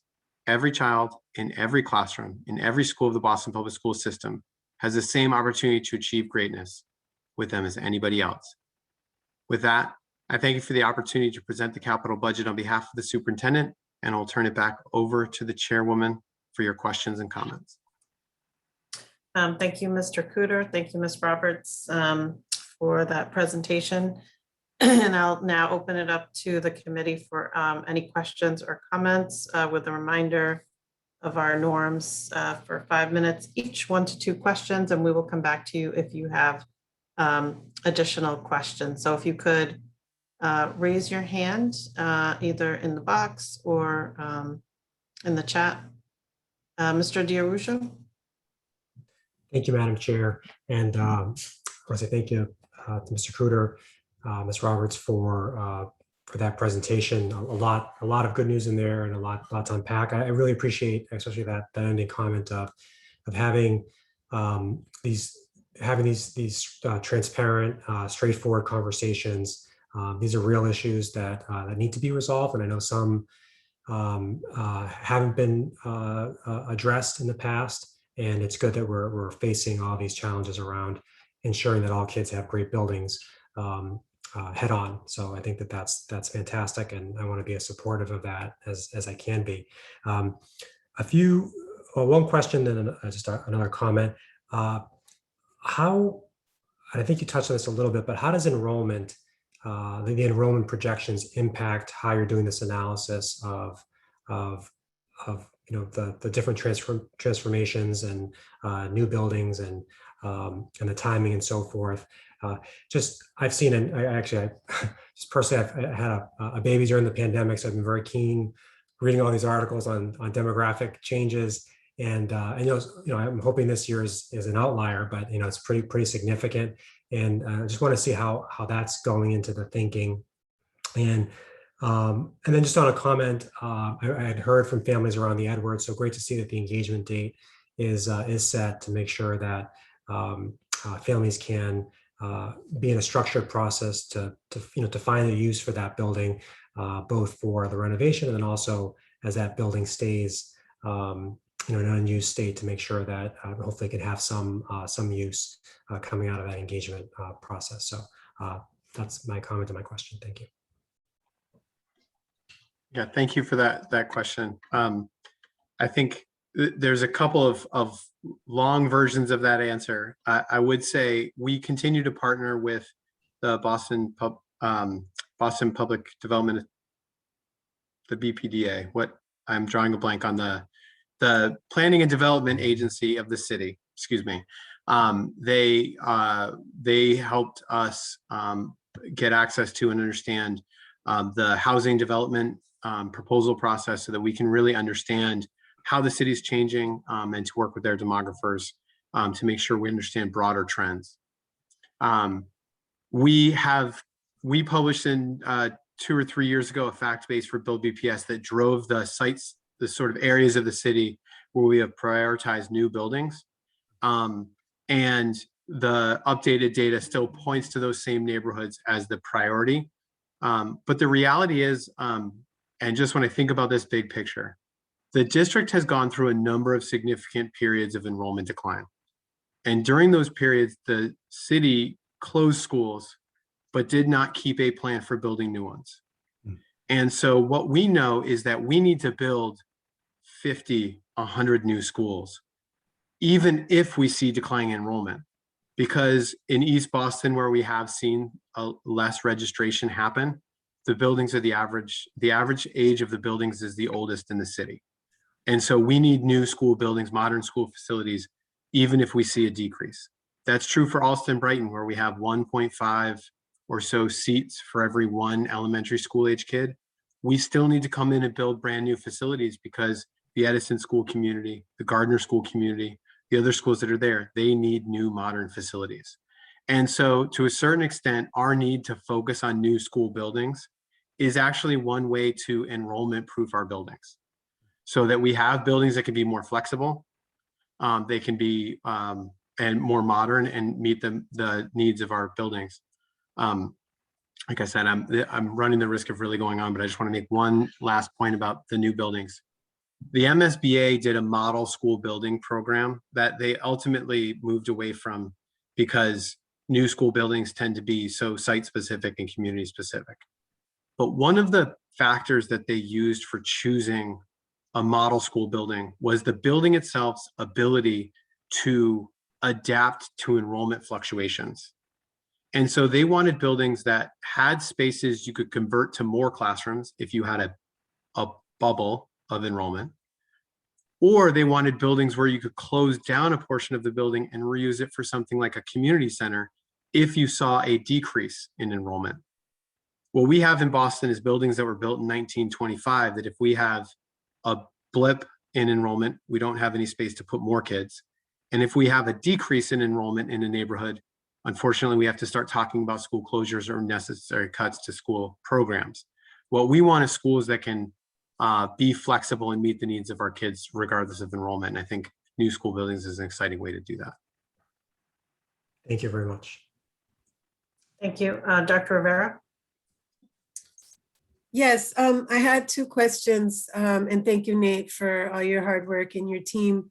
One question was about whether, these buildings will remain BPS property. If you could speak to that a little bit, because, there's some concerns around that, whether these buildings will, again, remain within BPS. And then second question is, again, the unfortunate, in my opinion, unfortunate situation with the McCormick Schools playground. And so as we're looking at the BCLA McCormick design, will there be a plan to have a playground, given that that was transferred to the Boys and Girls Club? Yeah, 2 questions there. Thank you. Yeah, thank you for that question. The commitment around our buildings being used for BPS facilities is, again, we need to have a proactive strategy for upgrading all of our school communities. And so in the ideal sort of plan, we wouldn't have to be constantly trying to find swing space to swing kids out of their building and then knock down their building and build a new one on site and then swing them back in. What we would instead have is a sort of empty tile that we can go build the new school, move a school community in, and then use the now empty building to renovate and use for the next school community in the queue. That goes back to that lining up all of our projects.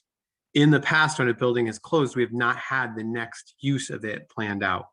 And so we have missed an opportunity to use that building for schools. Or we have not had the commitment from the city, as we did with Build BPS, to be able to lay out a multi-year plan.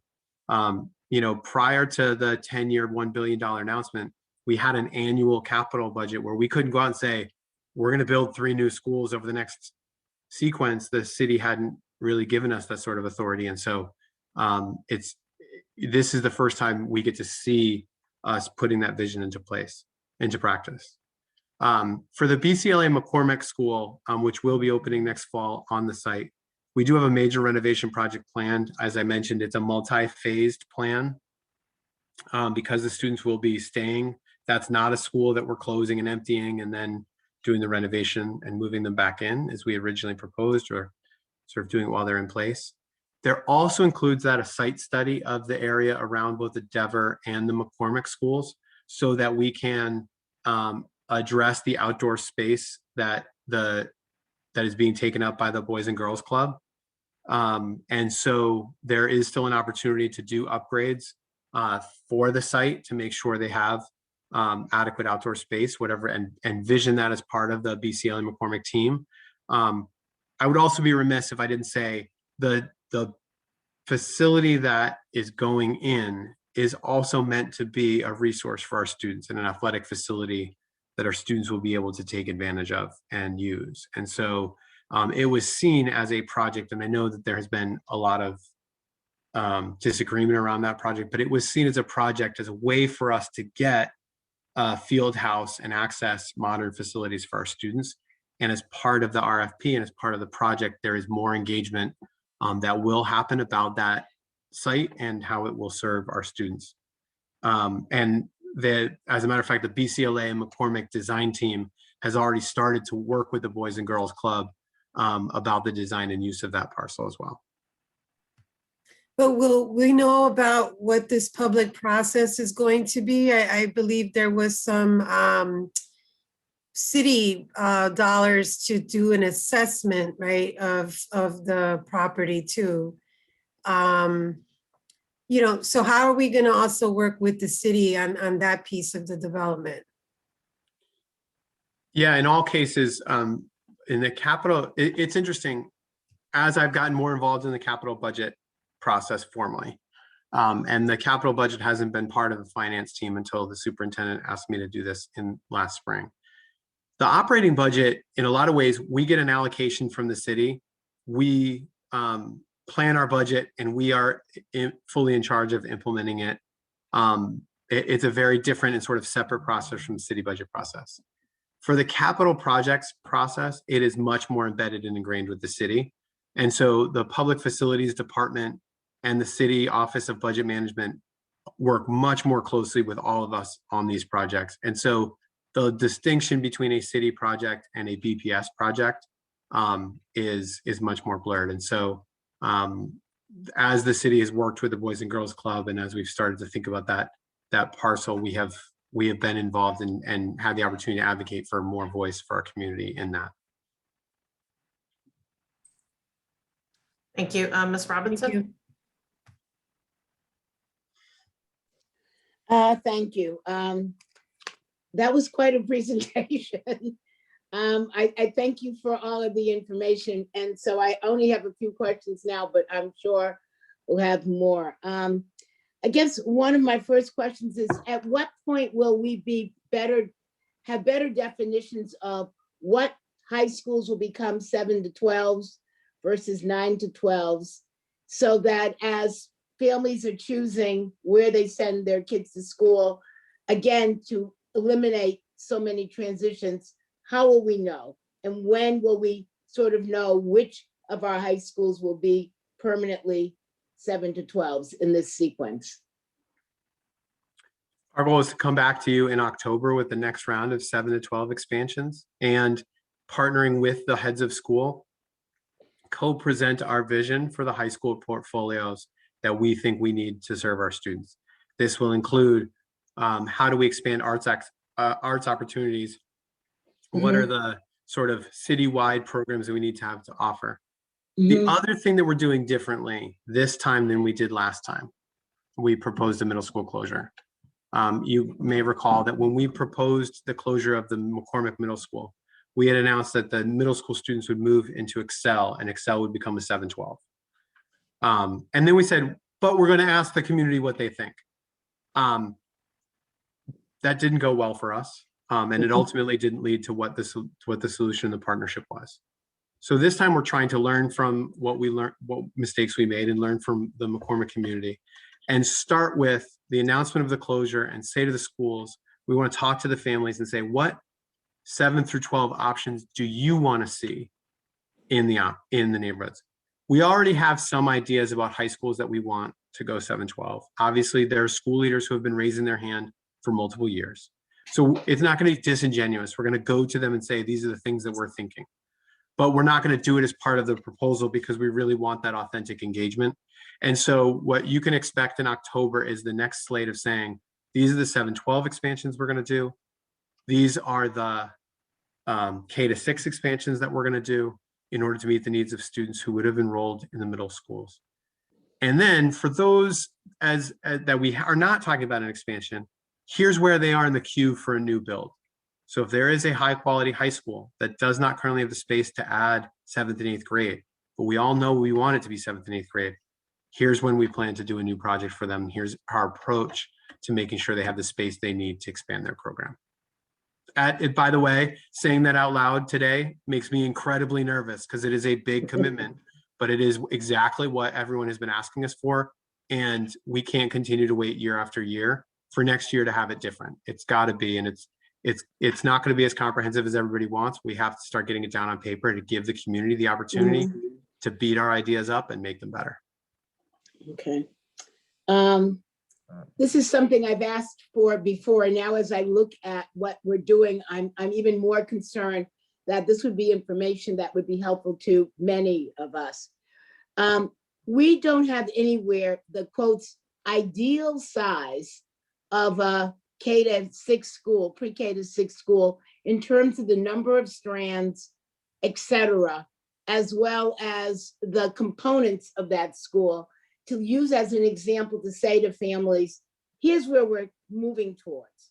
Because, every year we go through this, declining enrollments, can't afford the teachers, can't afford the extras, and it's a major frustration. So I'm hoping with these rebuilds, et cetera, we're also moving towards a time when we're not going to be, our schools will be fully furnished, fully equipped, and we're not going to be checking off, moving things around so much. But we don't know, what makes it affordable? Is it a 3-strand school?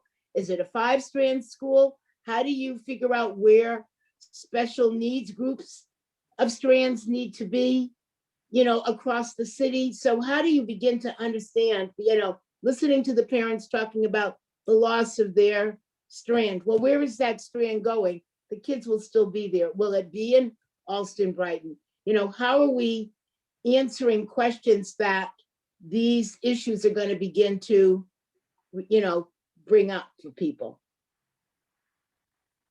Yeah, absolutely. I think what's interesting is if you look back to when the last time we had launched a number of major projects in early 2000s, they built Orchard Gardens, the Lilla Frederick, and Mildred Avenue all at the same time. And having been in each of those buildings for budget hearings, the auditoriums kind of blur together because they look the same, and the layouts are very similar, though tailored to the specific parcel they're on.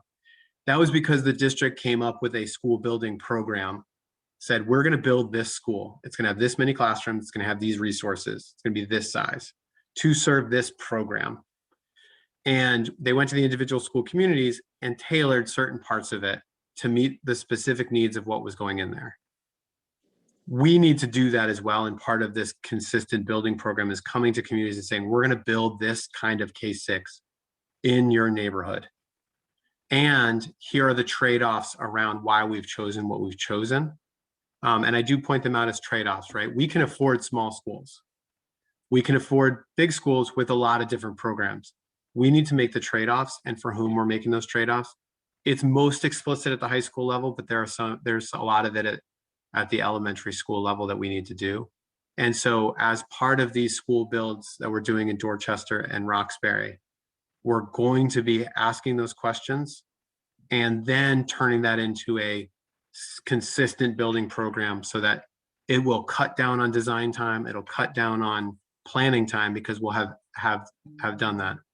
And I'm trying to be short as the night gets longer, but I would just also say, it has been risky for us in the past to say, well, every school needs a gym, an auditorium, because that's expensive for us to go and get that. And I think this superintendent, more than any other, has said, we'll go get the resources we need. We need to set a standard, be transparent, be bold about what that standard is, and then let the community rally around us and help us get those resources. And I think that's part of what we're doing and need to do. And it's part of our transparency and aspirational nature of this work. Great, thank you. I know my time is up. I do have more questions, so if we have time later. Thank you. Any other questions from members? Vice Chair? Thank you, Madam Chair, and thank you, Mr. Kuda, for a very thoughtful and wide-ranging presentation. And I appreciate both the historical aspect of it and the forward-looking approach and the focus on transparency to start conversations. I do want to call out and clarify one thing that Dr. Rivera asked, because I want to make sure it is abundantly clear to anyone hearing. The closing of the Timothy, the closing of the Edwards, the closing of the Irving, and even the closing of the Jackson Man, those buildings will remain BPS buildings. Those will be reconfigured as BPS buildings. They will not become charter schools or housing or anything else. These are BPS buildings. I think you were leaving a little bit of wiggle room in your comments, and I don't mean that in a bad way. I think you were trying to explain that you are, if I hear it correctly, that you have more of a staged approach now, because by doing this, we will now have some buildings that we can move a community to while we do a renovation. And then as we do a renovation and a school community moves into that, we can now do a renovation at that building that was just vacated, et cetera. But I want to be very clear. These are BPS buildings. They will remain BPS buildings, and they will be renovated and repurposed as BPS buildings. Is that what you were saying? Absolutely. Yeah, thank you for the opportunity to clarify. That is absolutely true. I just want to make sure I thank Dr. Rivera for bringing that out, because, right, Boston is, people are cynical, and they in the absence of being abundantly clear, folks could be confused. So thank you for that. The other point is, Mr. Kuda, we now have the ESSA funds, some of which can be spent on infrastructure. And in particular, Congress talked about spending on safety and water systems and technology as some examples that Congress, suggested ESSA funding could be spent on. And I know, we have a commission looking at it. We're going to get input from a lot of other groups on that. Ultimately, the superintendent and you will be making recommendations. The school committee will be voting on it. But I'm wondering if you think there is an opportunity to use some of this, approximately close to 400 million, I believe, will come into the district, to speed up some of the capital improvement projects you mentioned, specifically for all of our district, right? So you talked about water, you talked about technology, you talked about arts programs. You talked about 21st century classrooms. Do you see an opportunity to use some of the ESSA fundings to speed that up for all of our district? And then my last, and as you get ready to ask that, I also point out that there is a strong potential that we will, or a medium to strong potential that there will be a federal infrastructure bill passed, whether it is done on a bipartisan basis or whether it is unilaterally done by the Democrats. It would be a larger dollar amount, I think, if it's done by strictly by the Democrats. We do appear to have strong cooperation on both the House and Senate and the administration side to include school buildings in that. So if an infrastructure bill passes, we have the opportunity for federal infrastructure support, which we've never had before. And we could potentially speed up the process. I want to know your philosophy on how you would approach that. Is it speeding up, getting more buildings in the queue to build new, or what? How do you approach it? So I'll hand it back to you, Mr. Kudo. Before Mr. Cooter answers really quick, I just want to also share, Mr. O'Neill, that not only is there an infrastructure bill, but there's also a large early childhood bill that Absolutely is also being talked about and has a lot of support, bipartisan support, actually. And so, when you start talking about early childhood, and we are part of what we're trying to do is create greater access on early childhood, the planning now is getting us ready for if those bills actually come to fruition. And if the funding comes, Boston Public Schools will be ready with a plan in place to say, look, and then we can time it out. And, if we can accelerate it, we will accelerate it if the federal dollars allow for the spending on this kind of standing up of early childhood classrooms or infrastructure around different projects that we're promoting within the plan. Mr. Cooter, I don't know if you want to add anything too. Yeah, I would just add, I think it definitely presents an opportunity. I look forward to seeing with the ESSER Commission what recommendations they make. Part of our need to start laying out what schools would be next in the queue is to be very transparent about that, so that if and when we get another infrastructure bill, we're not wasting time coming up with the next projects, that we know what's going to happen next and we can be ready to go. I'm also thinking about, I started in finance working with John McDonough, and I have for a long time felt that a lean operation is the best way to go, really sort of have a visceral reaction to adding more central office. But for us to be successful in launching these major initiatives, we need to be really thoughtful about capacity and oversight. And so I think part of that also is, how do we build capacity to move on these projects so that person power, workers power is not going to limit us to build these projects and manage the projects and make sure they're done all really, really well. Because we don't want to launch a whole bunch of projects that are half finished when the funding is gone. And the last thing I'll just say that I think is a great use of the funds as we start to think about all of this reconfiguration work and the 7 to 12 expansion work is making the decision to add 7th and 8th grade in a lot of ways is the easiest part of it. The work then is on the schools to develop a program, to train the teachers, to do something they've never done before. And so they need a lot of support. And so what we're looking at is, how do we create transition supports for schools and provide, the way to launch these 7 to 12s, add 6th grade with support so that they're done well. That kind of professional development is also a use of one-time funds, because we can bring on the support, train them for the transition years of the next 2 to 3 years. And then when the funding is gone, they're set up for success to operate in their new condition at the end of it. And I do think that's part of like reimagining what is possible for our students. That's kind of sort of system change work that we're looking to do. Thank you. Thank you, Vice Chair. Ms. Robinson?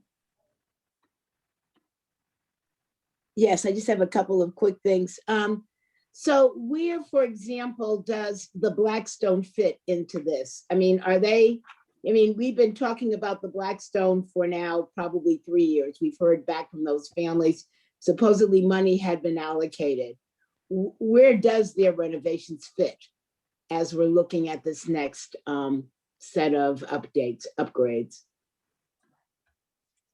Yeah, and thank you for asking about that. There is a $5 million project that was in the capital budget that started as part of a security upgrade to when we did the doors and locks. The Blackstone was built through an open concept. Yeah, I remember that. Not a great No. decision. And so what they found is when they went to do the drawings to put in more doors and walls in order to improve security, that it would trigger the need to do electrical systems upgrades and change the HVAC systems. And I saw Sam had turned on his camera at one point. I want to give him the opportunity to jump in as well. What we need to do is go back to the community and notify them of the current project. And then also we need to start thinking, what is the plan for really doing a major project? And I think that will involve swing space and putting them in the queue for a major project as well. So that's part of what we're thinking about. Yeah, thanks, Nate, for that. Another thing I would add to that is we have plans of summarizing what that communication is for the Blackstone community. Our plan was to get that out to them over the next few weeks. So that'll be ready for them. Okay. Just two other quickie things. As we're redoing schools, et cetera, are you also going to be dealing with things like outdoor spaces, outdoor classrooms, and also thinking about the parking implications? Again, many of our schools were built into neighborhoods before people had cars, and now you can't get anywhere. So, how are we going to be able to mitigate some of those big concerns? Fewer parking tickets for teachers.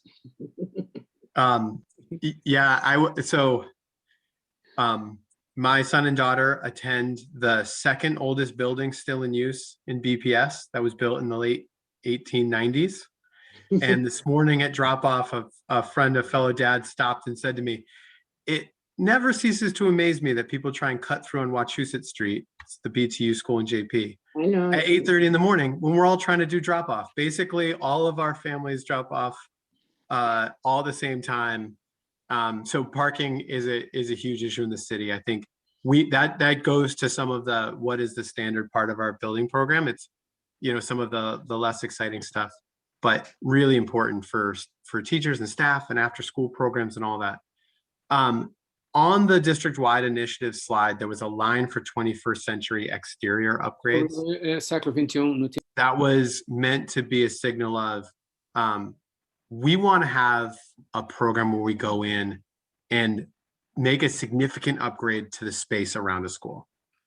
Entryways, fences, we want outdoor learning spaces. We want to go in and really rethink and upgrade the schools, and particularly for the schools that are not going to be in the queue for quite some time.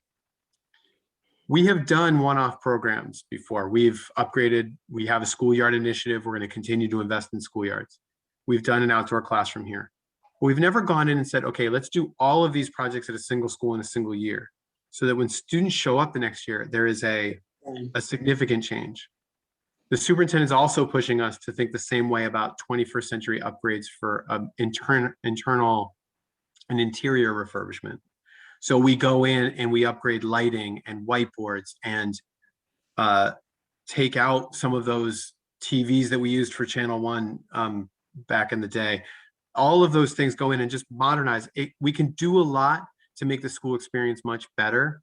And it's about coordinating some of the programs that we already have and being willing to go in and do 1 or 2 or 3 or 4 schools in a big way to really change it for the students, so that there's a signal to them about the value that we have in their community and what we value as them as students. And that's really what's important to me and to the district around making sure that we have buildings that value our students, and the signal we take their education seriously, we take them very seriously. Mm-hmm. Okay. My last question for tonight is I listened in a little bit last night to one of the community conversations. And what I was struck by was that there were parents listening in that don't currently have students in the schools being impacted, and probably won't for 3 or 4 years. But as we're moving, particularly as you're rethinking about schools and communities, how will you engage the neighbors? Not just the in-school, not just the current school community, but families surrounding those buildings to be able to be part of the conversation of the future of those buildings. And some of those are not BPS parents yet. Some of them may not even be parents yet. I think Right, that's, sure, it's really interesting that for the new K-6 school in Alston Brighton that we're just talking about, the K0 students for that school will be born in 2 years. Right. So we do need to engage with families early. Megan Costello and I were talking about how do we reach out to the families at BMC? Maybe getting them BPS onesies and a map to their local school, because they need to know that we're, and then let them know. In some ways, I think that's because, it's part of the motivation why we have done so many high schools recently. Because with high school projects, everyone in the system sort of sees how they will benefit from it. But with our elementary projects, in a lot of ways, unfortunately, for the next generation of students, still really critical. And, we need to start planting these seeds now so that the next generation of students is not dealing with the same infrastructure. Right. Thank you. Thank you. Any other second round questions? Okay. I just have a comment and a question. Thank you for the presentation. My comment is, so we heard from the West End House tonight, which is in Alston Brighton. So I think that's a perfect example of how we can team up with what Ms. Robinson was referring to, some of the external community. It would be great for the schools like the Timilty to work with the partners that are in the school already to be part of the conversations and especially those that have like linguistic capacity to help to bring families and engage them in these conversations. And I know the West End House has said that they'd be happy to host things in their building and bring the families they already work with. So I think it's also just making sure that we don't see ourselves as alone, because this is a larger issue that affects our communities. So it's not just about BPS, but how we engage, the organizations that are in the building and outside and, obviously the rest of the community. So that would be my suggestion. And then I just have a question for a school like the Muniz, who already was already given the green light for a 7 to 12. Would a school like that receive a priority if they've already been said and they've been kind of waiting for like a number of years? Or is that too ahead to ask and I should wait till October when you have like a better plan? Well, I mean, any ideas are welcome so that we can make sure that we incorporate them throughout the design process. There's a lot about the Muniz going 7-12 that works for us as a district in that K-6, 7 to 12. I've said to Tanya Vasquez, the head of school there, for a long time, that in a lot of ways, it's the perfect example of creating a K-6, 7 to 12 pathway that would work with the Hernandez, Hurley, S. Greenwood dual language schools that sort of struggle in the upper grades enrollment. We have not talked about doing a priority for schools that were promised to go to 7-12, but it is interesting to sort of just say, when we define a portfolio of high schools, what schools have the biggest gap between their current facility and what facility they need to meet that and portfolio. So in the case of the Muniz, they're going to be a 7-12 dual language school. They're operating out of an old elementary school building. We could probably show that they're sharing, right? There's a lot of criteria there where we might say, this is why we are prioritizing. They're also a school that serves a specialized population of students, a lot of immigrant the only school, right, in Massachusetts. Yeah. I think there's a lot and then what we do and the benefit of publishing our list and our priorities is then it allows the community to say, hey, wait a second, you missed this school. And, you know, I'll just note, and we didn't talk a lot about this, but it was in the conversation around the Carter School project that the Horace Mann School first said, hey, you know, we're a high needs specialist population. We need a new building as well. And the McKinley's in a similar situation. And so we are also starting the conversation and design process. The first thing is to do a study of the McKinley site so that we can put them in the queue, so that we're not in another situation in 2 years where people feel like they have to fight for the McKinley to get their facility. And so that's part of our transparency and openness is trying to go out and queue up schools and put them in similar boxes so that we can say, here's how we're prioritizing within our overall categories. Yeah, great. I think definitely looking at strategies. So what you described, like in that neighborhood with the Muniz and the schools that are already around and the feeder. So yeah. Okay, that was my only question. So if there are no more questions, I'm going to move us. Thank you so much again, Chief Cooter and Ms. Roberts for your presentation. I'm going to move us along now to public comment on reports. Is there anybody testifying, Ms. Sullivan?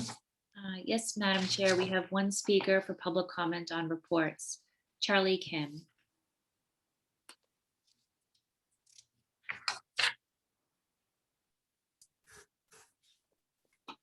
Hello, can you hear me? Yes, good evening. Good evening. My name is Charlie Kim. I'm a resident of the North End and a proud parent at the Horace Mann School for the Deaf and Hard of Hearing. First, I want to express my deepest disappointment from my school community and the deaf community at large, as we do not have access tonight because there are no ASL interpreters. The future of our school community is being proposed tonight, and we can't access the discussion. I encourage BPS Central Office to review the federal education and civil rights laws that require ASL interpreters in a public setting. The most represented word tonight were equity, access, engagement, and trust. These words are not being demonstrated to the Horace Mann School community. These words are being used for compliance and political purposes. If these words were true to BPS culture, then the parent school choice policies to the Horace Mann and the new building planning would be conducted very differently. The culture within BPS right now seems to be fear and complacency. I want to introduce a word that is not used by BPS and is not core within BPS culture today, and that is courage. Courage is defined as the choice and willingness to confront uncertainty and intimidation. Courage is required to call out something that is blatantly not okay. It is not okay for a BPS special education leader to publicly testify to city councilors that the decline in student enrollment at the Horace Mann is a result of technology and societal progress. It is not okay to reorganize BPS Central Office leadership 3 times in less than 2 years. It is not okay to change the Build BPS team 5 times over, leaving our community lost on who to rely on. And most importantly, it is not okay to offer the Edwards building in Charlestown as temporary swing space, then say, whoops, that was a mistake. Everyone sees your behavior. You are in the public eye, and everyone must have the courage to call this out and say, stop. I want to close. Mr. Kim, can you make sure to please address your comments directly to me? Yes, ma'am. Yes, ma'am. I want to close with the Horace Mann community's respectful plea to the supporters inside BPS, principals, teachers, school committee, elected officials, and most importantly, the community within Charlestown. Find your courage to call out the injustice that BPS is doing to the deaf and hard of hearing community, and please publicly support the Edwards building as a viable swing space option for the Horace Mann. The timeline presented and our community values are all aligned, please. And I want to end with the word again, courage. Thank you.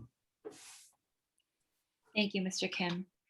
Madam Chair, that concludes our speakers for public comment on reports. Thank you so much. Any new business? Okay. So this concludes our business for this evening, and our next school committee meeting will take place on Wednesday, May 26th at 5 p.m. on Zoom.